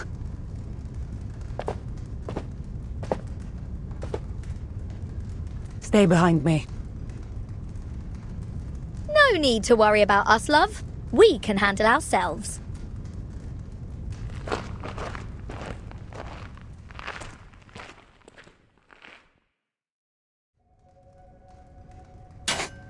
Be careful, Timon! Don't break those pots! What if the eagle bearer noticed? She's as sharp-eyed as her eagle! How stupid can you get, Aristion? Is this the first time you've used a calamos? That charcoal powder isn't cheap!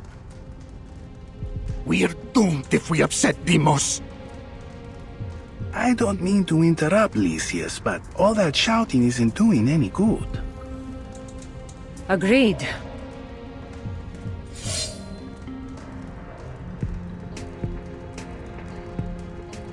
Maybe my ears deceive me, but you don't sound much like craftsmen. Eagle Bearer! Nor killers, for that matter. Not professional ones, anyway.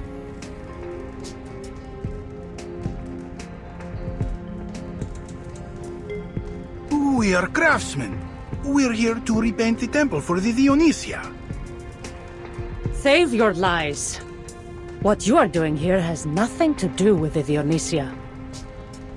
Now, who is your master? Speak! You...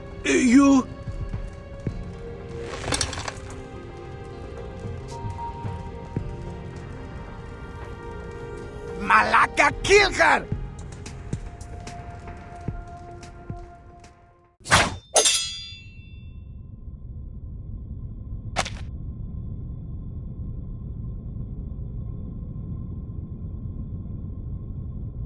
I know this armor. You are from the cult of Cosmos. You're making dangerous enemies, Eagle Bearer.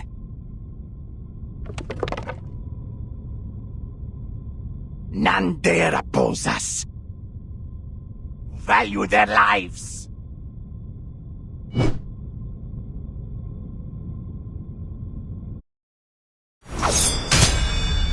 Hold. Leave her to me. That voice. Oh, should have guessed. Alexios. The mercenary with the broken spear. Do you still wear that title, sister? Deimos, forgive us. We failed. Get out of my sight, all of you! Yes.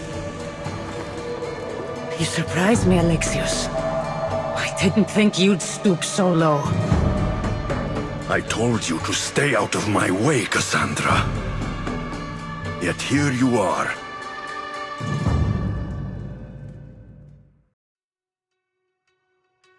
The cult has deceived you. You don't know what it means to kill Pericles. I know that he has defied us.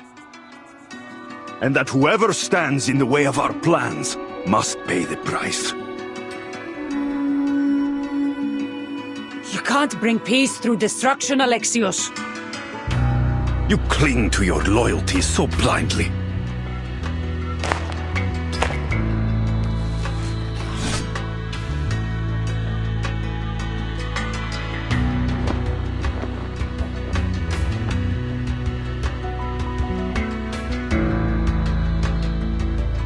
I won't let you kill him. Not while I still draw breath.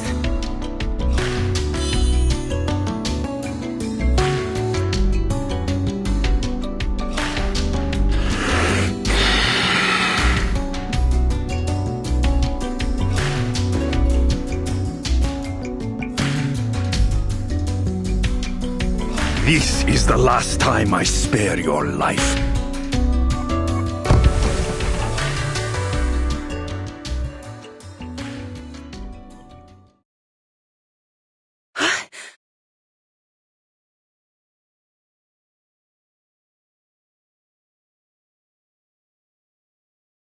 Help! Cassandra!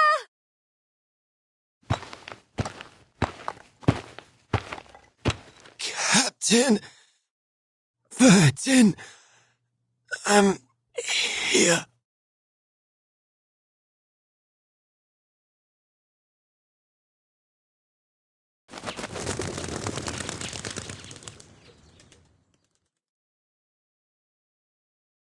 I know exactly who to call.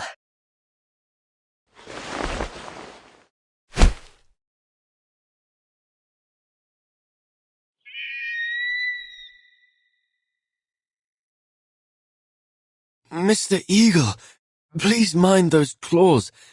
I have delicate skin. Oh, My thanks.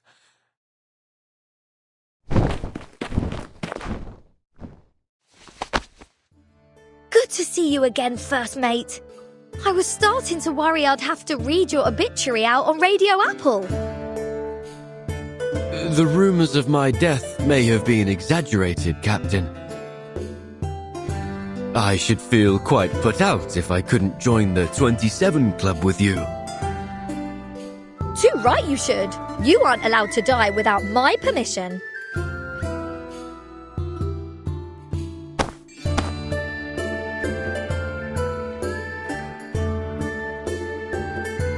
So, what should I name your thank you performance? I've got some fab ideas already.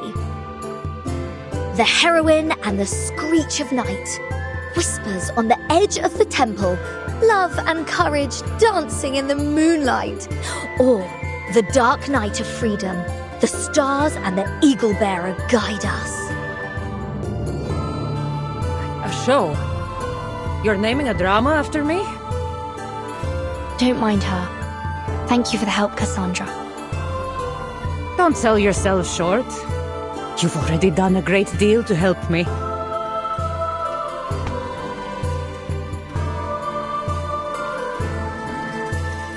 Nonetheless, we'd like to do more than just help you with spotting clues. In fact, if you don't mind, we'd like to join your investigation to repay your kindness. Too right! Mr. Apple is always going on about all this Greek stuff. With that great honking big brain of his, we're sure to be of help. Even though you are all very, very strange, I do think we work well together.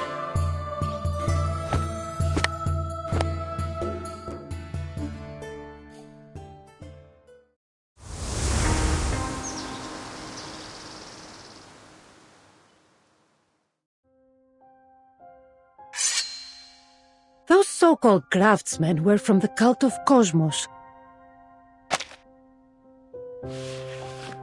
But they weren't here to destroy the temple. They only left some strange signs and patterns. The same symbols that were on the bounty. So then that bounty came from the cult too? So then we know at least to look around for those symbols. That would be wise.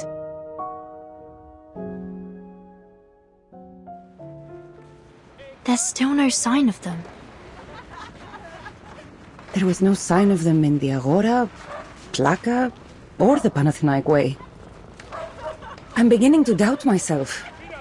What did we see there? Could it really have been my brother? It seems like there is no one else bearing those symbols near the theatre of Dionysus.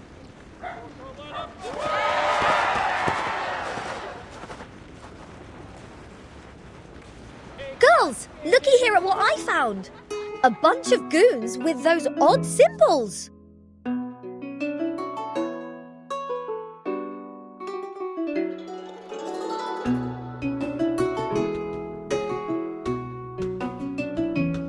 Well met, Cassandra. Hopefully we can be of help. Wait, what's going on here? Who are these people?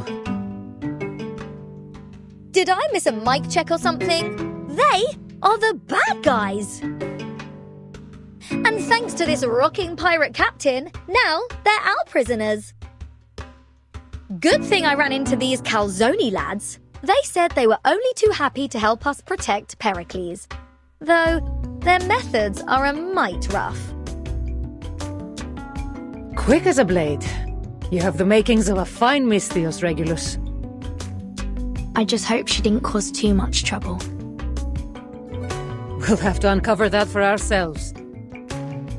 Fine. Vertin, my true and reliable friend, my best mate. Did you really doubt me?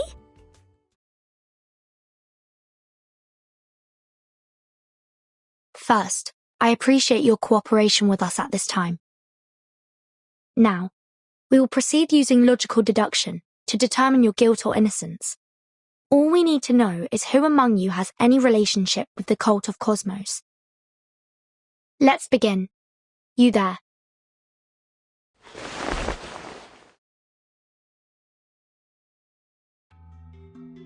Kyria, I confess. I was watching some of the rich merchants on Hesidon Street. I saw these symbols and wanted to record them. But I'm not a part of any cult. I'm just a clumsy painter. He's no cultist. Leave him to the Evzoni. Next. A festive oil lamp for 3 drachmae. Festive wine, 50 drachmae. And a festive lyra for 600 drachmae. Could there be something behind these records? Let him go, Vertin. He isn't a cultist. He's just a cheat. I didn't commit any crime. No. All you've done is put festive before the name of each of your wares so you could double or triple the price. Eh, Soterius? We Misthius bleed and sweat for every coin we earn, while you win your coin with deceit. Don't let me see you doing this again. Or...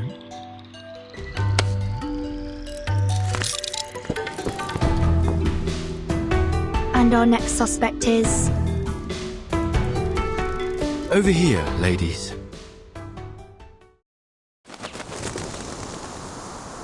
Apple? The very same. Unfortunately, not even my closest and best mate is above suspicion.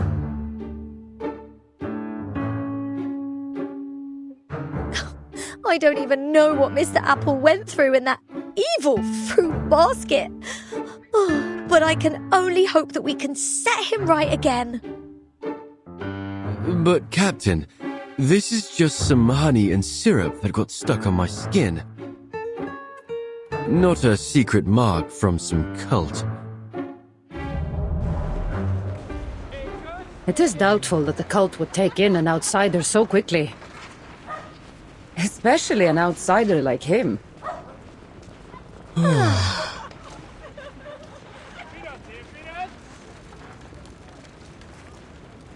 Cassandra, you already captured a suspected cultist, right? Yes, but he hasn't said anything of value, and I don't think he knows much to begin with. Except...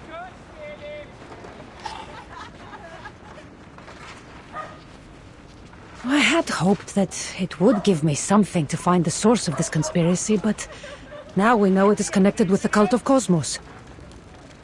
So there is nothing more to be learned from him. Anything he tells us now will be out of fear of punishment. He's unreliable. You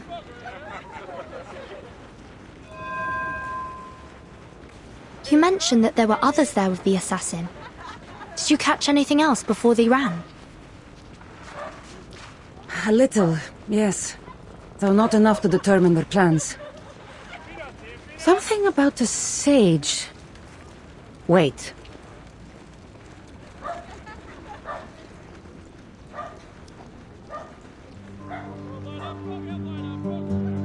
So, how are we supposed to read these messages when they come? The sage explains nothing to us. That's none of your concern, fool. Seems like you don't know any more about the sage's plans than I do.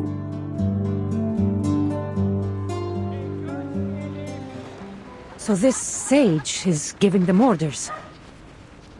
But we don't know who he is. We don't need to know.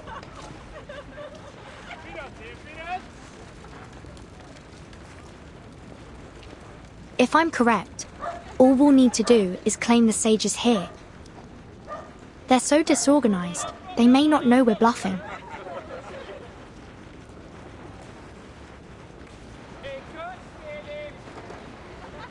That's very devious, Vertin.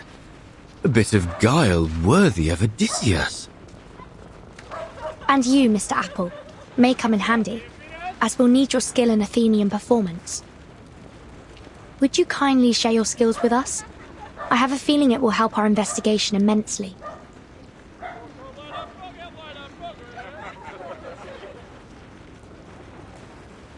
So, you're suggesting that we perform some sort of drama to lure these cultists out? Yes, precisely. The cultists seem to be awaiting special orders, so let's give them what they're waiting for. I'm no actor, but why not? Then let's get started. We need to make this look believable. So Cassandra, you'll need to bring us to the prison. How fun! Follow me. What? Prison again?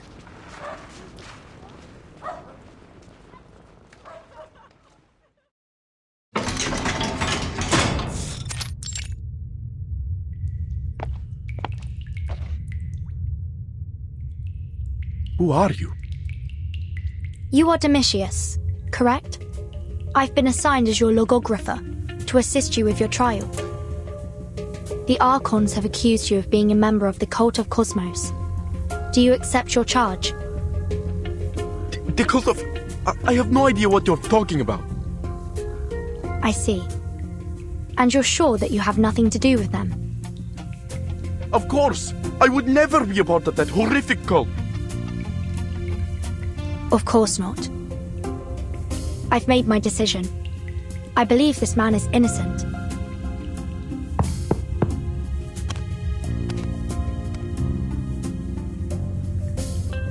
Prometheus! It's you! What are you going to do with me? I'll tell you what I'm going to do. I'm going to release you. It was my mistake. Your arrest brings shame to the police. To all of civilization, really. Huh? So I will make things right. Not only will you be released, but we will also publicly declare you innocent of your crimes. I've prepared a declaration saying that you, Domitius, are not a member of the Cult of Cosmos, and that you completely and thoroughly repudiate their actions. Which is why, when you discovered this bounty, you immediately surrendered it to the Archons.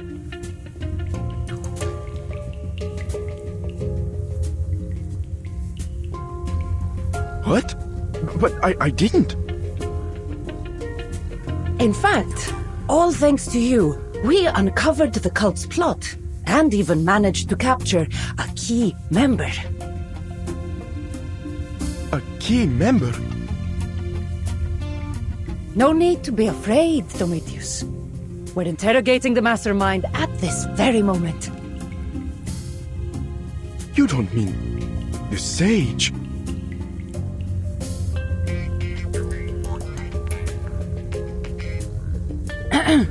And just think, Prometheus, it was all because of you. We found the clues in your bounty sheet and broke your secret code.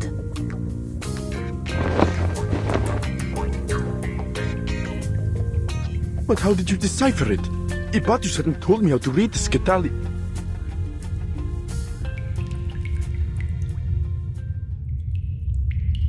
Skittily? If my memory serves, it was a tool that Spartans used to encode their messages.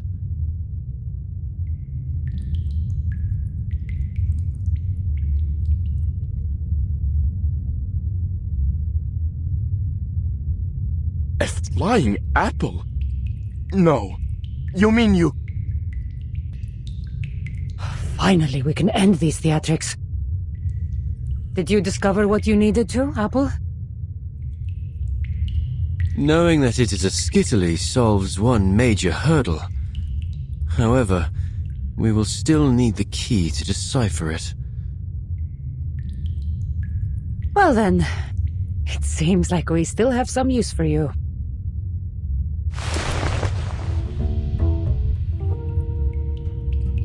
Quit staring at me. I figured out your game. I'm not talking. I won't tell you anything.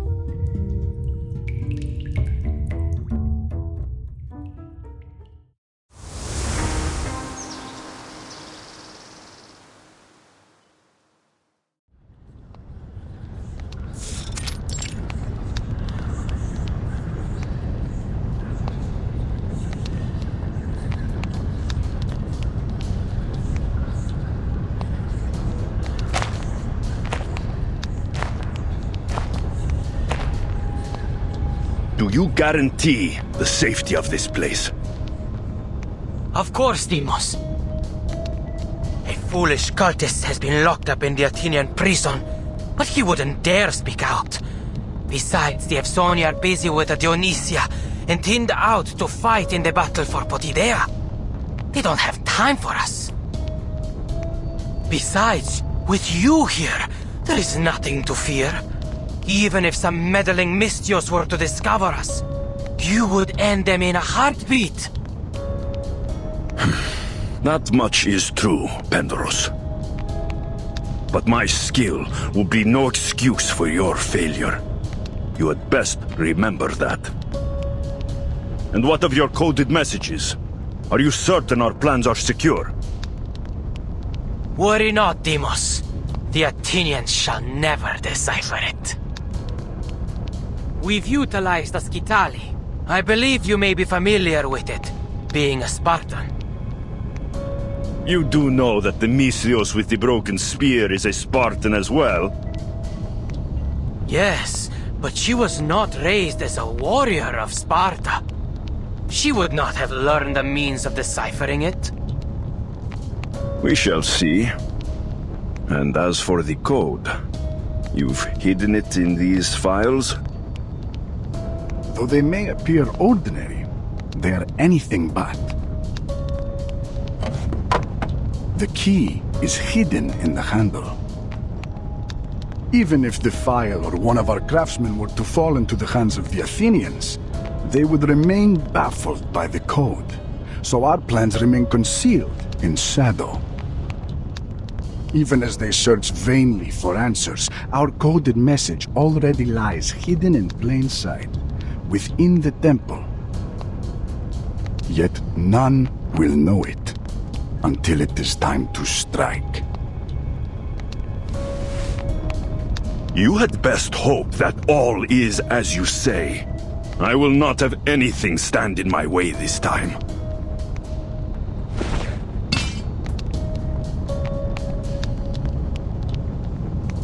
My sword aches for the time when I will slash down those banners. I should have killed her then. The Sage appreciates your patience. You have proven more than worthy to wield the sword of Damocles. He deems me worthy, does he? He forgets his place. With this sword, I will strike off the head of Pericles.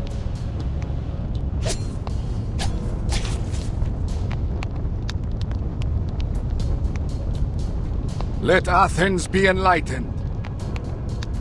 Let Athens be enlightened.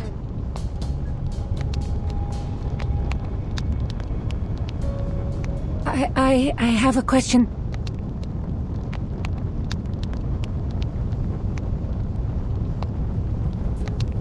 Forgive me, I forgot the order to wrap the strip. What a fool! Who recruited this worm? We have no room for dead weight. You're right. It's my fault. I shouldn't have raised the stupid question.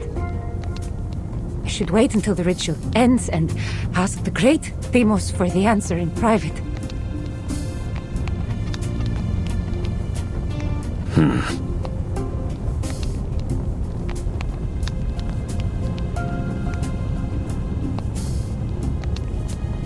People say that the mighty god Deimos possesses wisdom beyond the ken of mere mortals. I'm sure he can answer all my questions.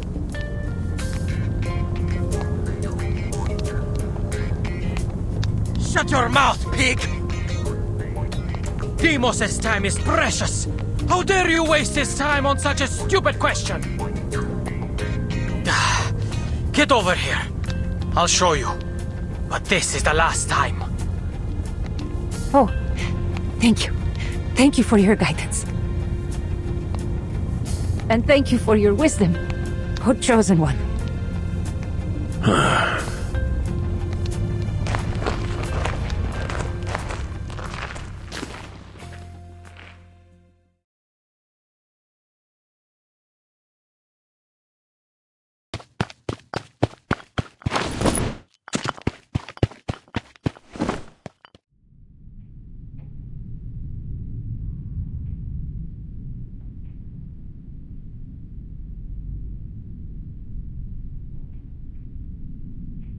Deceivers and villains!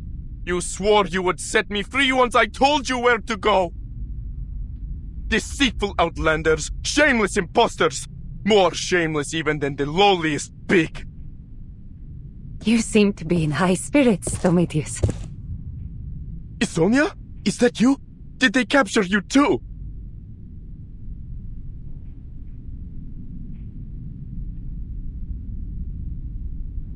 No. You're not Sonia. Her arms are not quite so bulky. And I am not quite so stupid.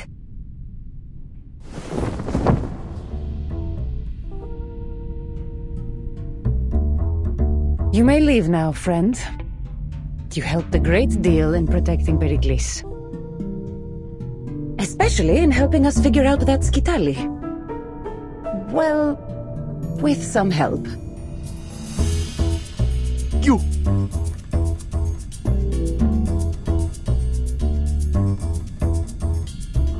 Enough.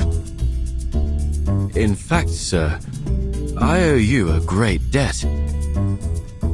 If you hadn't mentioned Skitali, this apple might never have uncovered the secrets of your cult's communication. Who would have guessed that my chief mate was such a scholar, eh? I never heard of a Spartan crispology before. There is a cryptographer I've worked with at the Foundation. We often shared research and discussed the latest developments in the field. You'd probably be familiar with the name. Oi! Stuff a sock in all that egghead talk, will you? I get enough of it at work.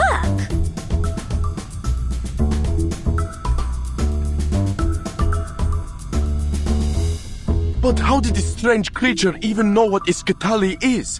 Pandoros promised us that it was a closely guarded secret of the Spartans. How in the name of Zeus and all Olympia could you have found out?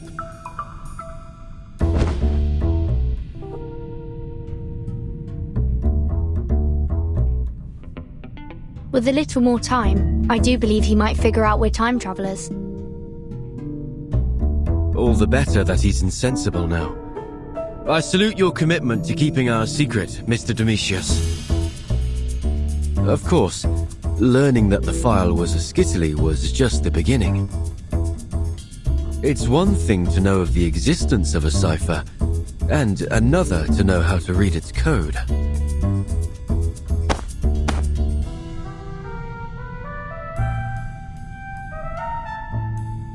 Oh, don't be down, mate.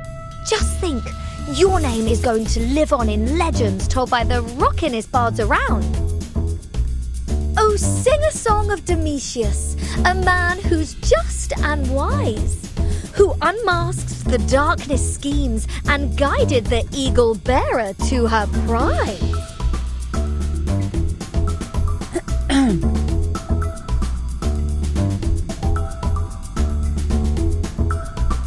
Just think of the rewards that Pericles will bestow on you for saving him. Enough! Enough! Just let me die in here. I'm one food either way.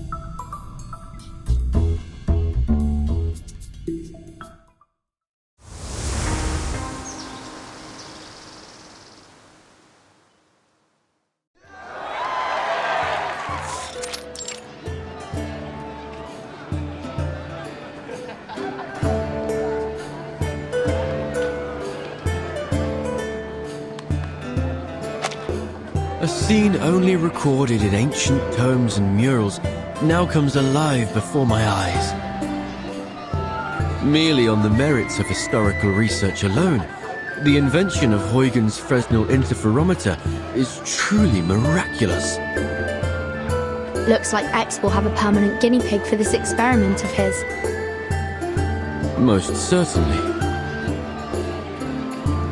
Just don't forget to bring us along, eh? Because after this, I'm not letting you leave my sight. No matter if you head to a robotics lab or the dark side of the moon.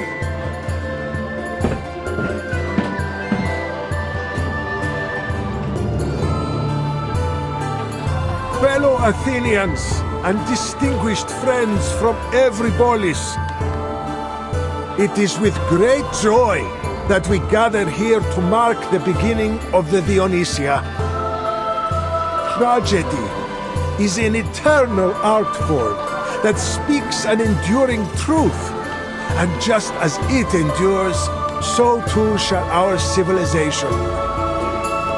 Let no man, no foe, strip us of the right to bask in its timeless beauty.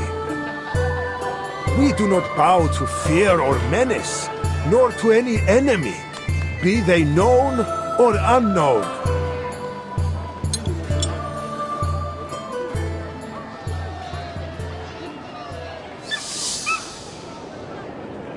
Επί Διόνυσος άρχεται και γλάφξ της Αθηνάς ψιθυρίζει, Δήμος καταβήσεται εις τον κόσμον. Could Alexios... No, Demos really stand such a provocation?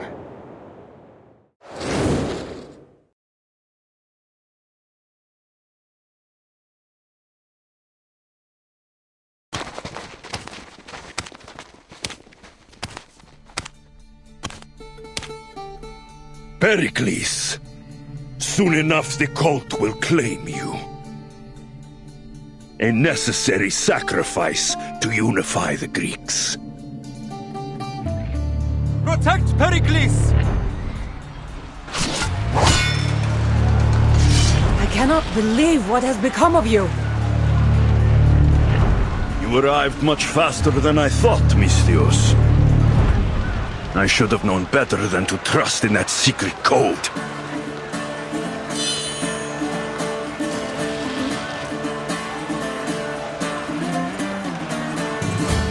Do not get in my way! I will deal with you once I have Pericles' head. Demos, leave the Misthios to us. Pericles must be slain.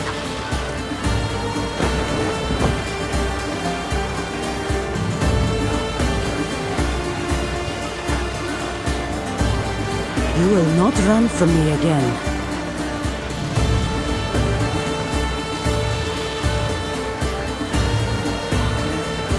Our war ends today. You are not alone, Misthios.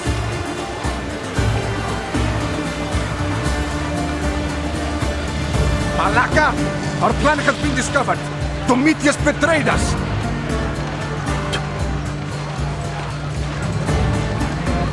There is no end to the punishment that awaits him.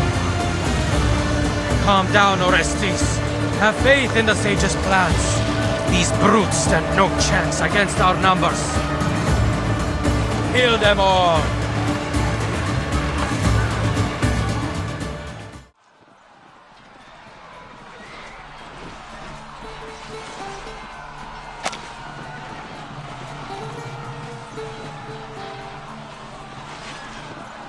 Cassandra, these cultists are hiding among the civilians. We cannot hope to keep the strategos safe here. Get Pericles to safety! Protect yourselves first.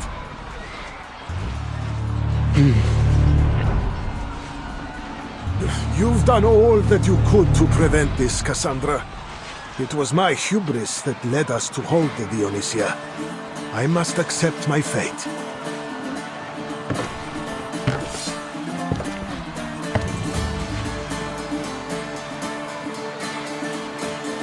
Fate indeed. Your fate is already foretold, old man. We have arranged each and every moment. Do you think knowing our plan would be enough to stop it? Look at the death you have brought on your own people.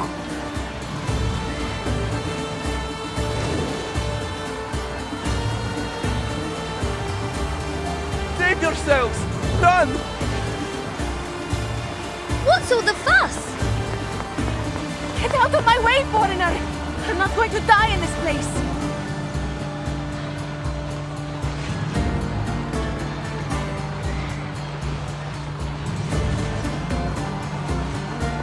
Hold on, madam. You're headed the wrong way. I'm not leaving. If we let the Dionysia end this way, will surely bring his wrath down on Athens. I fear the gods more than I fear the blades of men. Regulus, Mr. Apple, we need to help Cassandra.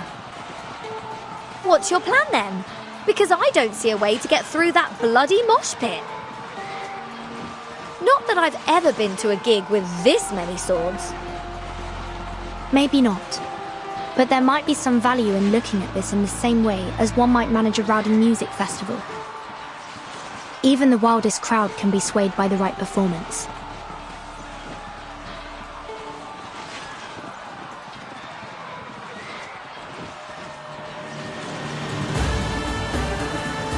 The problem is, what would get their attention? A story, maybe? One of Dionysus's legends? Or maybe a crowd-pleasing epic?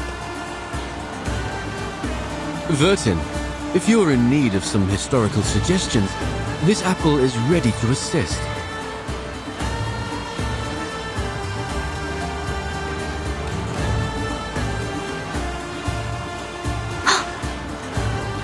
Yes, Mr. Apple. I do believe you are exactly what I need.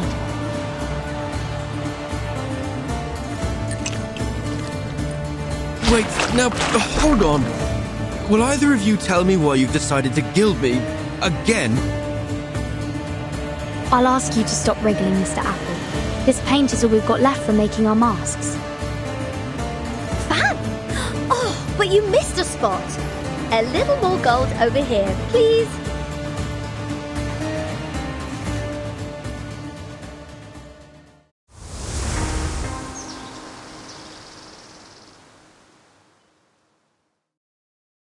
A song descends from Olympus of an apple gold as the sun, for secrets held in Hesperides vows, those to conflict the fairest and foul.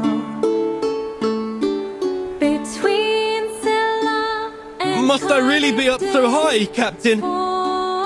Between the thin air and the fumes from this paint, I'm beginning to feel woozy. Well, whose fault is that for shaking off your old coat? Though, you do look smashing in gold, mate. Mr. Apple, are you high enough to be visible to the crowd? I'm bloody well high enough to be sick. Excellent. Good luck.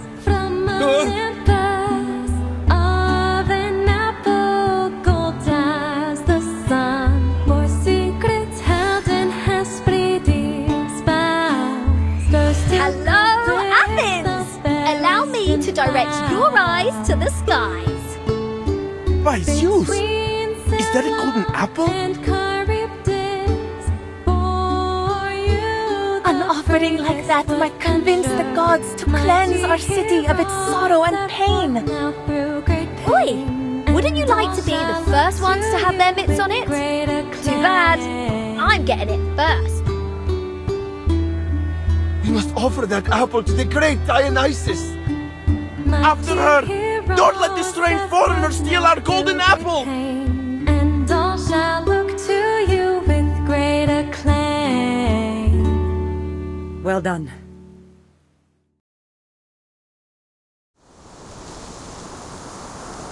Is this also part of your plan?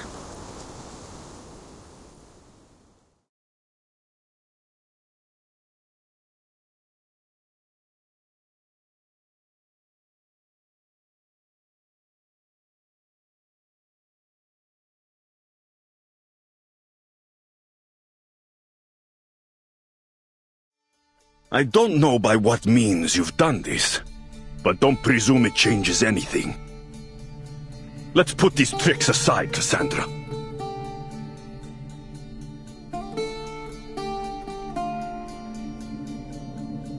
This isn't what I want, Alexios. We are family. But it is what I want.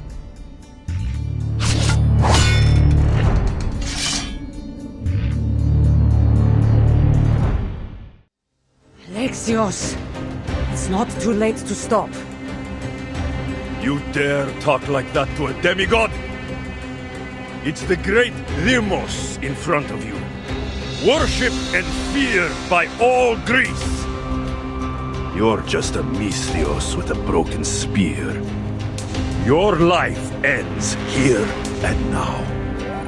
But don't worry. The rest of your friends will join you soon after. Laka, stop being so thick-headed!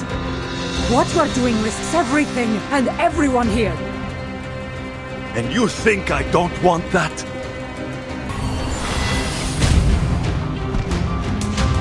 Laka, what did the cult teach you?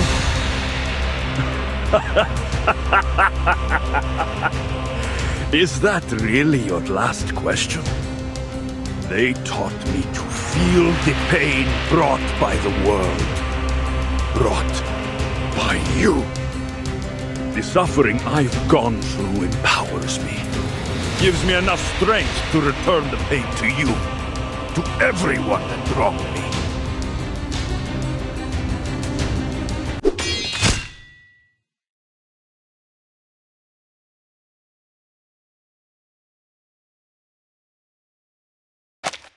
Impossible. Nothing is impossible. Not even redemption.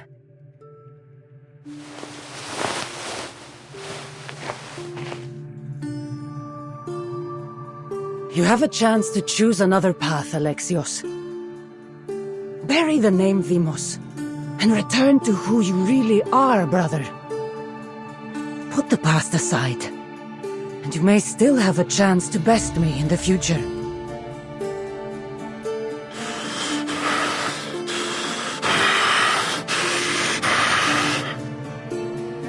The fates have already made their choice. Our destinies must take us on different paths.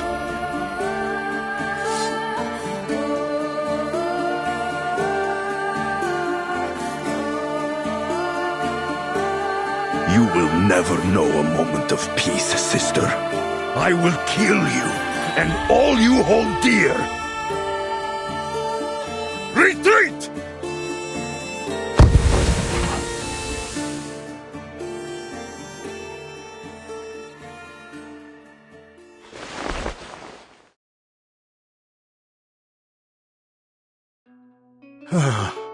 You've saved me, Eagle Bearer, and indeed all of Athens. We cannot be hasty in claiming victory, Pericles. The enemy is not yet defeated. My brother will return.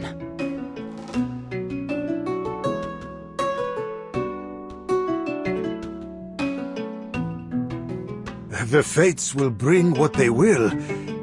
But for now, the battle is won, my friend. Athens will survive another day. Thanks to you. I have done my duty as a Misthios. Nothing more. Besides, I said that my services would cost you. Of course. On matters of payment, my honor is unwavering. But for now, you must rest until you can make your way to Kos Island to see Hippocrates about your injuries. The journey ahead is long, but they say his skills surpass even Apollo's.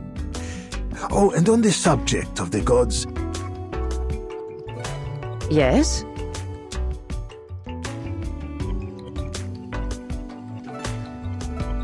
What is the nature of that talking apple that appeared over the plaza?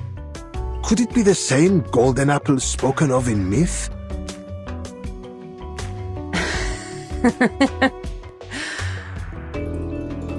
Oh, maybe so.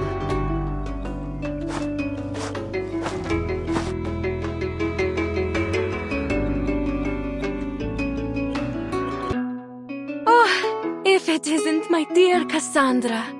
I wonder if you caught much of the ode I sang. Ephonia. Well, I admit I've developed a new appreciation for your music. I won't be so stingy with my applause in the future. Wonderful! Does that mean you'll finally let me compose a song about you, Cassandra? No, not that. Never that.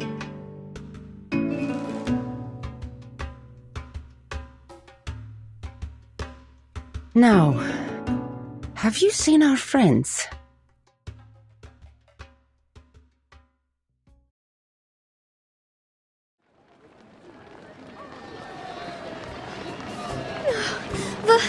Vertin, how much longer? Oh, until we can stop running? I can't go on much longer.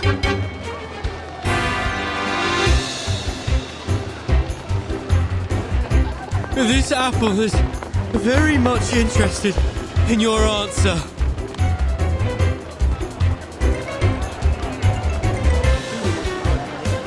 Just hang in there. Keep a stiff upper lip, you two. And if all goes well, I'll make sure to requisition some sherry and Dr. Papp to celebrate. And a whole bunch of records.